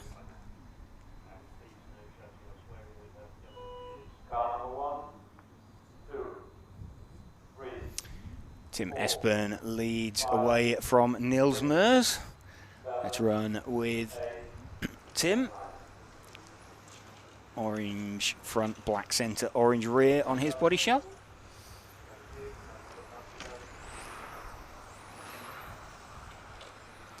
Drops down into the bomb hole, up to the top of the corkscrew for the first time down the main straight. For the first time at racing speed.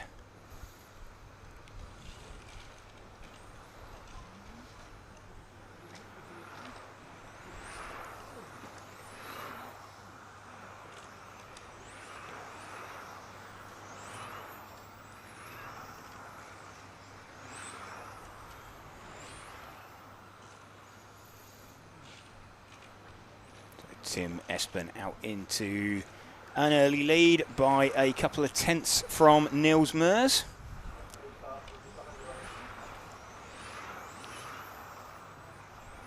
Let's got our focus back one car on Niels Meurs at the moment.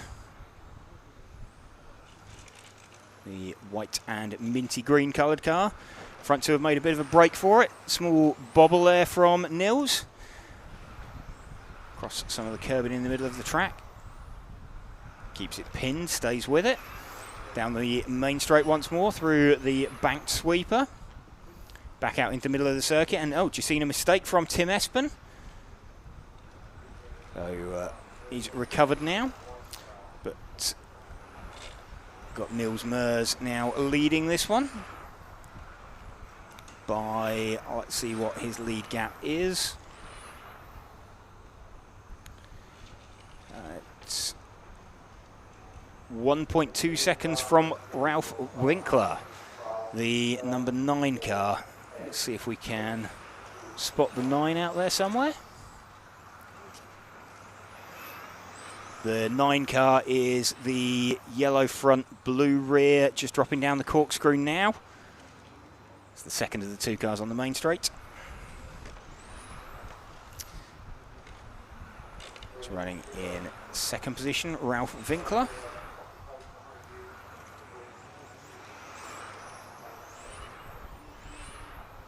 So, small moment there as Kent Bertilsson not getting out of the way.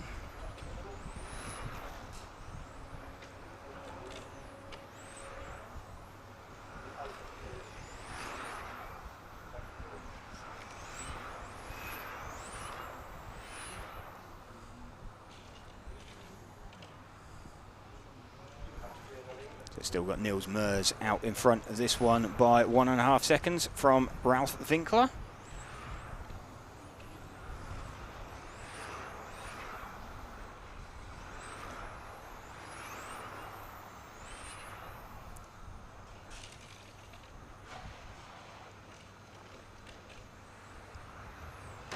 And the car we're running with has done the fastest lap, a 19.8. 19.813 compared to a 19.94 for Niels Meurs out in front.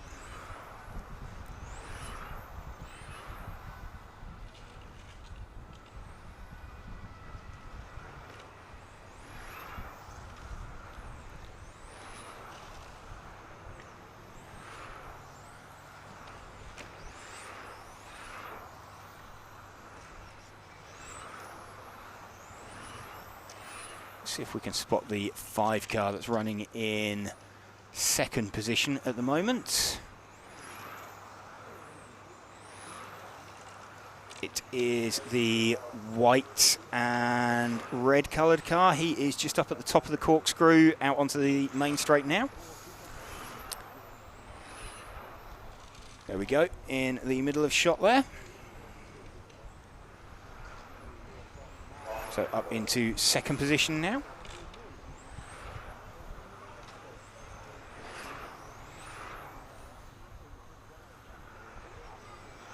And getting very close on time to Niels Meurs.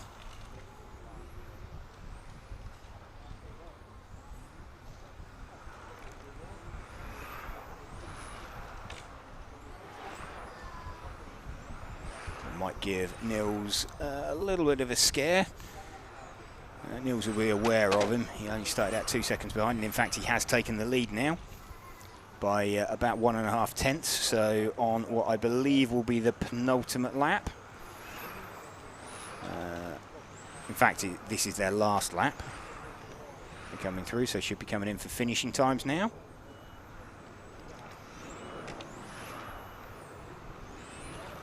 So Edmund taking that one from Niels Meurs by about 8 tenths in the end. Quite comfortably.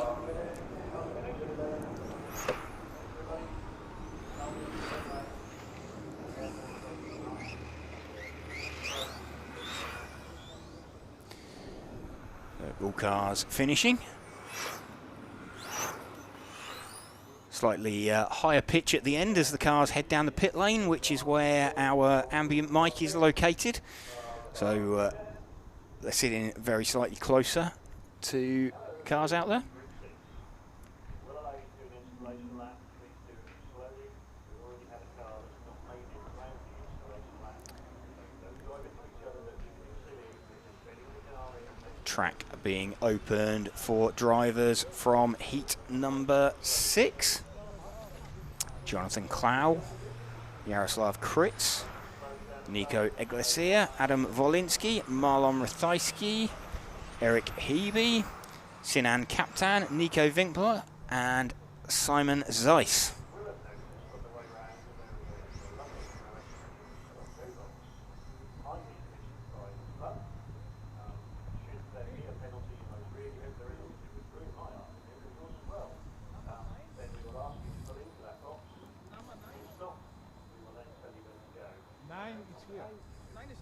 Please also be aware that we sorry. Not tolerate swearing. So no shouting, ranting or swearing. Start in 1 minute.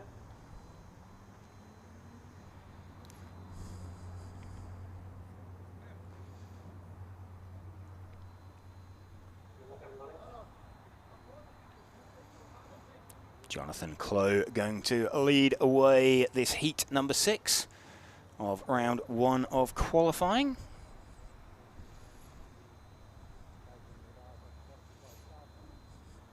No, his transponder hasn't checked in, so he hasn't done a warm-up lap.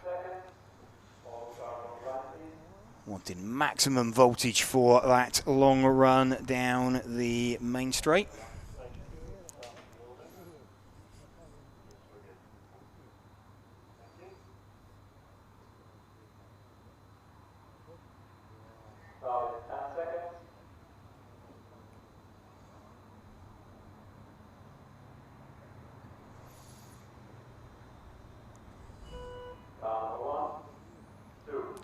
Jonathan Clow leads away. 5, 6, 7, 8, and 9. And a little bit of over-rotation through the middle of the track. That's the disadvantage of not having done a warm-up lap. And another mistake, so scrappy opening lap. He's maintained his track position, but it's going to drop in behind certainly Jaroslav Kritz on the split. Jaroslav Kritz, the lead car, so let's pick him up, the yellow front, white rear car. So he started out P2 and is currently less than a second behind the car that started out in P1.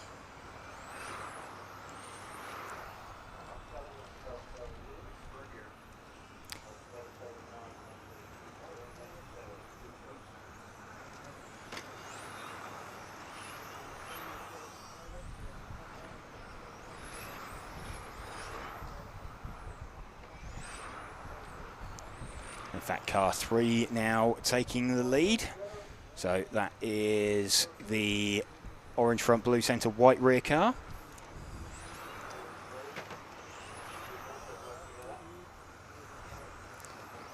And one of the cars out there sounding slightly suspect. It looks like it's car number 3, the car that's actually leading the run. Nico Ebelseer.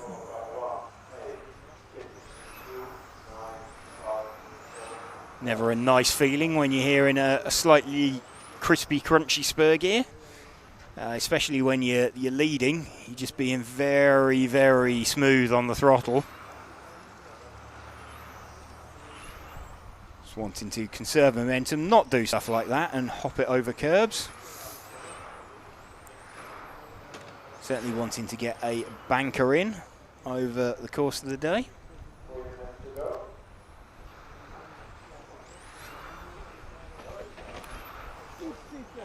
Sliding the car a little bit sideways. Flicks back to the top of the timing, leading by about 0.6 of a second at the moment from Jonathan Clow.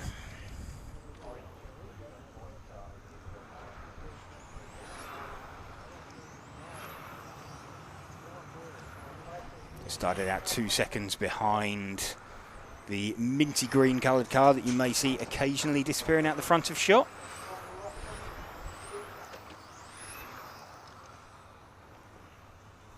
Car starting to look a little bit wayward as well, like he's been asking a bit much of the rear tyres.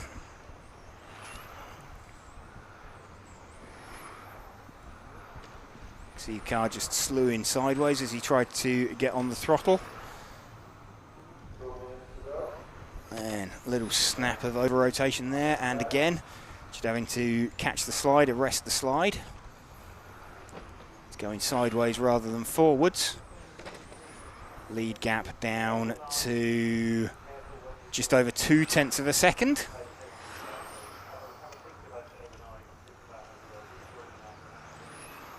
Jonathan Clough looking to take the lead back. That was a better lap, I think, from Nico Elxir. So, bit of a spin from him.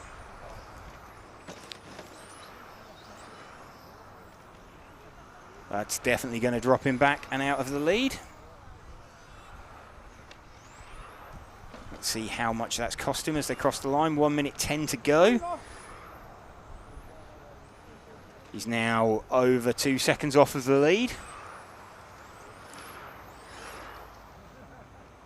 Well, let's see if we can pick up the number 1 car again, the minty green coloured car, just up at the top of the corkscrew. Oh, and he's just put it in the barrier at the top of the corkscrew. Got away with it as he drops down the hill. But the second of the 2 cars on the main straight is not going to show on this lap. So Jonathan Clough had a 2.3 second lead. It's going to be considerably less than that now. Let's have a look. As he held on to it, no, not quite. He is about 0.4 off. But he does look like he's got a faster car underneath him at this stage.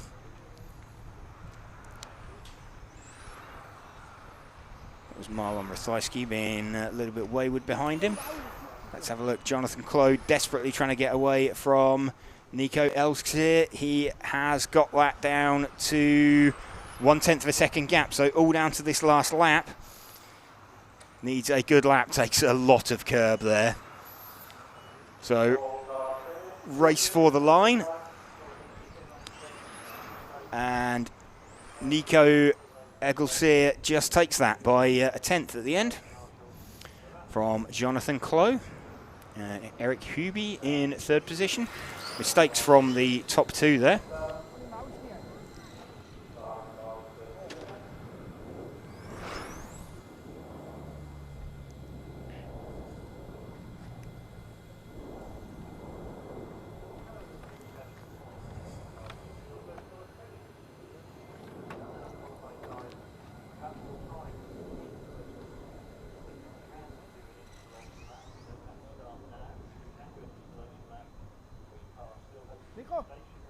Nico?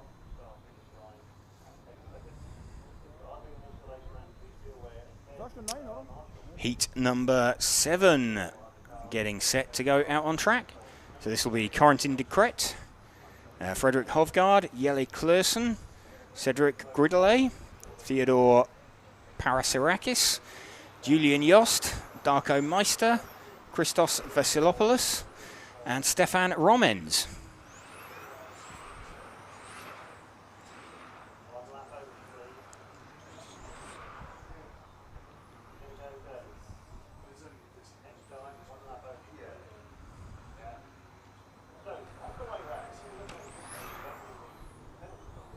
Again, welcome to you if you are just joining us here for this round number 1 of qualifying here at the EFRA 1/10 Electric Track European Championships for 2026 from the Circuit de Luxembourg. I'd like to thank our event sponsors Hobbywing and also Elsram, Infinity, Lens Bodies, XCESC and X-Ray for helping us to bring you this live coverage.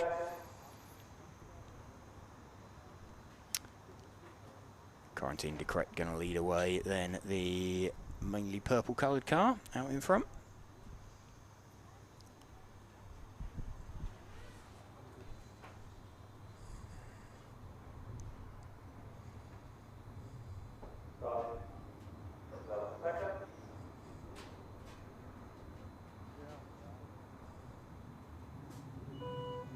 1, 2, 3, 4, 5. Can't integrate leading down the back straight. And little half spin there. So that's let Frederik Hovgaard in front on the split.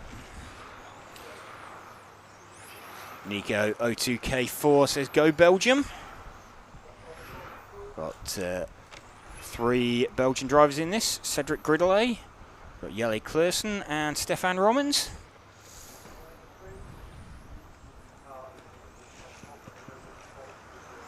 In fact, Cedric Gridelet has hit the front. He is the all-green coloured car, just going up or down the corkscrew out onto the main straight now. So this our lead car, car number 4.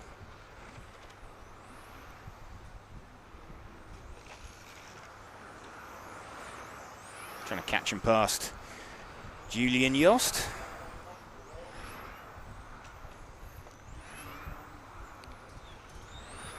So does him up like a kipper through the banking.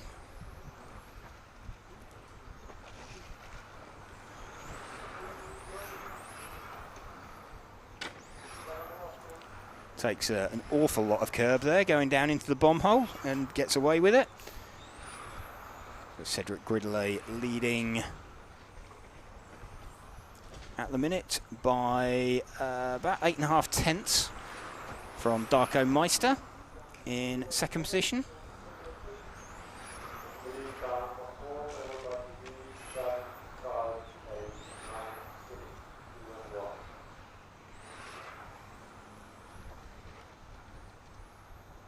Just trying to edge away from Julian Jost.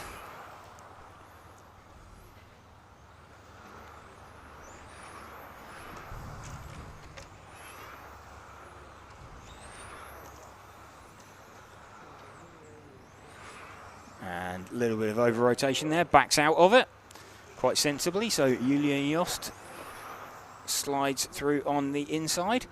Let's see if we can spot the 7 car running in third place. I think he is the bright yellow coloured car down the main straight into the sweeper now. So it should just be coming into shot next. There we go. That is the 7 car of Darko Meister. Running in third place at the moment.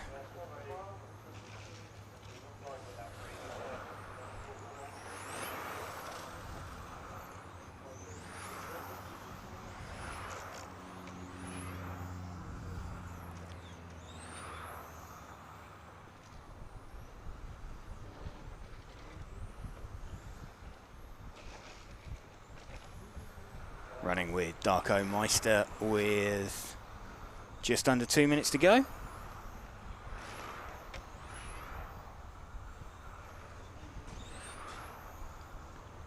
Also got Theodore Parasarakis somewhere in the mix there with car number 5. We're running with second place man Darko Meister at the moment. Cedric Gridelet leading. In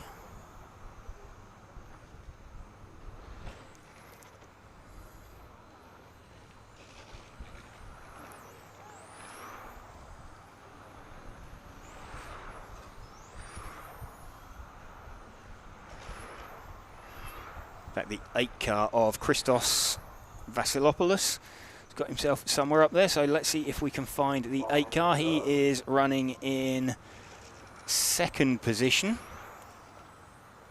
Just trying to spot the 8 car. I think he may well be 1 car back. So the white front, blue centre, yellow rear car.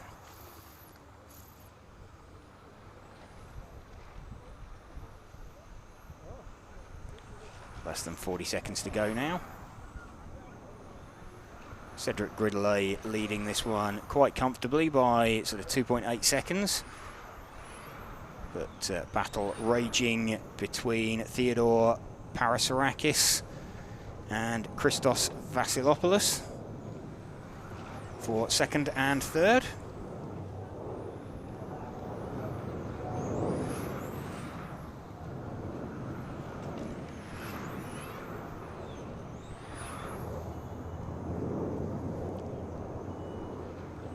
Still super close between these two.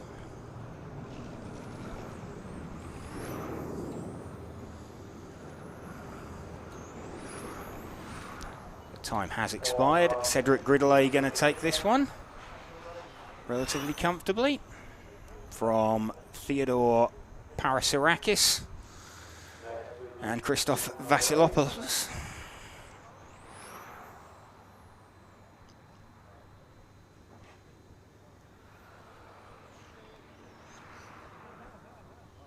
Early retirement from Corentin de Crate there, leading away with car number 1, but unfortunate early retirement.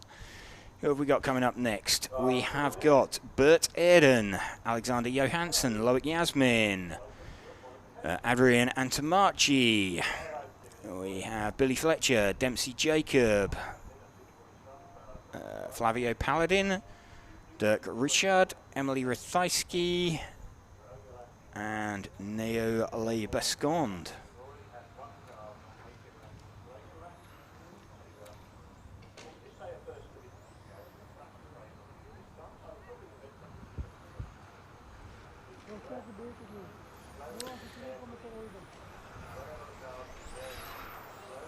Ja, maar nu de eerste 3 ronden, de drie dat turbo heeft, dat moet gewoon opletten met de afstand. Ja, niet goed. Cars just doing warm-up laps on their way out to the line. Dat moet meer weer aanzetten.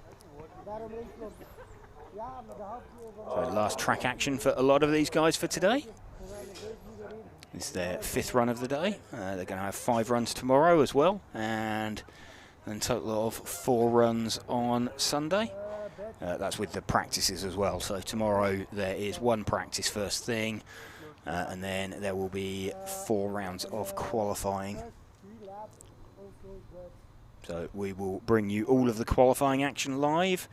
We'll bring you all of the actual finals live.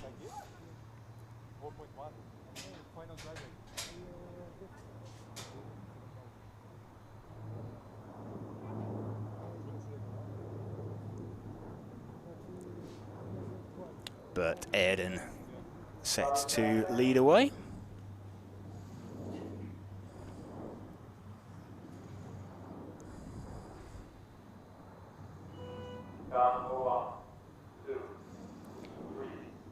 But Aerden down through the corkscrew.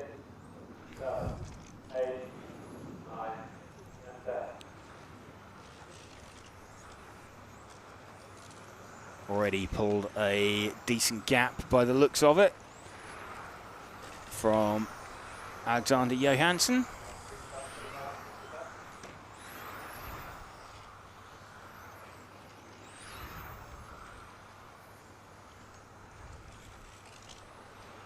Indeed, but Aerden leads away from... In fact, Alexander Johansson didn't get away. That's why there was a bit of a gap. But Aerden leading from Loic Yasmin. Dempsey Jacob up there somewhere as well with the 6 car. We'll stick with the leader for now.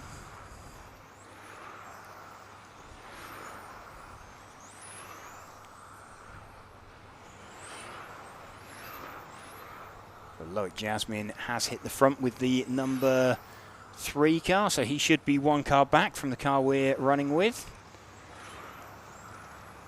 Indeed, that is the 3 car. So pink front, white rear. Just dropping it down through the corkscrew. So started out 2 seconds behind, currently less than 2 seconds behind the number 1 car. Down through the bomb hole nicely, then up to the top of the corkscrew, back out onto the long back straight.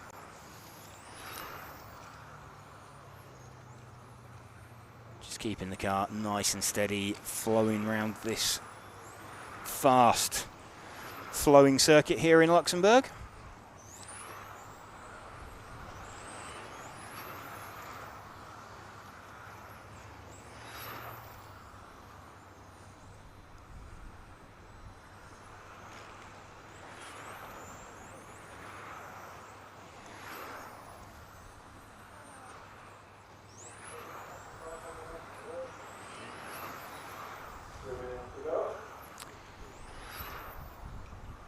Look, Yasmin still leading this one from Adrian Antomarchi, who should be one car back. The yellow-coloured car. Let's see if we can pick him up, run with him.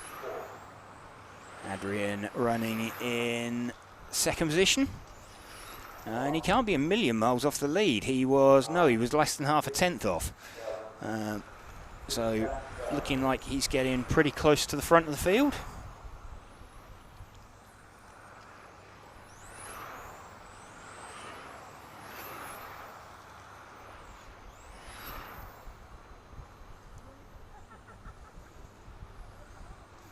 Adrian Antomarchi actually taking the lead of this one now from Loic Yasmin.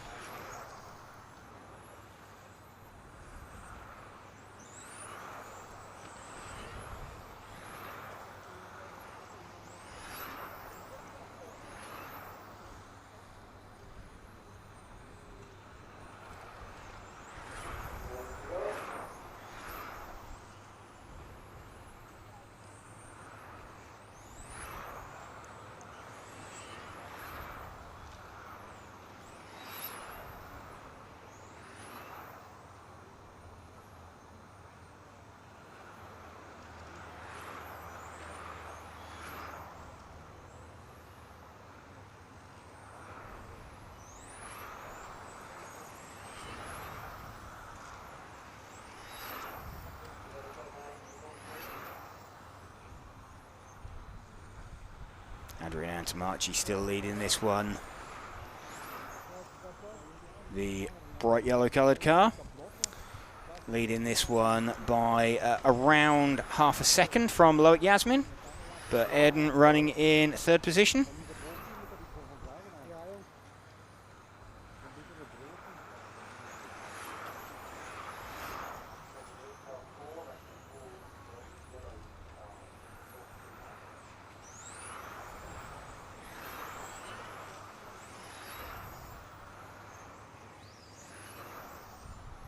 Little bit of a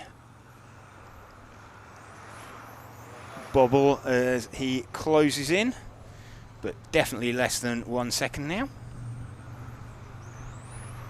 Gap between them. So the front two made a bit of a break for it. And it's the yellow coloured car that we're running with that is leading, having started out 1 second behind the white and pink coloured car, and is super close now to actually catching and passing him on track, but time has expired for them. So Adrian Antomarchi takes that one.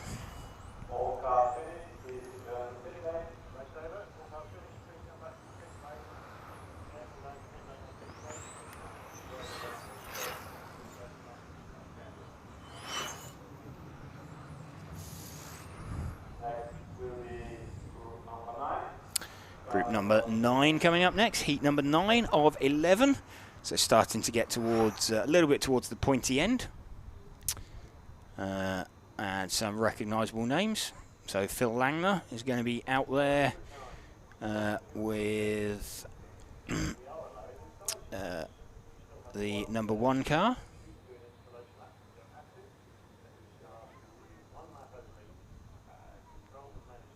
Mike Martinez starting second, Nathan Atlani third, Bart Vubben starting in 4th position. Then we'll have Arno Solniak, Christian Jensen, Daniel Heiss, Jacques Liebar, Mattis Benettin and Martin Hoody will start 10th.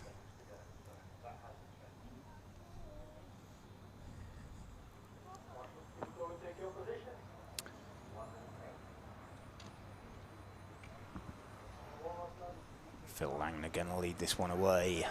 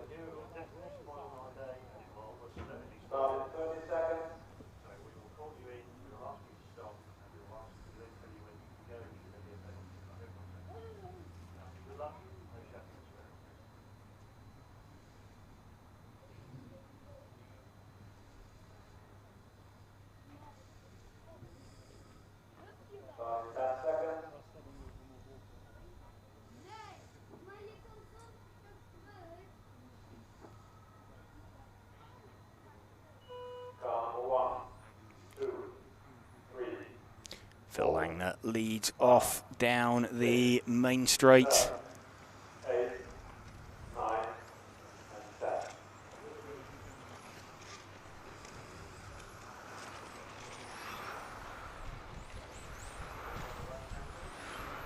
Mike Martinez running in second position. We're running with Phil Langner at the minute.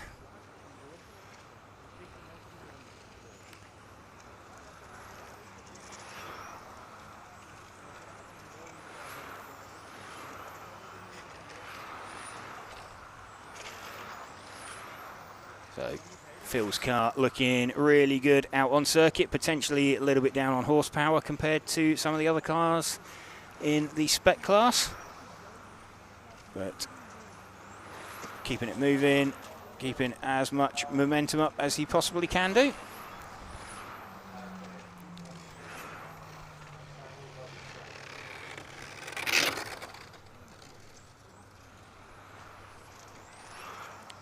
See if we can move back one car to the number 2 car of Mike Martinez.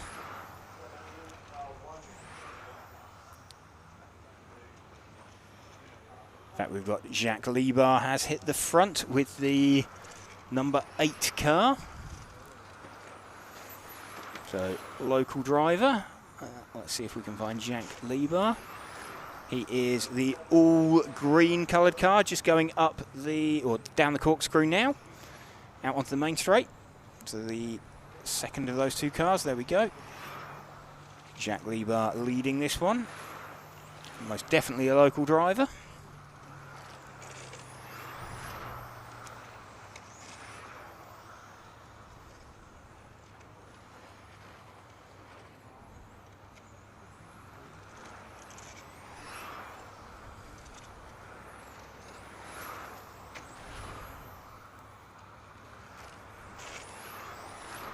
So Jacques Libar trying to close in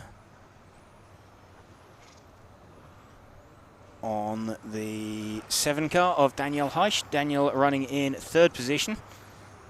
So Jacques just in front on the split. So in between these 2 cars actually on the clock. As you can see at Jacques Libar, we're running with the green coloured car. You got Daniel Heisch, 1 car just disappearing out the shot in front of him, and he started out like 1 second behind him, and Phil Langner is in between those 2 as well, if the ghost cars are overlaid with one another. Phil Langner back to the front now by around 1/4 of a second.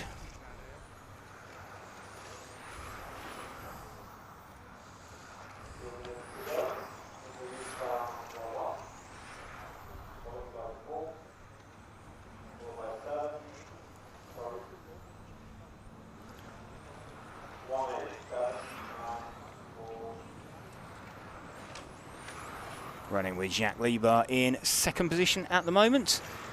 Let's shift our focus 1 car forward onto Daniel Heisch. Daniel running in 4th position at the moment.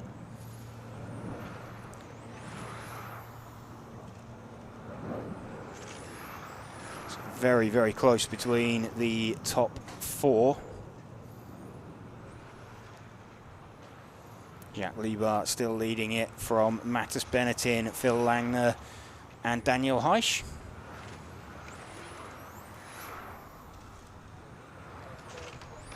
So between these 2 cars on their overlay, there's another 2 cars as well. If you are able to ghost them together, just showing how close it is.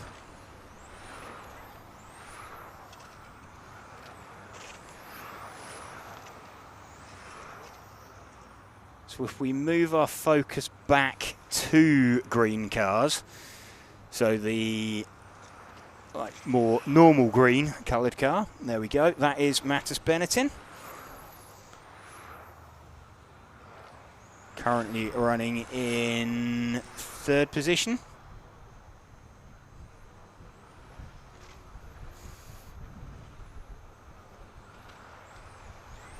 he is 1.5 tenths off the lead.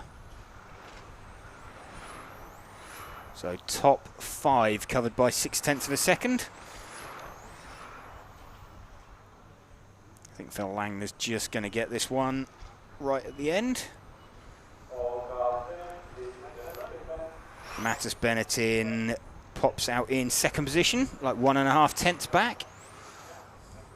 So Phil Langner getting that one from Mattis Benetton.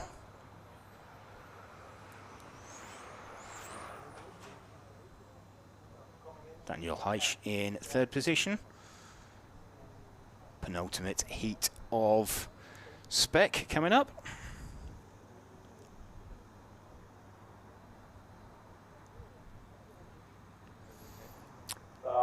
Some recognisable names in this one then. Benjamin Elbisser, very recognisable names. Adam Issei.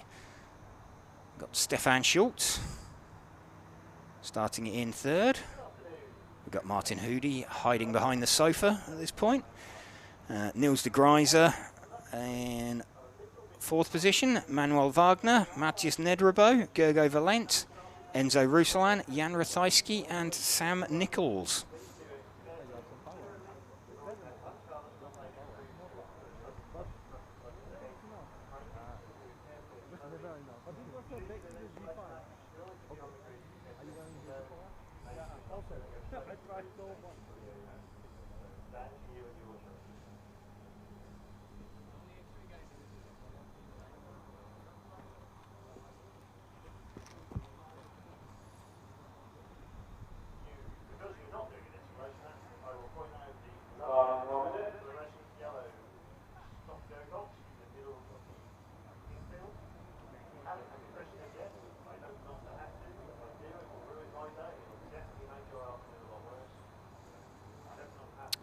So penultimate heat of spec, none of them choosing to do a warm-up lap. Wanting to conserve their battery voltage as much as possible. Not take anything out of their tyres.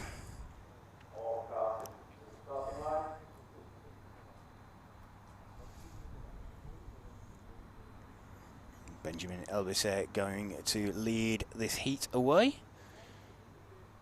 from Adam Issei and Stefan Schultz.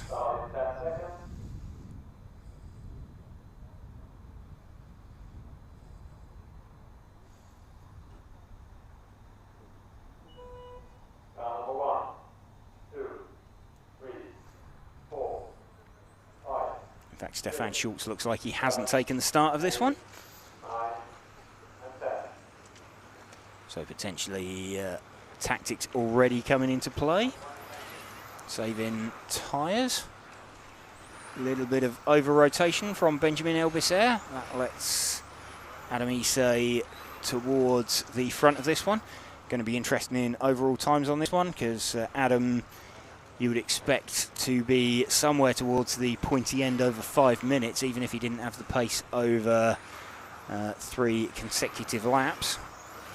Small mistake there from Elbisser. Opens up and lets Issei through to the front.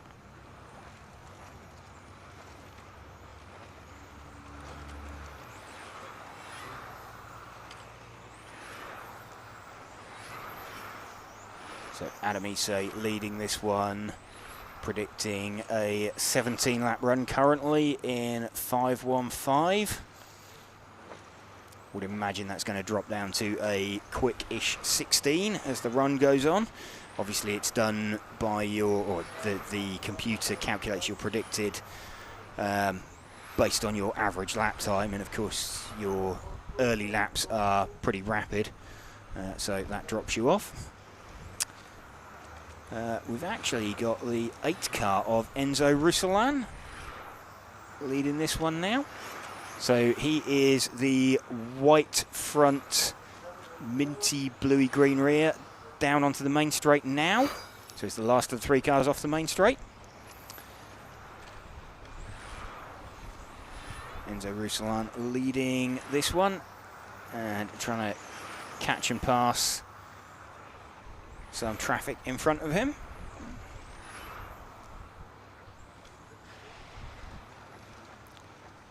super close, about half a tenth in it between him and Adam Ise.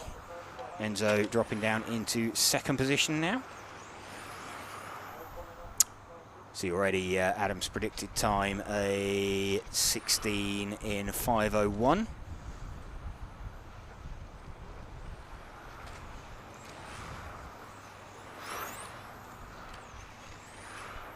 So Jan Rathajski pulling off into the pits to retire.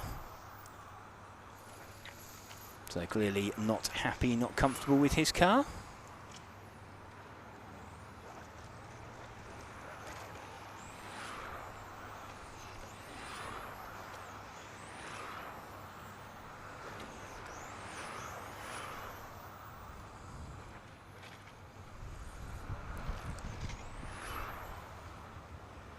Enzo Ruslan still running in second position. We're with him. Adam Ise fairly comfortable out in front. He is best part of a second in front now. Let's see who is running in second position now is Niels de Gruyter with the number 4 car.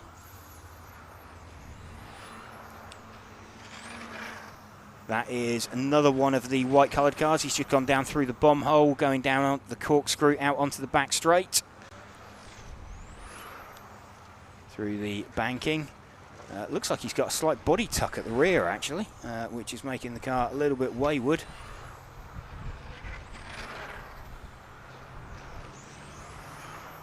That's the 7 car we're running with. The 4 car is 1 white car forward. Definite body tuck there for Niels de Gruyter, dropping him down the field.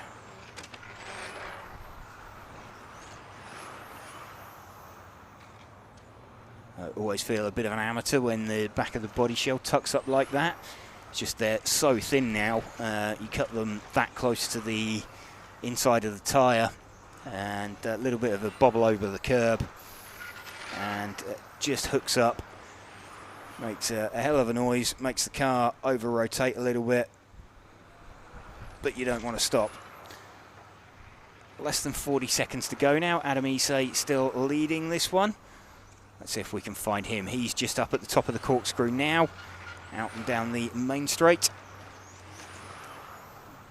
So run for home with Adam Ise.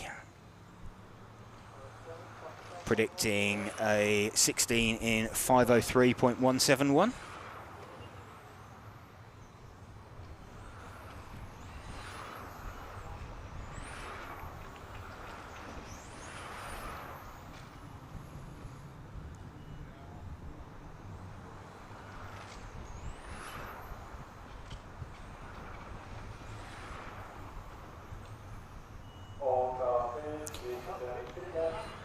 So Adam finishing that with a 16 in 5:03.378. We'll just make a note of that because that could be useful with the top heat.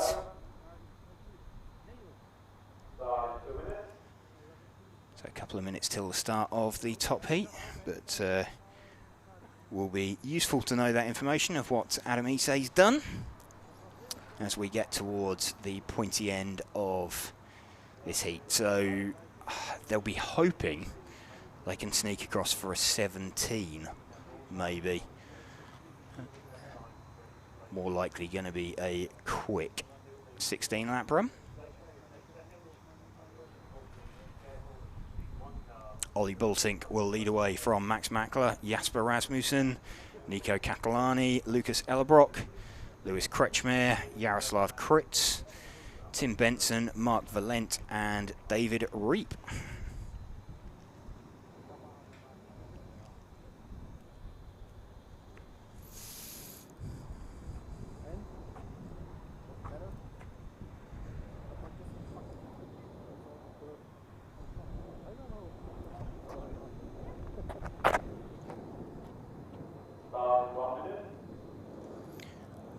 Till the start. And some of these guys choosing to do a warm-up lap. So no warm-up laps for the penultimate heat. A bit of a different choice. All of these guys choosing to do it by the looks of it.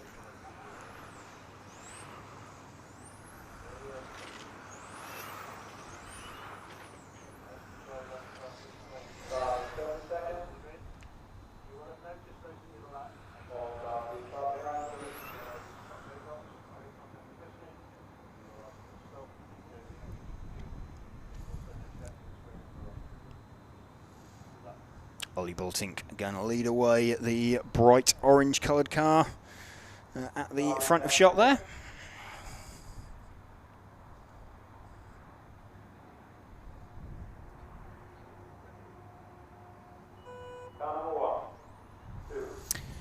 Ollie Bultink leads away, drops down the corkscrew, down the main straight for the first time.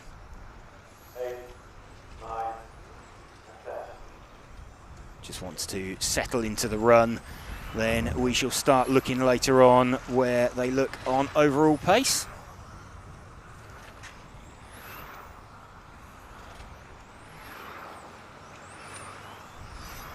Lucas Ellerbrock with the quickest opening lap.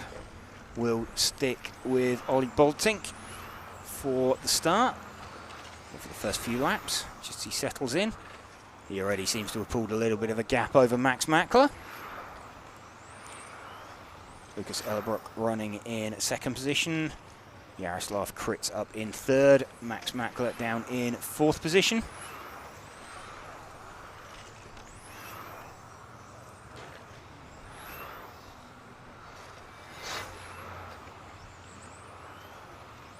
Ollie Bultink still leading this one by 1.5 tenths as we close in on the first minute.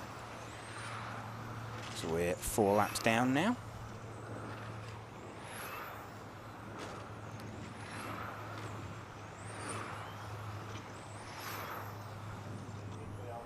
Lucas Ellerbrock running in second position. Let's see if we can find him. He is the white and blue coloured car. He's just at the top of the corkscrew now, out on the main straight.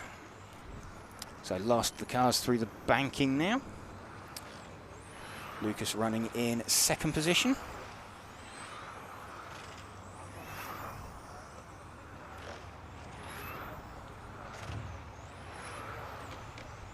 He is some he's like 3/4 of a second off of the lead, basically. So actually super close between Lucas and Max.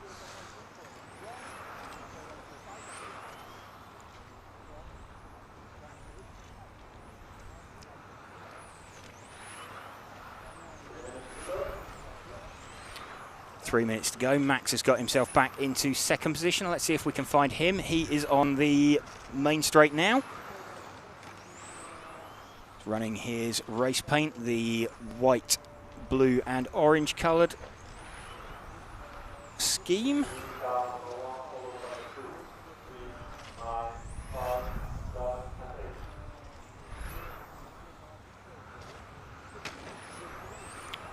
So Max is currently 8.5 tenths down on Ollie Bultink. Jesper Rasmussen running in third position. 1.3 seconds off the lead, so around half a second down on Max.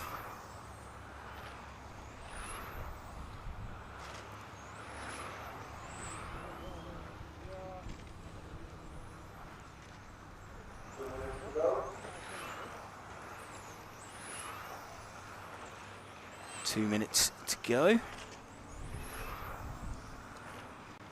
Let's drop back one car to Jesper Rasmussen. He is running in third position.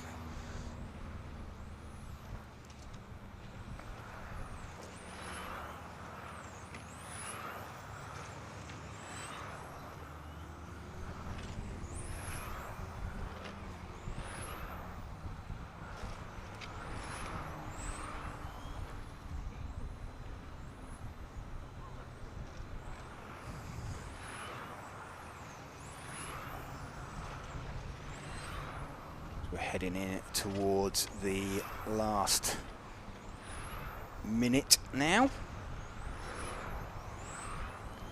Jesper Rasmussen looking relatively comfortable in third. Front two have definitely made a break for it though. And I think Ollie Bultink is starting to stretch away from Max Mackler. Let's see if we can pick up Ollie. He's on the back straight now.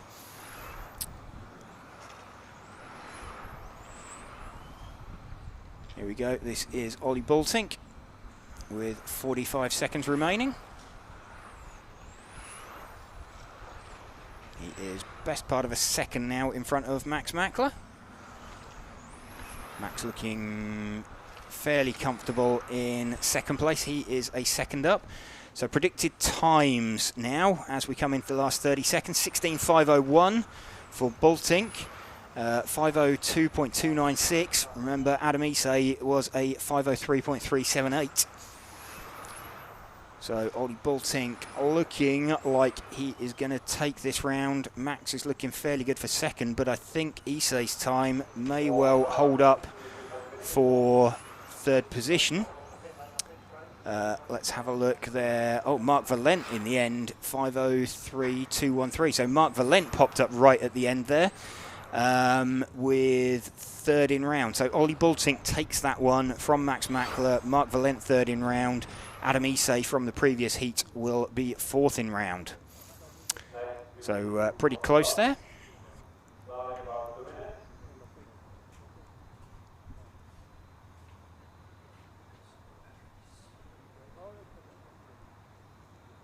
And just coming in now for the first heat of modified. So 4 heats remaining today. And that is all of our track action. So certainly last time out on track for all of these guys.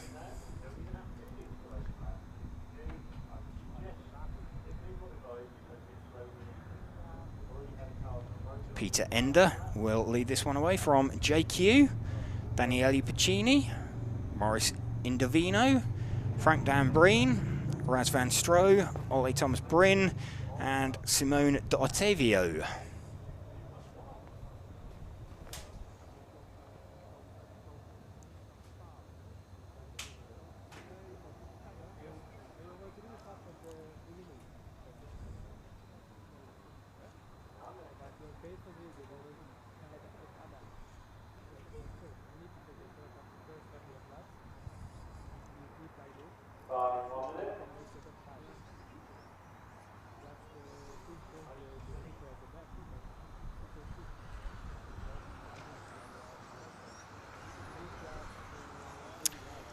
So cars just being released for their warm-up laps.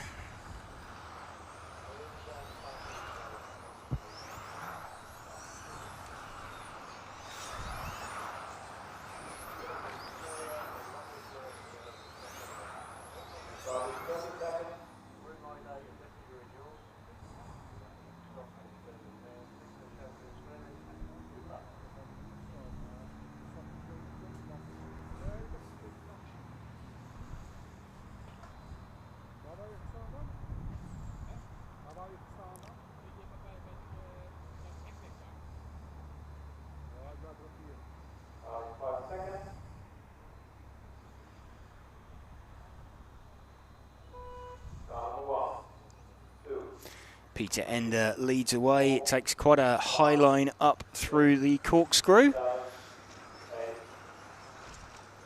This is the first of the modified heats. So an awful lot faster in a straight line than anything else we have seen.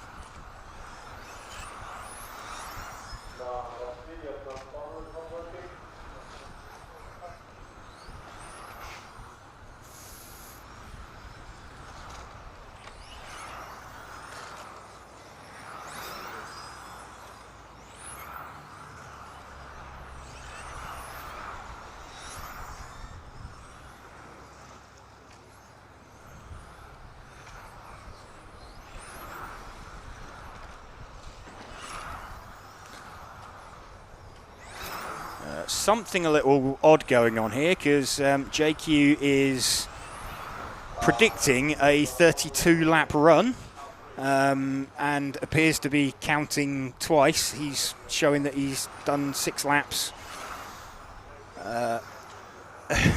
And good as he is, he's not that rapid. So something a little funky going on with the timing. I wonder if there's something weird going on with the transponder of Daniele Piccini, who is not counting. But if it is, he's forecasting the 31 lap run. So I'd ignore the bit about JQ leading. Though he may actually be genuinely leading. It's just his transponder seems to be twice. Let's have a look at JQ. He is 1 car back from the car we're following. No, not that car. It's the orange and black coloured cars. It's just headed off down the... Or he's in the infield now. There we go. That is JQ's car. Looks decent, but he definitely isn't 5 laps in front of everybody else on circuit.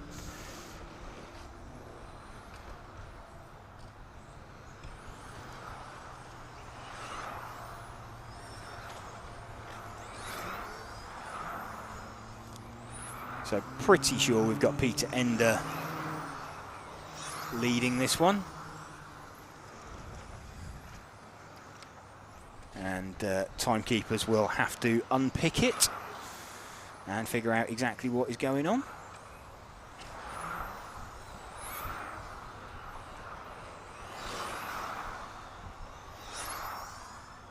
Meanwhile, we can bring you the top 10 from spec, so confirm that Ollie Bultink took it from Max Mackler, Mark Valent, Adam Isay, Jesper Rasmussen, Jaroslav Kritz, Enzo Ruslan, Lucas Ellerbrock, Gergo Valent, Nils de Greiser were our top 10 in the spec class.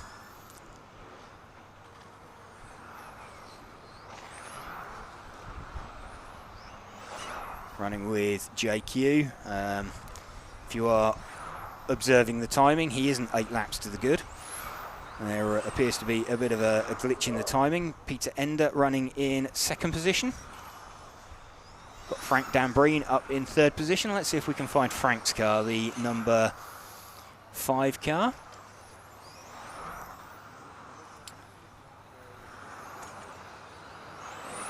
That is the white front, pink rear. He's just through the corkscrew now, out onto the main straight. That's Frank Dambreen running in 3rd position.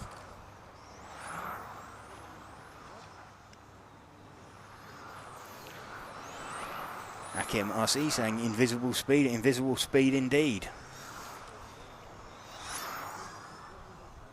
Not quite 8 laps up though. Running with Frank Dambreen at the moment in 3rd position.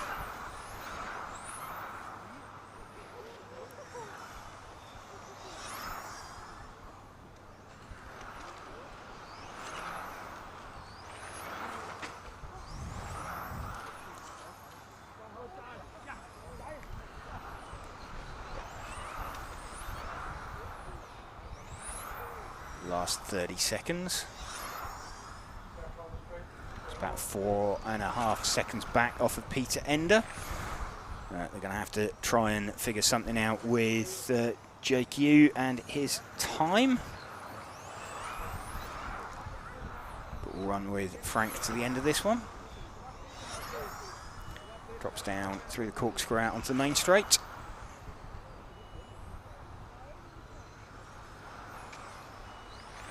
So Peter Ender has finished.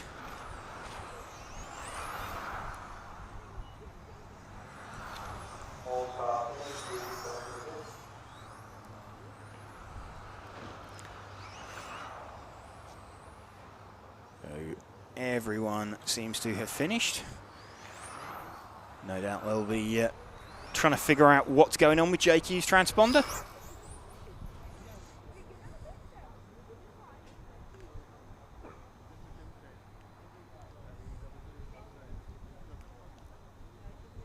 So can see there JQ with a storming best lap of 4/10 of a second.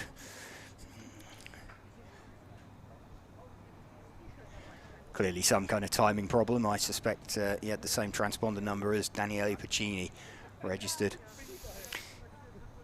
Jose Pereira going to lead away this next heat from Andreas Bryn, Tim Kerman, Liam Tyrrell, Matthias Knopp, Ben Jabira, Dai Sakaguchi, Martin Wouters and Thomas Sova.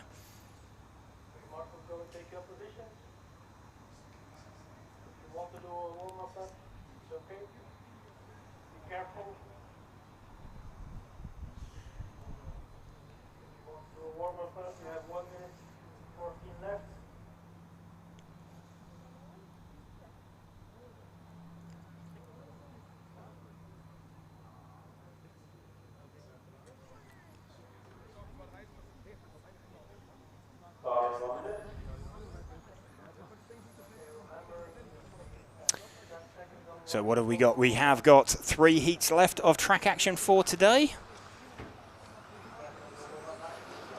Here on RC Racing TV. Bringing you live coverage of the EFRA 1/10 Electric Track European Championships from Luxembourg.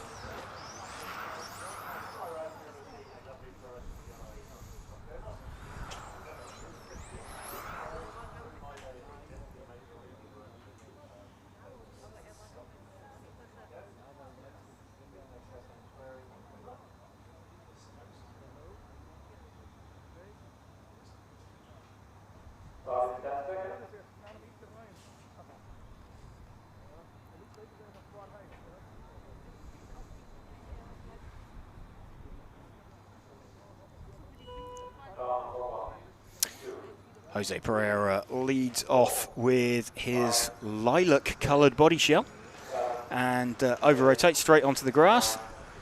So not a good start. That's Andreas Bryn taking the lead then. Here's white and red-coloured body shell.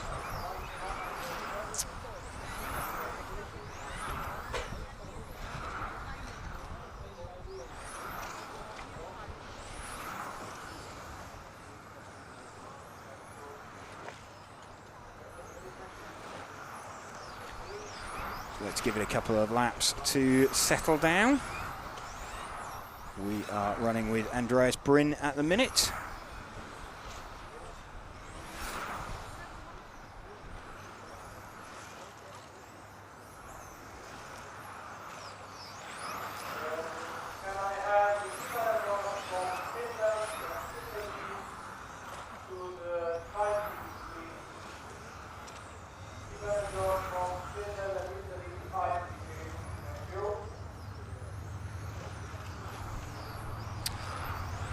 Just hearing in the background the team manager from Finland and Italy being summoned to timekeeping. So as we suspected, some kind of issue with JQ's transponder. We've got Matthias Knopp leading this one now with the number 5 car. Let's see if we can spot the 5 car. He is the orange coloured car, 1 car back. So 2 cars back. The orange coloured car of Matthias Knopp. There we go.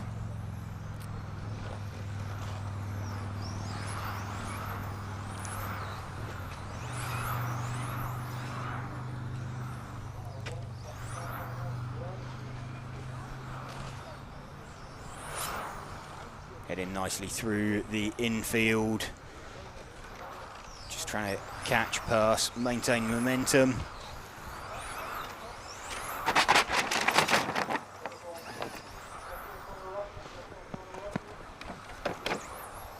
Just had a car roll onto its roof right in front of the ambient mic, so normally there to help us pick up the noise of cars as they accelerate. That was just past the corner where the mic was.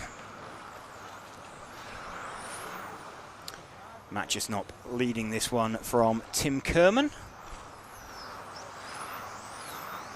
So if we can move forward 1 car onto the blue car, that is Tim Kerman. Running in 2nd position. Started out car 3. Matthias Knopp started out car 5. So car just in the back of shot is around 1.5 seconds in front.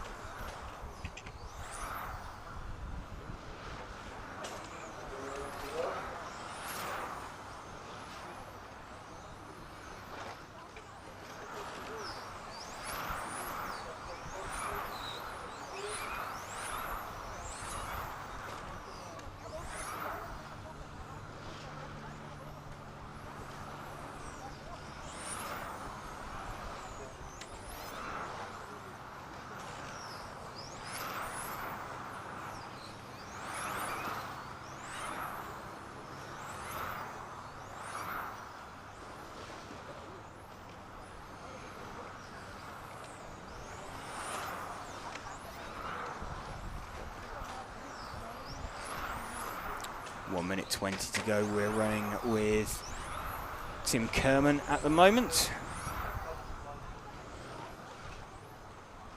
Matches Knopp just behind him, the orange coloured car, leading.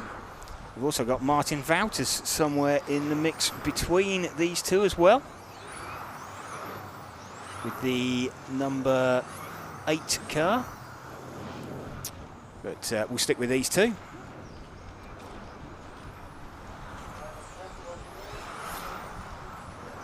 Tim Kerman running in second place. He is the blue coloured car. Lead car matches Knopp, the orange coloured car, just behind him.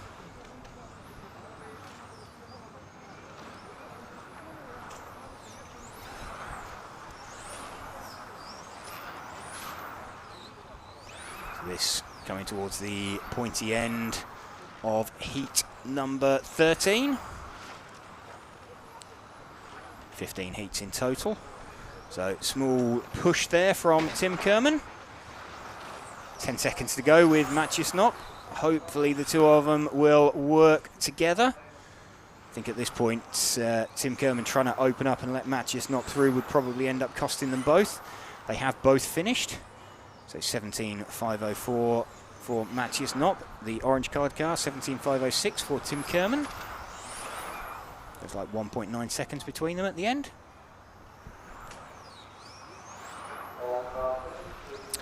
All cars finished.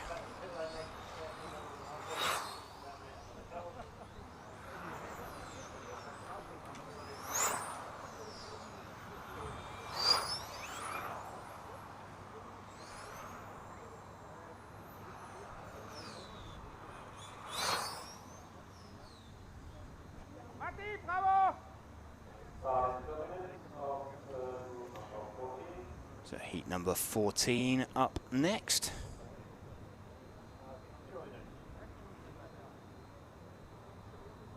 So this will be heat 14 out of 15.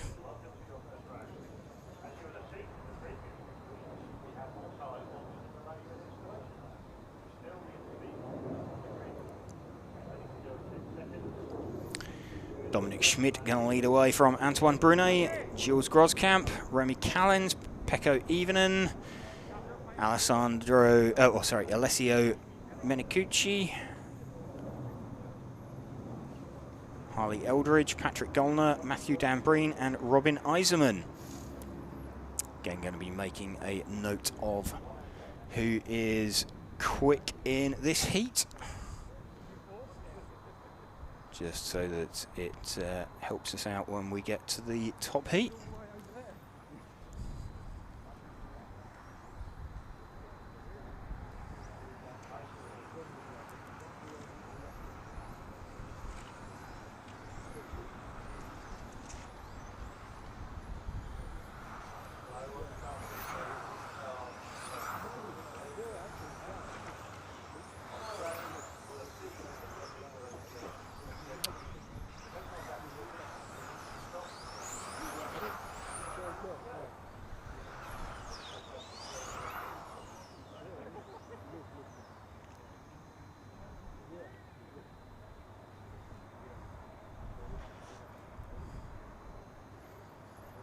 Two heats of track action left for the day.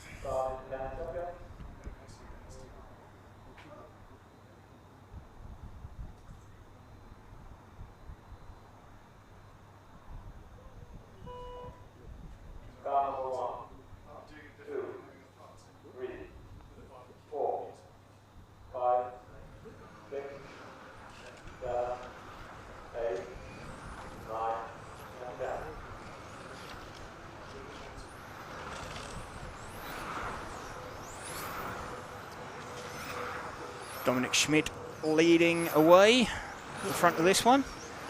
Minty green coloured car.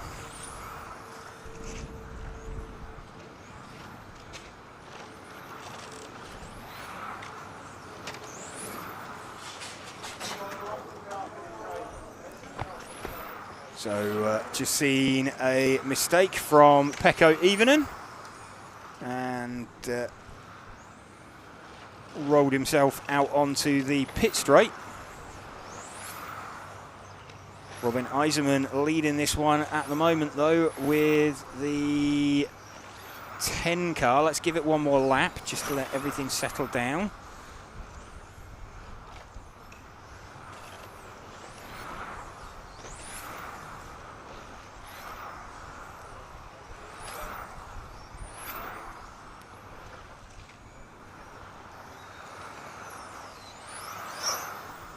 So Gilles Groscamp leading this one then with the 3 car.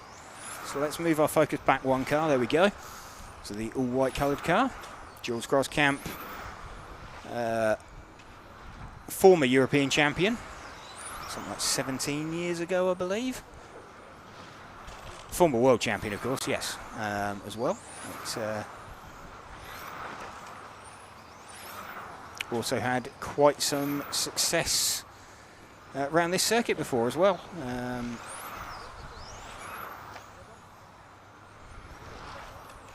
TQ'd an ETS round here.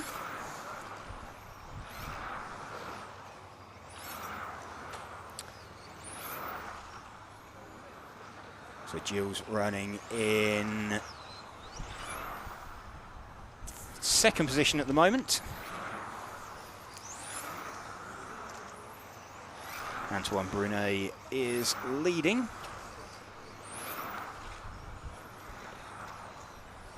Pretty close between the pair of them.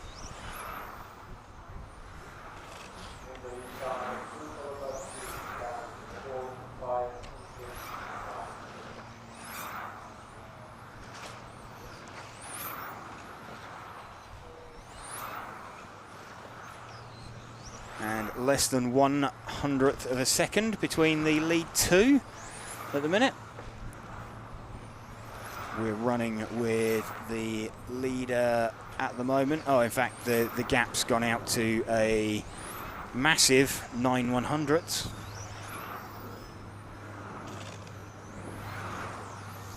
Just under 1/10 of a second between the lead 2.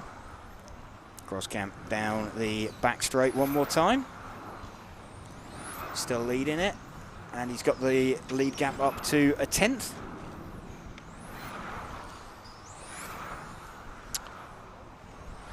So predicted 18 lap runs for the top 5 in this heat.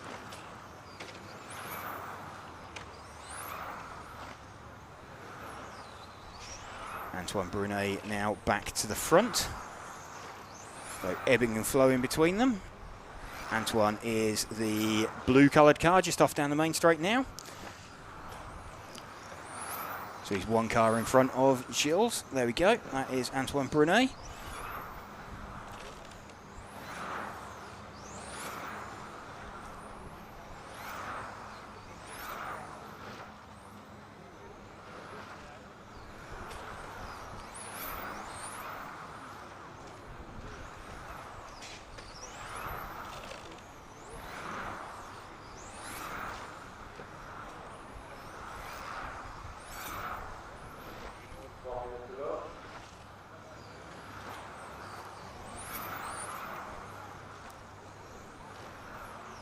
Still ebbing and flowing between these two.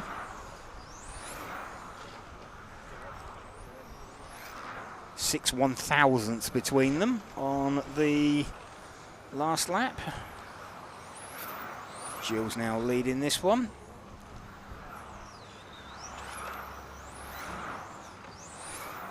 But super close out in front.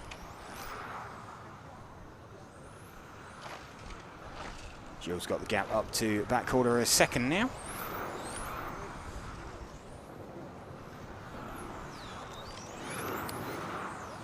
So both on their last lap. So Groscamp gets that one in a 18.513. 0.956.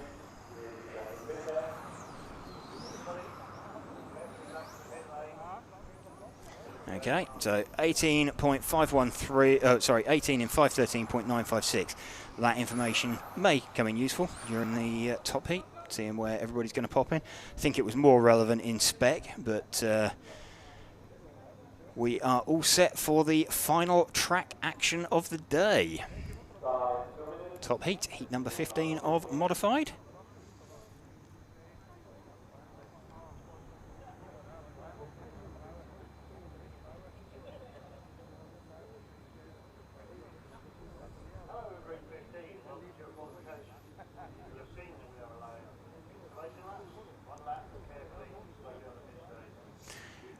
Bruno Coelho, then our top seed from Mikael Olowski, Lucas Urban, Ronald Volker, Simon Lauter, Alec Hagberg, Victor Wilk, Mark Reinhard, Soren Sparbeer, and Michele Manzo.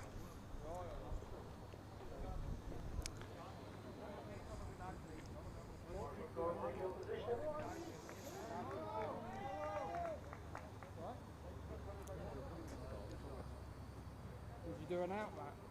Yeah. 1 minute 5. I didn't. Start in 1 minute.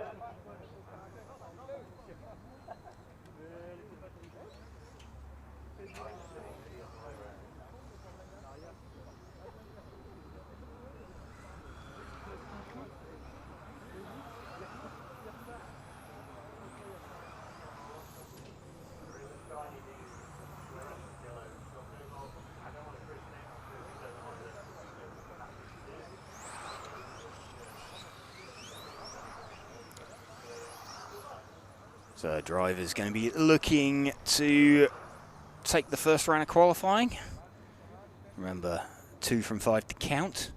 So nothing sealed here. But certainly helps with an easier sleep tonight.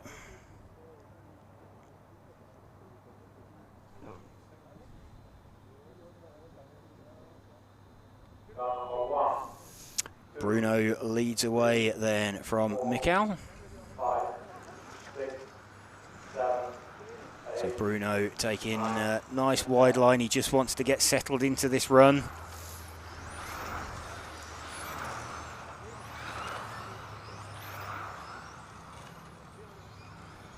Stretches away down the back straight. Stick with Bruno for a few laps. Front 3 already seem to have made a bit of a break for it.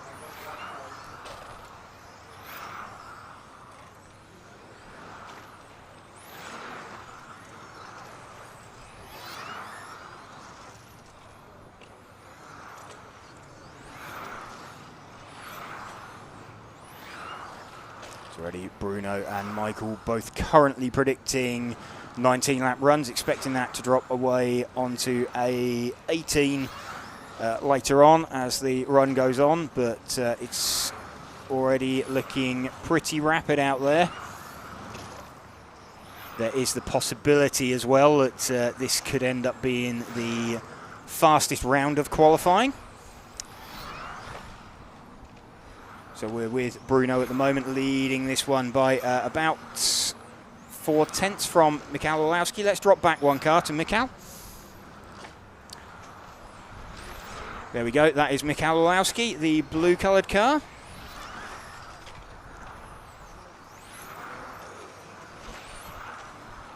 And gap between them, half a second at the moment.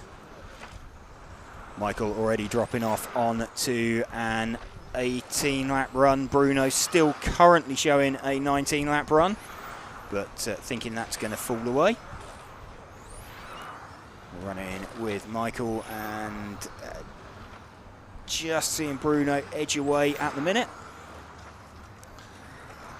So Michael trying desperately try and close in. We've got Lucas running in 3rd position.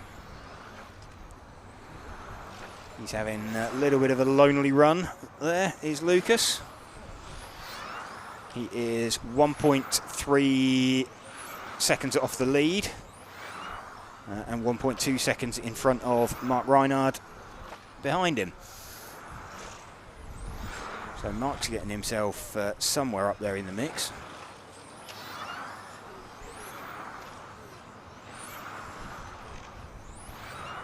This is Lucas Urban we're running with at the moment in 3rd position. 2.5 minutes left.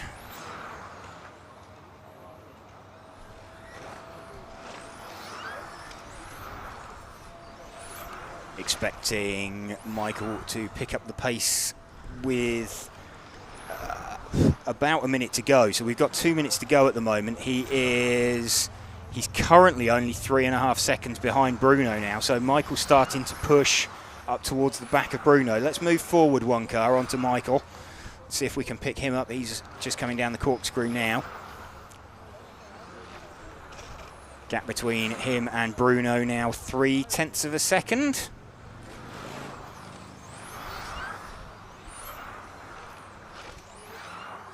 So we're going to see if Michael can get any closer. He's dropped off slightly. He's now best part of half a second back again.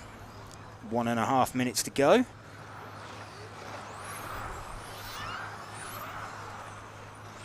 Let's see if we can go forward 2 cars onto Bruno.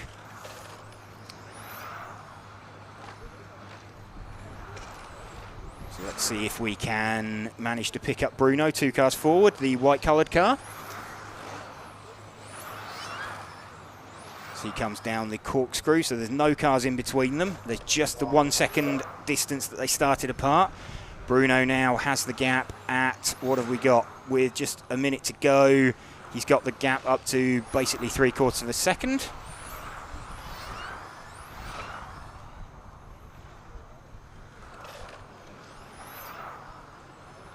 So we're with Bruno. You just saw flash through the back of the screen. The other side of the long banked carousel, Michael Olowski, 0.7 of a second between them.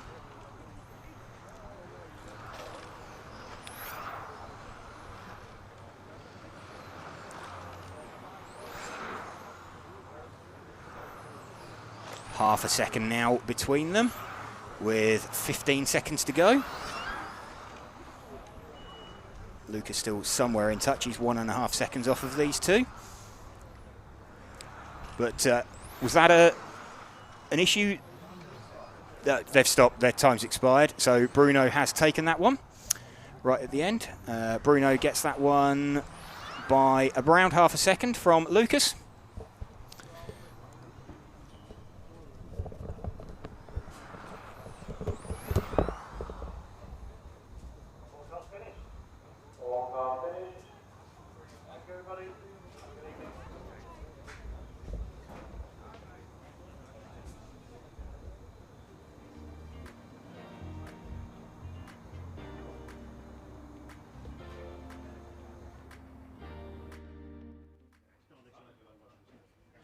Okay, so with Bruno TQ'd that, and looks like Michael got quite close with about a minute and a half to go. Yeah, I mean, it was again very close. We did improve the car for this run, and I feel really good. Towards the run, I was like kind of pulling a little bit away, like slightly away, and I was just trying to not make any mistake. Wish I made like 1 or 2 small bubbles. But yeah, I was probably more nervous because I didn't want to destroy the run, I would say, doing some mistake. But yeah, the car felt better now. We did improvements, so we're looking forward for the next one to make some things on this direction. Do you think that's likely to be one of the quicker runs of the weekend for your tiebreak? Yeah, probably. But you know, I hope to not be in that position that we need to. But yeah, I mean, it's for sure a good run. We'll see tomorrow morning if we can still do a better run than today, but for sure it's a good run now. Well, I mean, it's 2 from 5 to count, so having one out of the way tonight, that always makes it easier to sleep, doesn't it? Yeah, for sure. Always gives you some comfort. It gives you some margin to work on something different because you know the base is good. So yeah, it gives for sure a better chance for next run. Okay, well done. Thank you. Okay, and just bring in Mikhail. So Mikhail looked pretty close out there. I mean, were you looking in front of you to the back of Bruno's car, or were you aware sort of how close Lucas was to you? I was just driving as fast as I could. I could see with Bruno it's quite close, but probably I was behind most of the run. So tried at the end, but yeah, he was very fast. So we need to see if we can find some more speed for tomorrow. Yeah, I think about 3 minutes in, with about 2 minutes to go, you got it down to about 0.3 of a second, but then it went back up to like 7-8 tenths. Could you feel that gap just pulling out slightly? Yeah, I did. Yeah. So, what are you thinking of changing in the car? What do you think the car needs to just get that extra step? Maybe a bit more steering, but tomorrow will be warm, so there'll be bigger drop-off during the runs. So we'll see tomorrow. So, do you think that might be the quickest run during qualifying? No, I think tomorrow evening probably will be quicker. Right. So you think it's all going to come down to the last round for like rocket run? I think so, yeah. Okay. Well, good luck, and we'll speak to you tomorrow, no doubt. Thank you.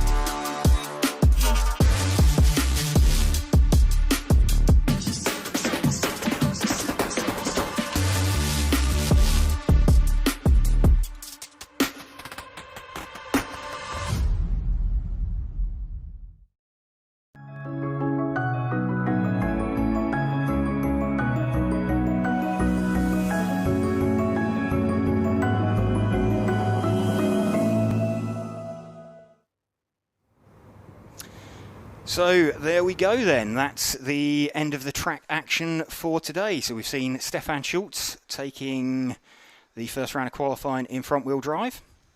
We've seen Ollie Boltink taking the first round of qualifying in the spec class. And we have seen Bruno Coelho just taking that one right at the end in the modified class. So thank you for joining us here on RC Racing TV for our live coverage of the EFRA 1/10 Electric Track European Championships from Luxembourg. Big shout out to Hobbywing for helping us to bring you this coverage. Also Elseram, Infinity, Lens Bodies, XE, ESC and X-Ray. We shall be back for the remainder of qualifying tomorrow.